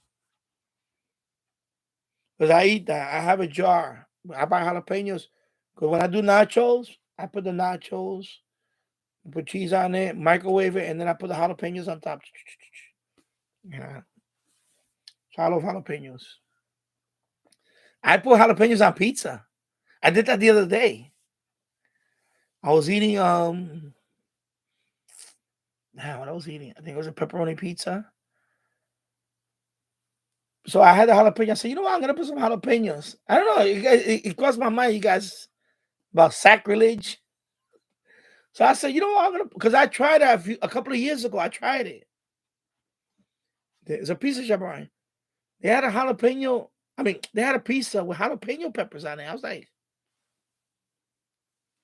jalapeno peppers on a pizza? I never tried that. That looks interesting. And it was one of the best pizzas I had in recent year. And I was like, man, this is interesting. Jalapeno on top of pizza. It was good. I enjoyed it. I was like, wow. So I did that the other day. I put jalapeno on the pizza. And I ate it. Papa John pizza. Because I always eat the sweet pepper they throw in there. You know, they have to throw the sweet pepper in the box. I always eat that pepper. So I said, man, I'm going to have the jalapeno. Yeah. So see, now you're going to think about it now. Now you're going to try it. Jalapeno on a pizza. It was good. Because I had like a couple of years ago, I had he had a display. I say, jalapeno? He said, yeah. He said, you know, I want to try it. And I ate it. So the other day, I was eating pizza. I said, you know what? I grabbed the jar of jalapeno. I put it on the pizza. And I put a little bit of this, you know, the liquid. I like to put on it. Because I don't even put the jalapeno, you know, the pickled jalapeno. I put the water in it. It's good. It was so good. I was like, man, wow.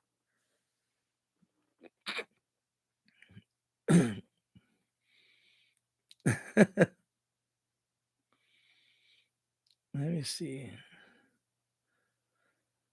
Keegan Diaz, I put jalapeno in salad. I make once a week. Okay. Yeah, see, that's interesting too. But the pickled one or the one that's you slice. I can see that too.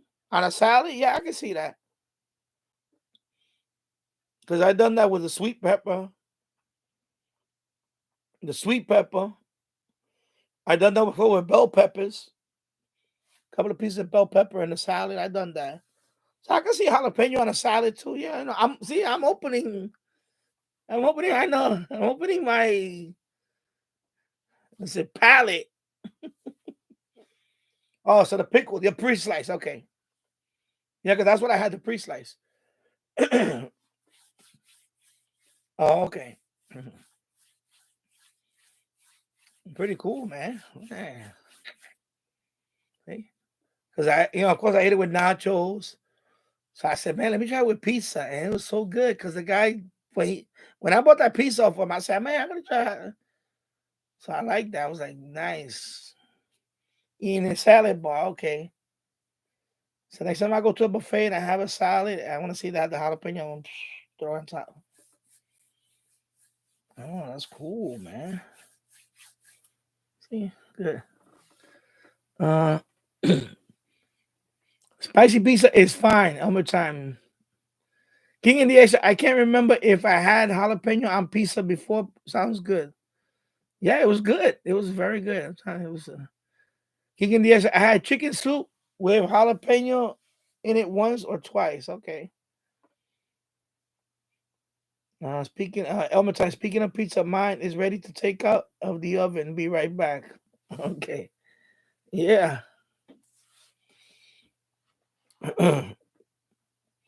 Telling you, man, that was a. I don't know what I'm gonna eat now. I make spaghetti anyway. I make spaghetti with the meatballs and. Man, I'm thinking about jalapenos, man. I got burrito. I got frozen burritos.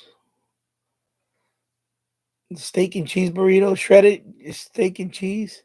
Maybe I should warm that up and put the jalapenos on top of the burrito. Ooh, ooh, ooh, ooh, ooh. Oh, that'll be good. That'll be a good on a burrito. Oh man, on a frozen burrito, I heat it up in the microwave and put the jalapeno on. I love burritos. No, I love Mexican. Because I'm Puerto Rican, but I love Mexican food. I love a lot. I love everything Mexican food. Italian food too. I love, man. I got the belly. I got the belly, bro. I love Italian. I love Mexican food.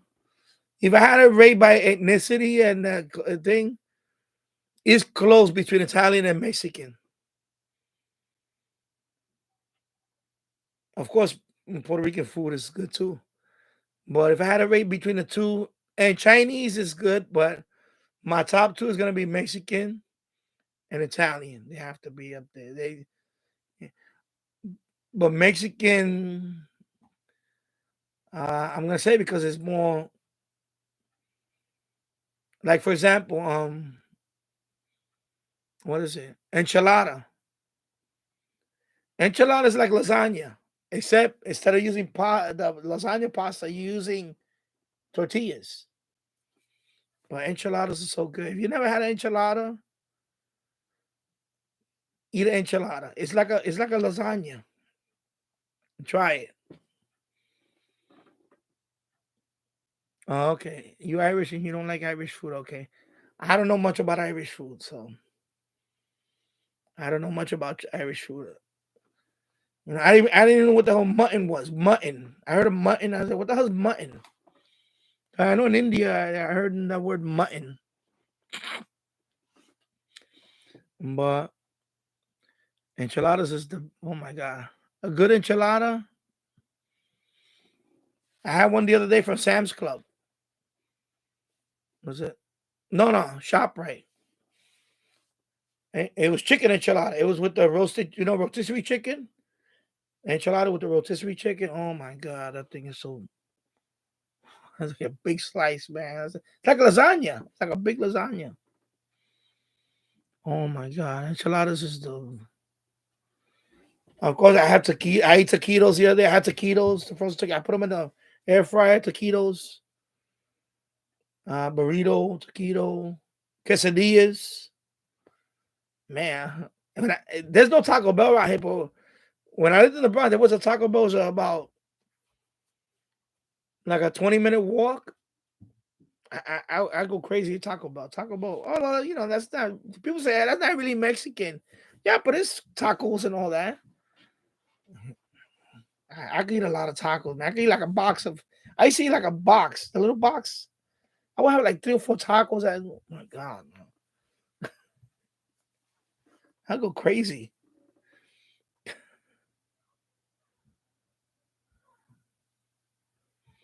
All right, take care, Davis Radio Room. Thank you for stopping by.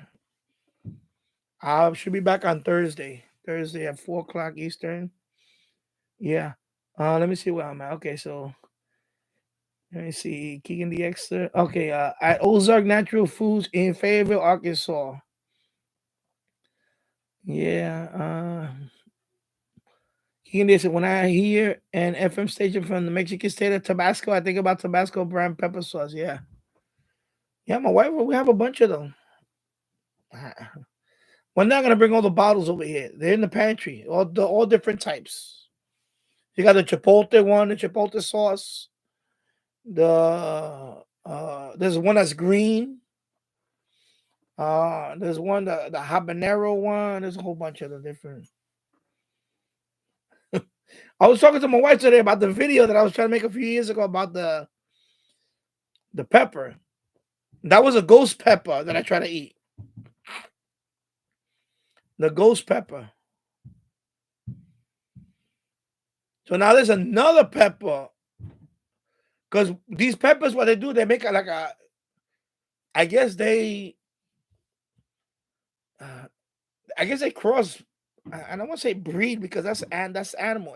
In plants, sometimes they cross. What is the word they use? So anyway, there's another pepper that's called something else now. It's a hotter pepper than the ghost pepper. So the ghost pepper was the Guinness. The ghost pepper was a Guinness Book of Record in terms of the hottest. Not no more. There's another one that's hotter than that. It's an Indian name one. It's from Trinidad. I guess they mix the two plants. And there's another one. It's a variant of that ghost pepper. But I forgot the name of it. I just saw it today. I was Googling all this stuff. And that one is hotter than the one that I just ate. It's a different color too. It's like a brown. The one I ate was bright red. This one is brown. I forgot the name of it. It's some crazy name. You know? Yeah. So anyway, I was thinking about maybe redo the video and try it again. But I don't know. I'm scared now because that thing really burned. It went all the way down. It was on fire all the way down, all the way up to where I had to go to the bathroom. And it was burning the other end too.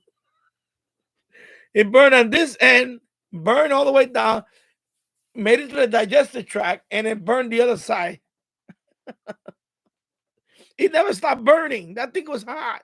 All the way through was hot. It was really hot. It was bad. That thing is that ghost pepper is no joke. I took one bite. It's about this big. Like this big. I had one bite. And I chewed it. And the minute I chewed it again, that was it. Everything started firing up in here.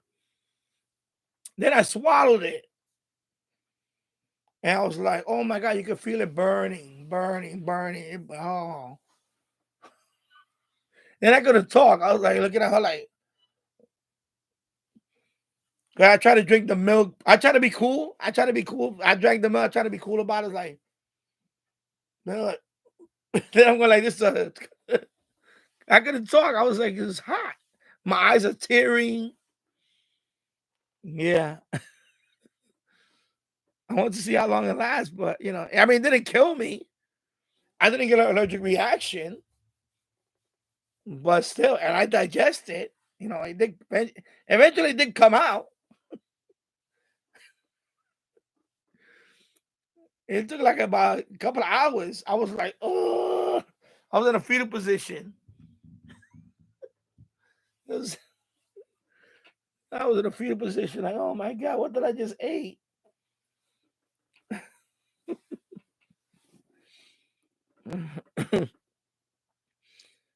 Oh my God. Keegan DX said, I heard of mutton on a Seinfeld episode.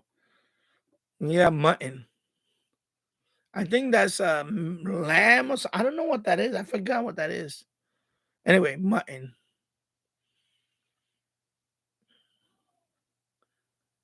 Seinfeld episode The Wink, 1995.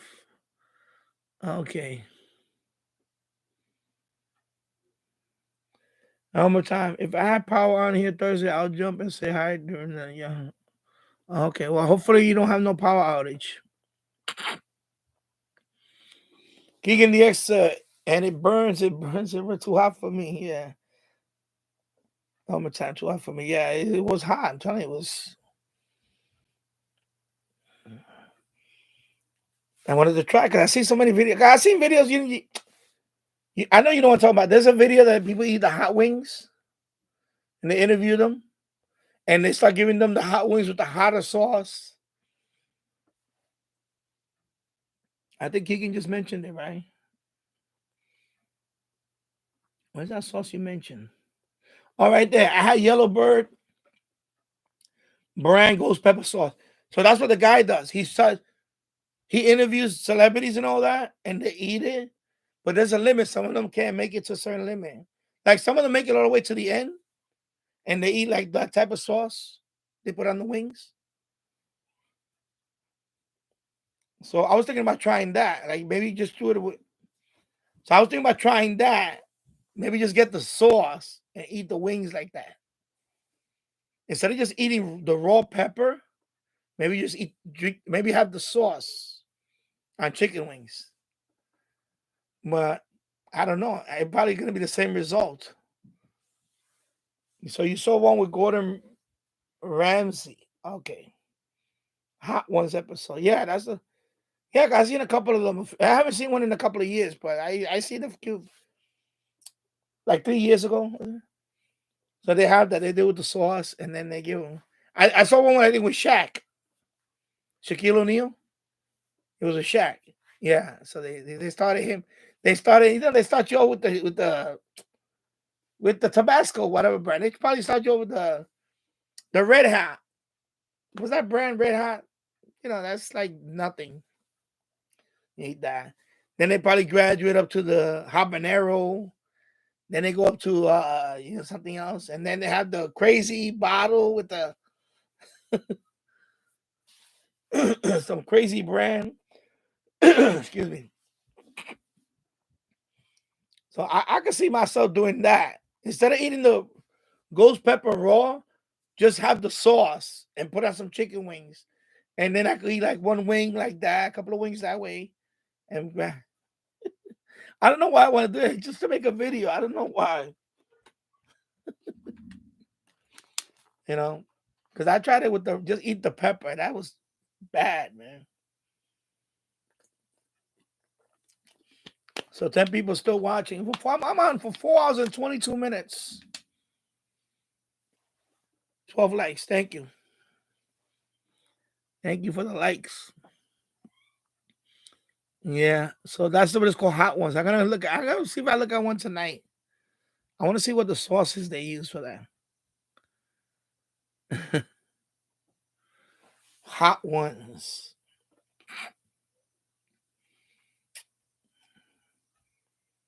I gotta pick somebody that I want to watch. I don't want to just watch anybody. I gotta pick some celebrity that I don't mind listening to. I wonder if they did one with Charles Barkley. I can see him eating some of those wings. Charles Barkley or somebody. Yeah.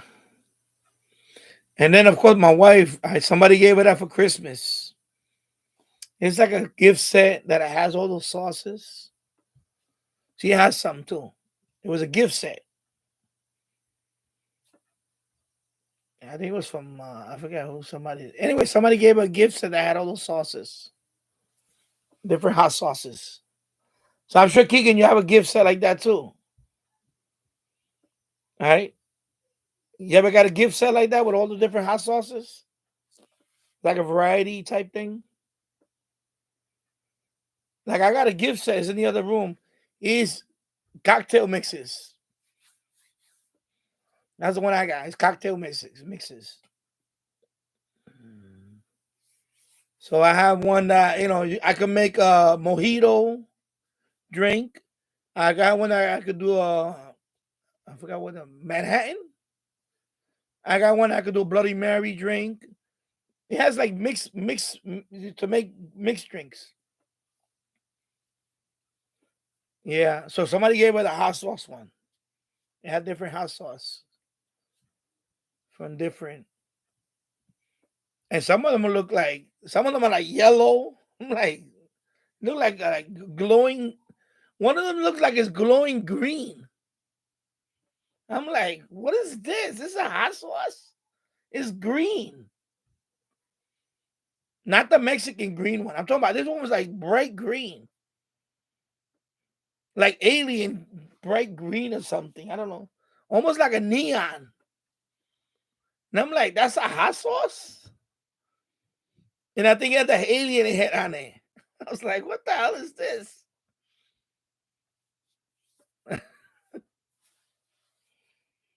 Oh my God. I think I'm going to make a live stream. I'm going to bring the bottles here. I'm going to put all of them here so you can see them. Oh my God. I'm going to either I do it in this channel or I'll do it on my Danny show. I think I'm gonna bring up I think I might use that channel for that stuff. Yeah, it has like the color, like this. It was like this color.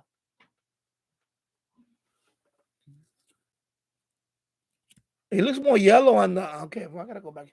Then the light, it's a bright light's making it yellow. It's like a green, like this.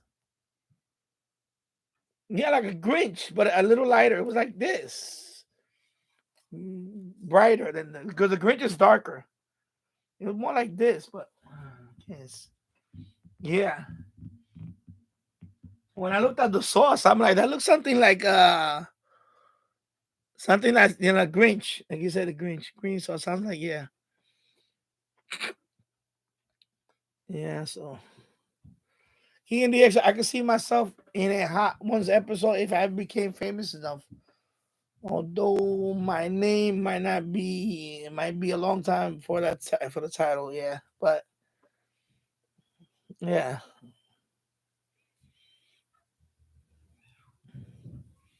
Or maybe we gotta do an interview. I do the interview and you just so Keegan, hey, tell us about your okay, okay, and then I bring out another plate and another Keegan, yes, I don't think I had the hot sauce gift set yet. Okay. Yeah, my wife had it. She had in 1 year they gave her one set, and then not last year, the year before, she had two different sets. 1 year they gave her a gift set that had was a few of them. They were skinny bottles though; they were really skinny. And then a couple of years ago, they gave another set, and it was different. And I seen them. I seen them in Walmart. I seen them in Walmart. I seen them in Target, but different. I seen one with hot sauces. I seen one. You know how they got the summer sausage with the cheese and the crackers. You know that kind of gift set. But this one was different hot sauce.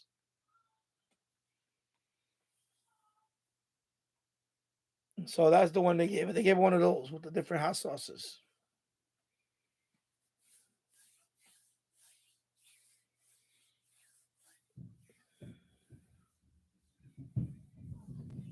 Oh my God, with the turtle. Here we go. Here we go with the turtle head sticking out. Oh my God. Oh my God. I don't know about that reference.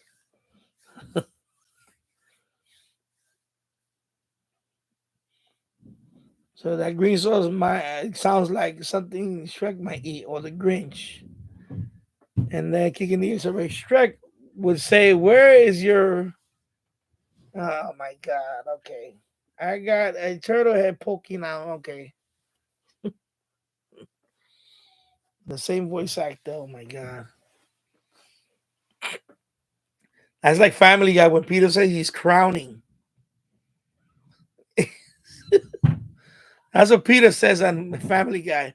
Oh my God, I'm crowning.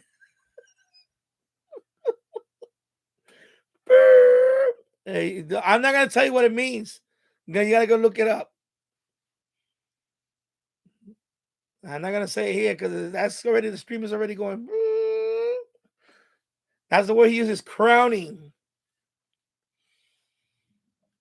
He says, I have to go to the bathroom. I'm crowning.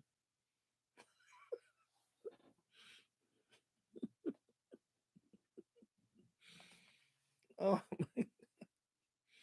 the numbers are going down right now. See?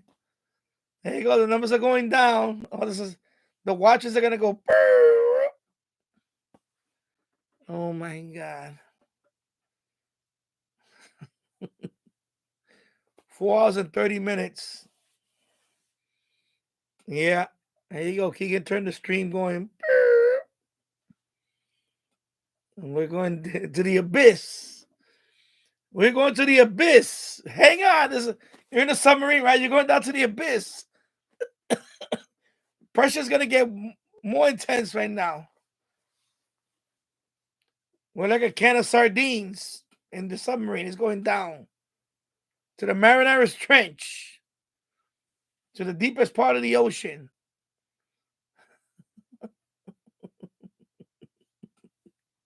Oh, You don't have to delete it. It's okay. All I'm gonna see is delete.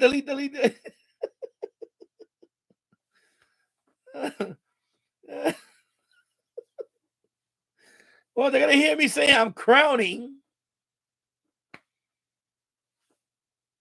I'm crowning. Oh my God, Peter Griffin. I haven't watched Family Guy in a long time.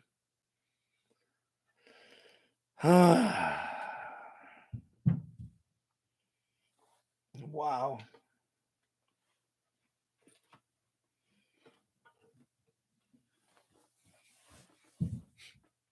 I think I'm gonna wait after this weekend because I was gonna rearrange all this, but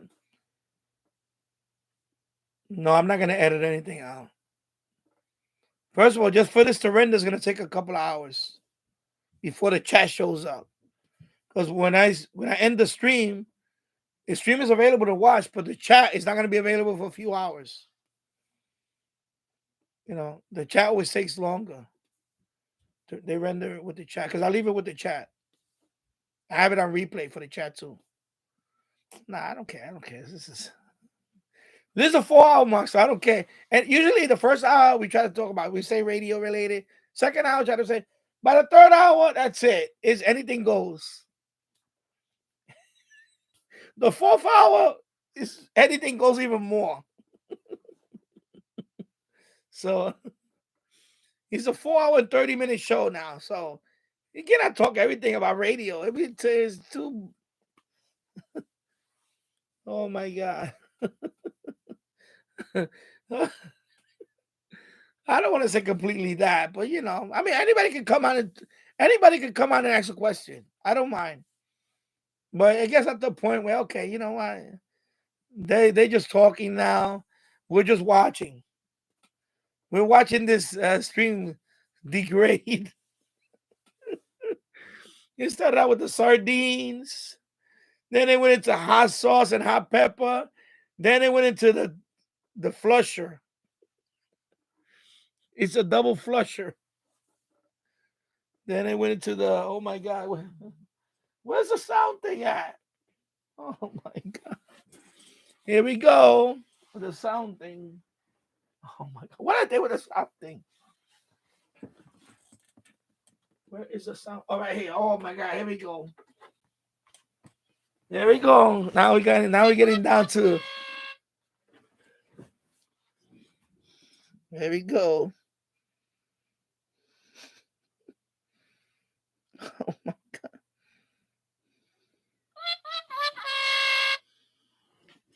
There you go.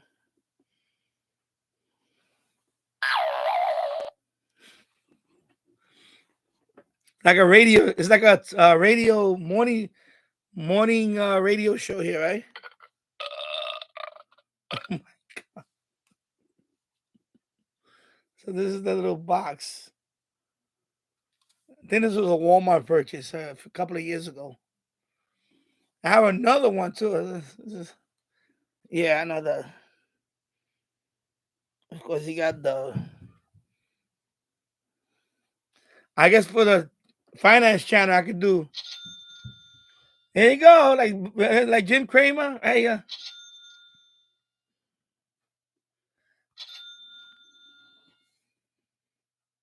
or if it bombs out.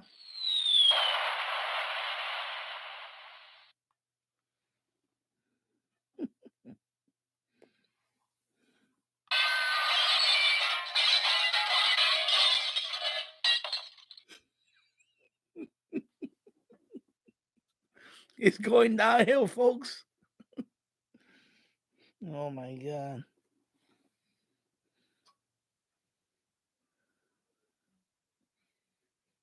Of course, you got this one.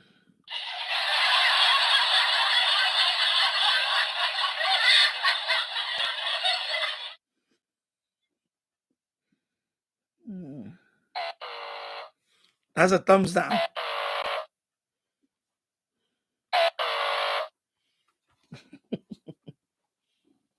Oh my God. There you go.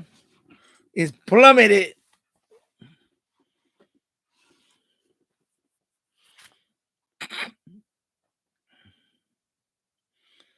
Yeah, the crash sounds like me in the kitchen. That was me yesterday. I was doing the dishes and something fell from the top. The cabinet hit my hand and I dropped the dish. It broke. My son looked at me like, he said, "Daddy, you okay?" I said, "Yeah, I'm okay." I guess he thought I was upset and I threw the dish. I said, "No, it was an accident. It hit on there because I broke the dish." And then he tells my wife when she came home, "Papa broke a dish." And she was looking at me, "What happened?" I said, "No, something fell on my hand." Oh my God. Keegan the said the Danny show was filmed before a live studio audience. Yeah. I know I'm gonna do something because the other because that's what I was, you know what, you reminded me about something. Because I have a Lenovo. It's a 19-inch. Is it no, it's bigger than that thing.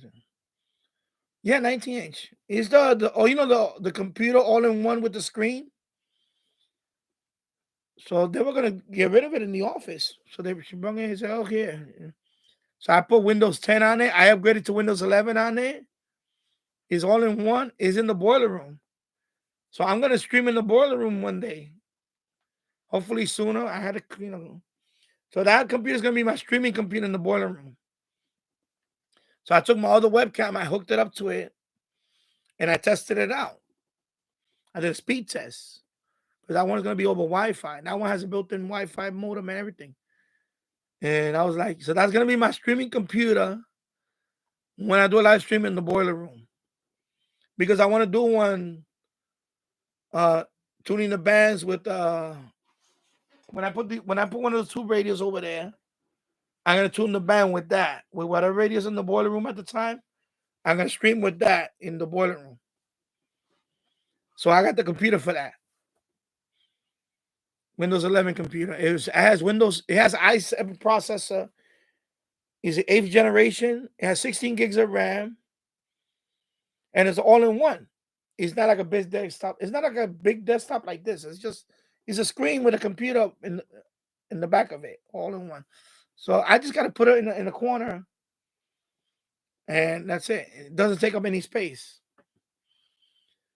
And I'm gonna try it I'm gonna do a stream in the boiler room with that one. When the time is right, I'll do the stream. Because I was thinking about doing it for a while, and then David he said that would be cool. I said, yeah, I'm gonna do it when I'm gonna do a boiler room stream. So he reminded me about that for some reason. He said the Danny show. I'm like, because I want to use that one for the other channels too. Because that's all in one. So I just take this, all I need is a keyboard and the mouse, the computer, the webcam. That's it. Everything is inside. It has a fast SSD card, but it's not an SSD, it's an M2. It's an M2 card. That's like an SSD, but it's smaller. It's only 250 gigabytes, but it's enough to run Windows 11. That's it. It boots up fast and everything. 16 gigs of RAM. And the webcam that I put on it works fine. I tested it out. So I can stream from the boiler room whenever now. I'm good. So, because I wanted to put up a couple of shelves before I did that. But yeah, I can stream from there now. I had the computer ready for it. Originally, I was going to use this one for there, and I was going to get another one for here. But now that I have that one there, it's even better because that one is smaller. It's just a screen. It's an all-in-one computer, so there's no case. Everything's with the screen built in. So I'm good. I'm like, yeah, I gotta stream with this one. I was testing it out last night, and I was like, this could work. So, and that one is faster than this one in terms of the speed. This one is older. That one also, the Wi-Fi is fast. I was getting like Wi-Fi. I was getting like it was like almost, it was about 600 megabits per second download and upload on Wi-Fi. on that computer. It was that has a fast Wi-Fi modem. That's the fastest Wi-Fi modem I have in this house. Is that one? That's Wi-Fi. That's not even Wi-Fi 6. That's Wi-Fi 5. But that one is fast. Just on Wi-Fi is fast. Now, of course, I got a wire already running over there, so I can just hook it up to Ethernet, and that's it. I don't even need the Wi-Fi because I ran Ethernet all the way to the boiler room from here. I ran it. That goes to a switch over here in the next room. Then that goes to the boiler room. So I already have gigabit going all the way to the boiler room. But I don't. I might not need to if that Wi-Fi modem can keep up that speed. So I could do a live stream from the boiler room. In fact, I have enough line that I could do a live stream. I could do a live stream from outside my backyard. Like in the summertime, I may do the live stream from outside. Right outside my backyard. I'll do a live stream. Because now I got the Wi-Fi extender with the, of course, so, because they gave you a Wi-Fi extender. I could put that anywhere in the house, and that'll just. So I can see myself in the summertime being outside with that all-in-one computer streaming outside, tuning the band or something, or maybe even talking. That's my plan. Yeah, and also to recap too, I applied for the monetized thing. I passed. I went over the 4,000 hours because you guys weren't on earlier. I forgot. Yeah, I went over 4,000 hours, so I qualified for the thing. But now I have to wait for them to approve it, and that's gonna be for the monetization.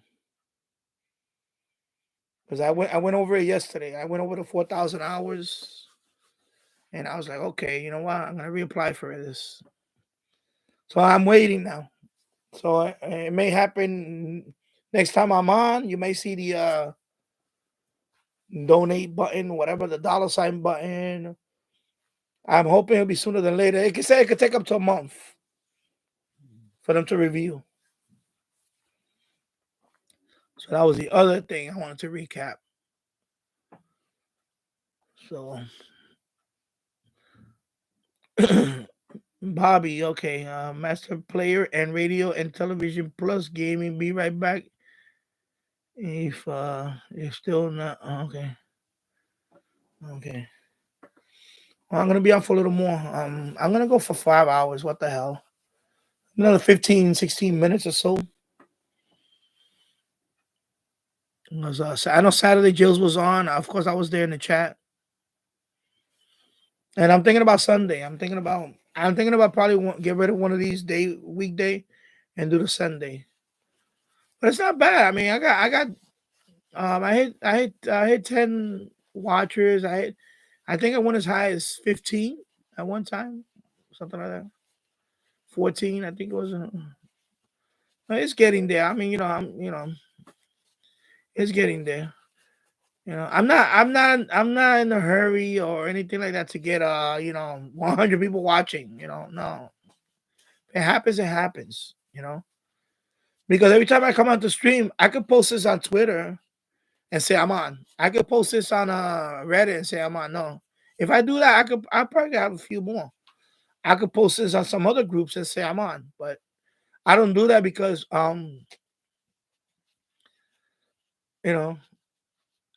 wanted to do it. I wanted to let it how should I say? Let it grow on its own. I don't want to boost anything. Like I know Bobby mentioned it one time. He wanted to put this on. He wanted to share the link in official SWR channel, and I kind of told him not to because I don't want. I don't want. If they know who I am, if they want to find me, they can find me. I don't want to use like his group to promote my channel. I don't want to do that. I just don't want to do that. Like now the Discord, I started fixing my Discord server So right now I created one. What is it? Like another channel, and it's tutorials. So I put a couple of tutorial videos in there from my channel. So I'm gonna do one from Medium Wave DX. I'm gonna put videos in there, and you could put your videos in there too. I'm gonna allow that too. So my Discord server, like Keegan, right? FMDX. I don't have FMDX. I only have maybe one or two. You can put your videos in there on my Discord. I'm gonna create that FMDX. So like Keegan, you can put FMDX in there. I'm gonna create.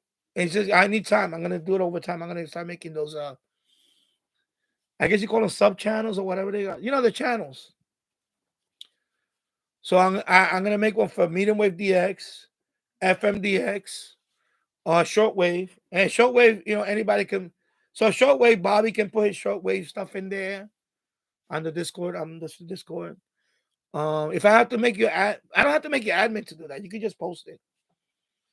You could post. So you could post all your catches in there. I want it to be active, and people could find it and things like that. And also Google. Google's the algorithm of Google's gonna eventually that'll show up on the search of Google. That should help you out with your channel to get some people going to your channel through my Discord. I don't mind. I don't mind that because I see that Michael has that with Tyler Bird. Yeah, he posts his videos. So I'm gonna allow you guys to post your videos on my Discord. I don't have no problem with that. I don't have no problem with that. So when I do the FMDX, you know what? That's gonna be post. But Keegan's gonna probably post the most because I don't have FMDX. Until I have FMDX, and Michael could post in there too. His FMDX. I'm gonna have, and then I'm gonna have one for Airband. I could post. I got a few videos on there. I'm gonna throw mine in there. You got Airband video, you could throw it in there. I'm gonna break it down. It's gonna have quite a few.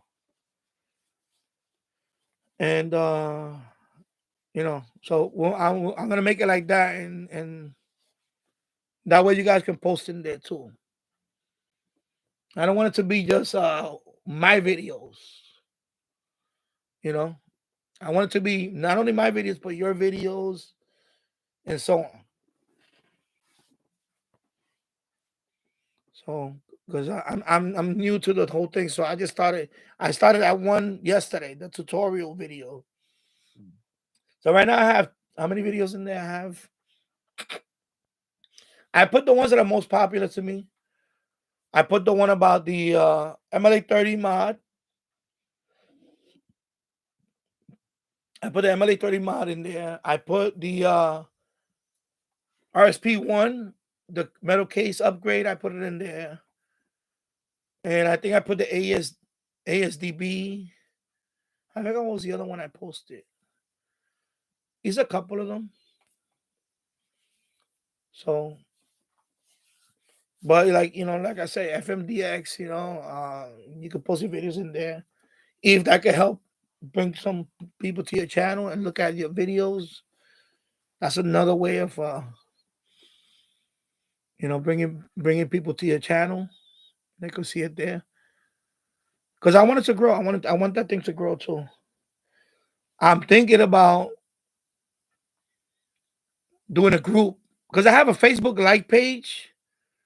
But the problem with the Facebook like page is that you can't post videos in there. Only I post videos in there. But I'm thinking about making a group of the same channel, Danny Shortwave, Radio DX, whatever. But give it a group, and then you guys could post in there too. And like same thing like with Jill's.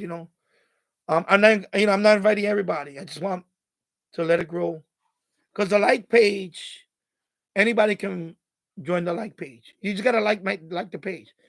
But the problem with the like page is that nobody can post, only me. So I want to do something different. I want to do like the group, a closed group where you can post in there too. And because I know with Jill's group, I don't want to be posting videos a lot in his group because that's his channel. And I'm trying not to. I post some videos there that I feel like everybody could benefit from it. That's it. But I don't want to post every single video that I make on that channel because that's not my channel. That's his channel. You see what I'm saying? So sometimes I have to weigh which one I think everybody could appreciate. You know, now if I do my group, I'm gonna post all my videos there, but I'm gonna allow some people to post a lot of videos there too, like you, Keegan, and like Bobby, and like Elmer and Jim's Ready to Check. If I make that group, you can post all you want in there. You can post every video you want to post in there. When you come out new video, you can hit it there too. So you have content. That way people can go to your channel too from there. So I'm thinking about doing the Facebook group soon. And then the like page, I'm still gonna keep it. But when I upload a new video, I'm gonna use the group and the like page. And then the group, of course, I will have to get moderators. Guess what? I already have a few here. You're gonna be moderators there. And then, because I'm gonna need moderators there. Because I don't want to babysit a whole big I don't know how big it's gonna be, but you know what I'm saying. Better to have moderators. So because I think I'm leaning toward the Facebook group. I think that's gonna help. So between the Facebook group and the Discord, that's places where you could post videos too. And I could post more videos there, and I think it'll be a win-win for me and you.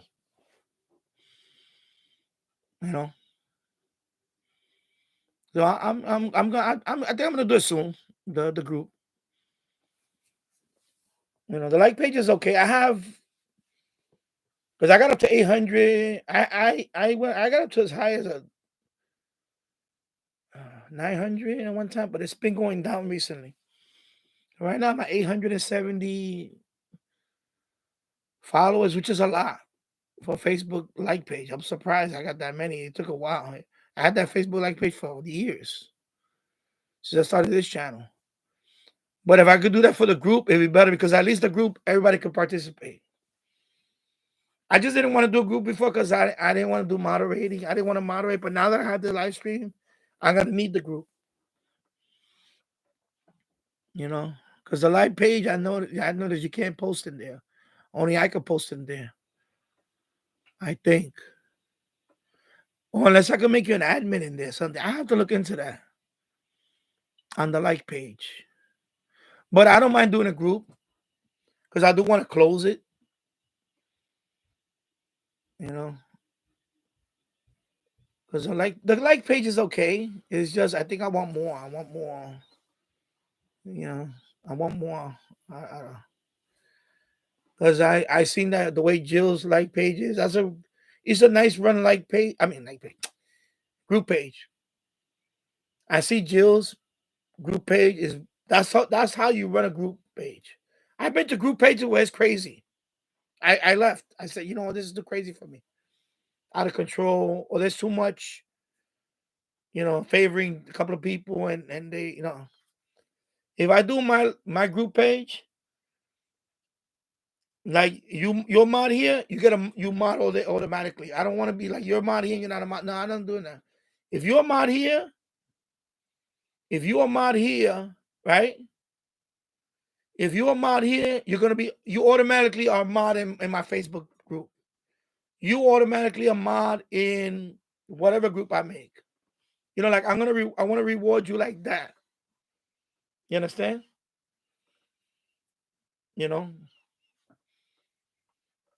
And I don't want to get into other stuff, but I see that it's different. It's just different in some. And I want to make my group like, what, you're mod here, you're mod there. That's it. And I'm gonna give you you can post there. Don't worry about now of course you're not gonna be posting like 10 videos in one day. I'm just saying, you one video at least once a day, one video. And like that, and that way everybody has content. Because if you put too much and people can't keep up, and I think that'll be good. Because that's the problem that I have. I'm in a couple of groups that I notice when I post, It's not Jill's group. I'm talking about other groups. They were like, well, it is related to it, but sometimes I get, and I say, you know what, I'm not posting in this group no more. I leave the group. I left the group. There was one on shortwave radios. It was a group I was in, and they were, I could tell they were already like they didn't, they wrote a couple of things, and I was like, you know what, it was a nasty group. Like everything out of that group was negative. So I don't want that. If I have my own group, you know what? I'm gonna post what I want to post. That's it. It's my group. I'm gonna post whatever. You don't like it? I shine the boot. Boom. You're out of my group. That's it. So I had groups like that where people were posting too many. I would post a video about actual talking about this radio, and there was somebody that was posting like 5 to 10 videos every day of he was receiving something. Like, I don't want that. If that one, I would have to talk with that guy. I said, no, you're gonna post once a day. You're not posting 10 videos. And they started complaining on him. And I said, no, that's not the way to run a group. So I have an idea of what I want from the group. I want it to be. I don't want it to be too just reception all the time. I don't want that. I want discussion type thing. Reviews too. Reviews help. Like somebody asked about this radio. I just showed them. Put the radio on. Like somebody actually posted about this radio. Right? But of course, they didn't have this radio. Right? It was this radio. I'll give you an example. I'm looking into that radio. Is there any reviews on it? Yeah, there's 100 reviews on it. If you search for this radio, the CS 106. Okay, this Zoom is really bad. What is going on with this Zoom? Okay. If you just put the CS 106 radio, this radio, right? You're gonna get a lot of there's a bunch of videos on this radio. So the guy asked, so I said, you know what? I just say I did a review on this radio. If you want to see it, I put the link. So right away, I guess the guy that posted the link on Jill's channel, I guess the guy, I sensed that he doesn't like me. So he went ahead and said, oh, but Jill's did a review on this radio too. I said, he could have just said, you know what? That's the review right there. And I get that in that channel. I get that in that group. There's a few people in there that don't like me. I'm being honest with you. They know who they are because I know who they are. And that's why I don't want to be in that group posting my videos all the time. Because I guess they sense that, okay, I'm not like I said, I'm not competing with nobody. I'm not competing with anybody. Trust me, I'm not competing with anybody. But there's some people in there, they feel like they have to be, oh, I got to be loyal to this guy. I don't want to favor this guy and saying that this is a video that he already has up. So they started, and I know there's a couple of times my videos were not deleted, but they got dropped to where you couldn't find them. I'm going to leave it like that. So, and I know a couple of people that are moderating there don't like me. Okay, I'm being honest. I'm gonna be honest, and I'm just gonna I'll keep it real here, and that's fine. And that's why I'm gonna make my group. You see what I'm saying? Because I'm getting that. I'm getting that now. Since I've been live streaming, I'm getting some of that too. And there's a channel. There's a couple of channels. There's one that every time I post a video, he has to answer with a big freaking dissertation on why he's doing and I sense that he's just trying to show me up. Yeah, seriously. You can figure out who they are. When you look at my videos, you can see I haven't posted videos there lately, but if you go to my older videos there, you know, yeah, well, I got the station too, and I got it with my super duper quadruple loop antenna, and you know, I was like, okay, yeah, I get it, bro. You just wanna, you know, you want to take the attention away from me to you. You know, like chill out, bro. So yeah, so I'm getting that. I'm getting that over there. So that's why I try not to post there. I stopped posting there after a while. That's why when I told Bobby, Bobby said I'm gonna post, and then I think Matt Ready DX said brought it up one time, and I said, nah, don't post my stream link on that group because I don't want, you know, whoever want to watch my channel, they know where to find me. I'm not a YouTuber that's on the rock. I'm sorry if you put Shortwave live stream, I'm on the search now. Okay, but some people feel compelled to be like, you know, oh, I gotta be loyal here because I don't want to go to his world. You know, no. Don't feel that way. You know, I'm not doing that. I'm not doing that. But there's some people that feel that they have to do that. Hey, Cool AM Radio, what's up? How's it going? Andre. Yeah, so 5 hours and 2 minutes now. Wow. So yeah, so I'm gonna do the group. I'm gonna make the group, and then you can invite who you think is, you know. I'm gonna take invites too. If you want to invite certain people, that's fine, and we'll start from there. And then you guys are gonna be mods in that group, and you can post. Yeah, of course, you can post videos there. There's not gonna be no restriction on that. All my mods can post videos. You know, you post a video on your YouTube channel, post it on the group. That way, you get people go to your channel. Because I want to reward people that was on this live stream from day one. You know, like I told you, I don't want to be like other channels. Like, oh, don't, you know, some people get a little, they feel threatened. And no. I want to reward people that have been here from the get-go and they have a channel. And you know what? If my channel goes up, you're going to go with me up. You understand? That's what I want.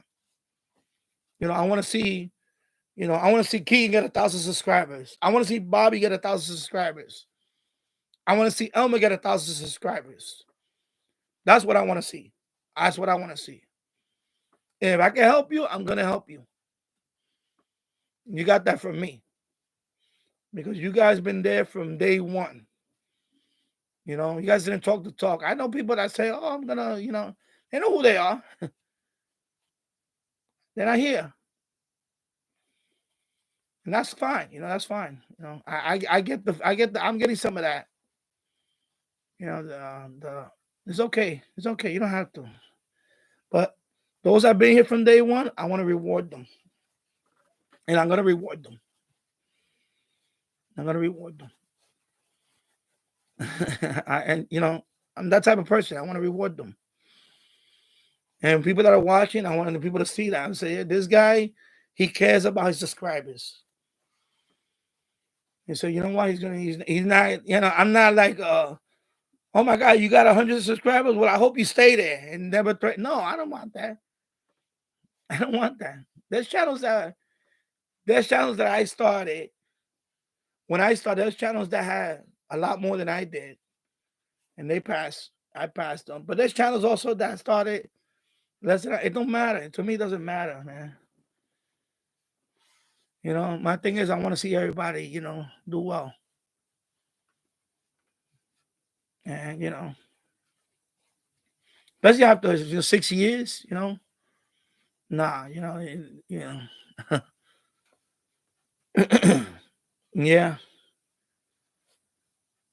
Already 3:18. Yeah. Okay. Wow. It's late. It's off to sleep. So our channel was live. So I said hello. She's just greeting. Yeah. Take care. Take care. And thank you for stopping by. So it's good to see you. It's good. Wow. Cool. Yeah. Excuse me. Let me drink some water. So that's what I'm going to do. I'm going to do the Facebook group. I think that'll help out. You know, and you can share your, like when Bobby goes on live, he can share that on my group.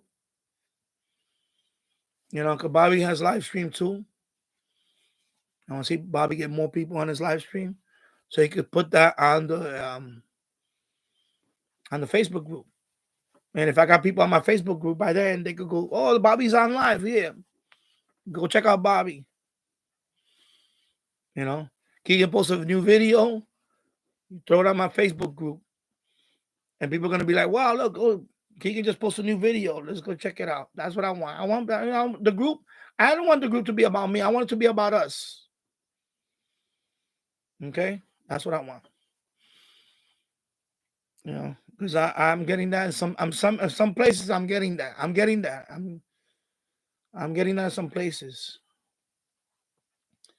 They're like, hey, they don't want me to post. They don't want me to post my live stream video, or they don't want me to post just videos in general. Or when I do post a video, you know, yeah, I get it, bro. I get it. You know, I get it. It's okay. You know, it's okay. So, you know, I'm just gonna create my group, and then, you know, I'm gonna reward those day one. So you're gonna be a moderator. Mad Radio DX is gonna be a moderator in there. Of course, Bobby's gonna be a moderator in there. You know, and that way, you know, that's it. You know, you guys can post whatever you want. No restriction. All right. So anyway, I'm gonna log off now. It's 5 hours and 7 minutes. So I went over the 5-hour mark. 5 hours in the books. Boom. There you go. 5 hours in the books. So I got this plan. So you know, I'll let you know. Of course, I'll let you know when everything is running. I'm gonna do it soon. I'll do it after the holidays. I want to enjoy the holidays and all that, and then we're gonna. I want 2023 to be a good year for all of us. For all of us, it's gonna be a better year, and hopefully, one of you might get 1,000 subscribers or close to it by the end of 2023. So there you go. So, oh my God, my cursor. Okay, 2 screens over here going. So thank you for stopping by. Thank you, everybody. I'll be back on Tuesday, 4 p.m. Eastern. And I'm gonna go get something to eat now. And everybody, thank you for stopping by. 8 people watching. If you guys haven't subscribed to my channel, please do. That would be great. And thank you for stopping by. And take care. Be good to each other. I'll see you soon. Bye-bye.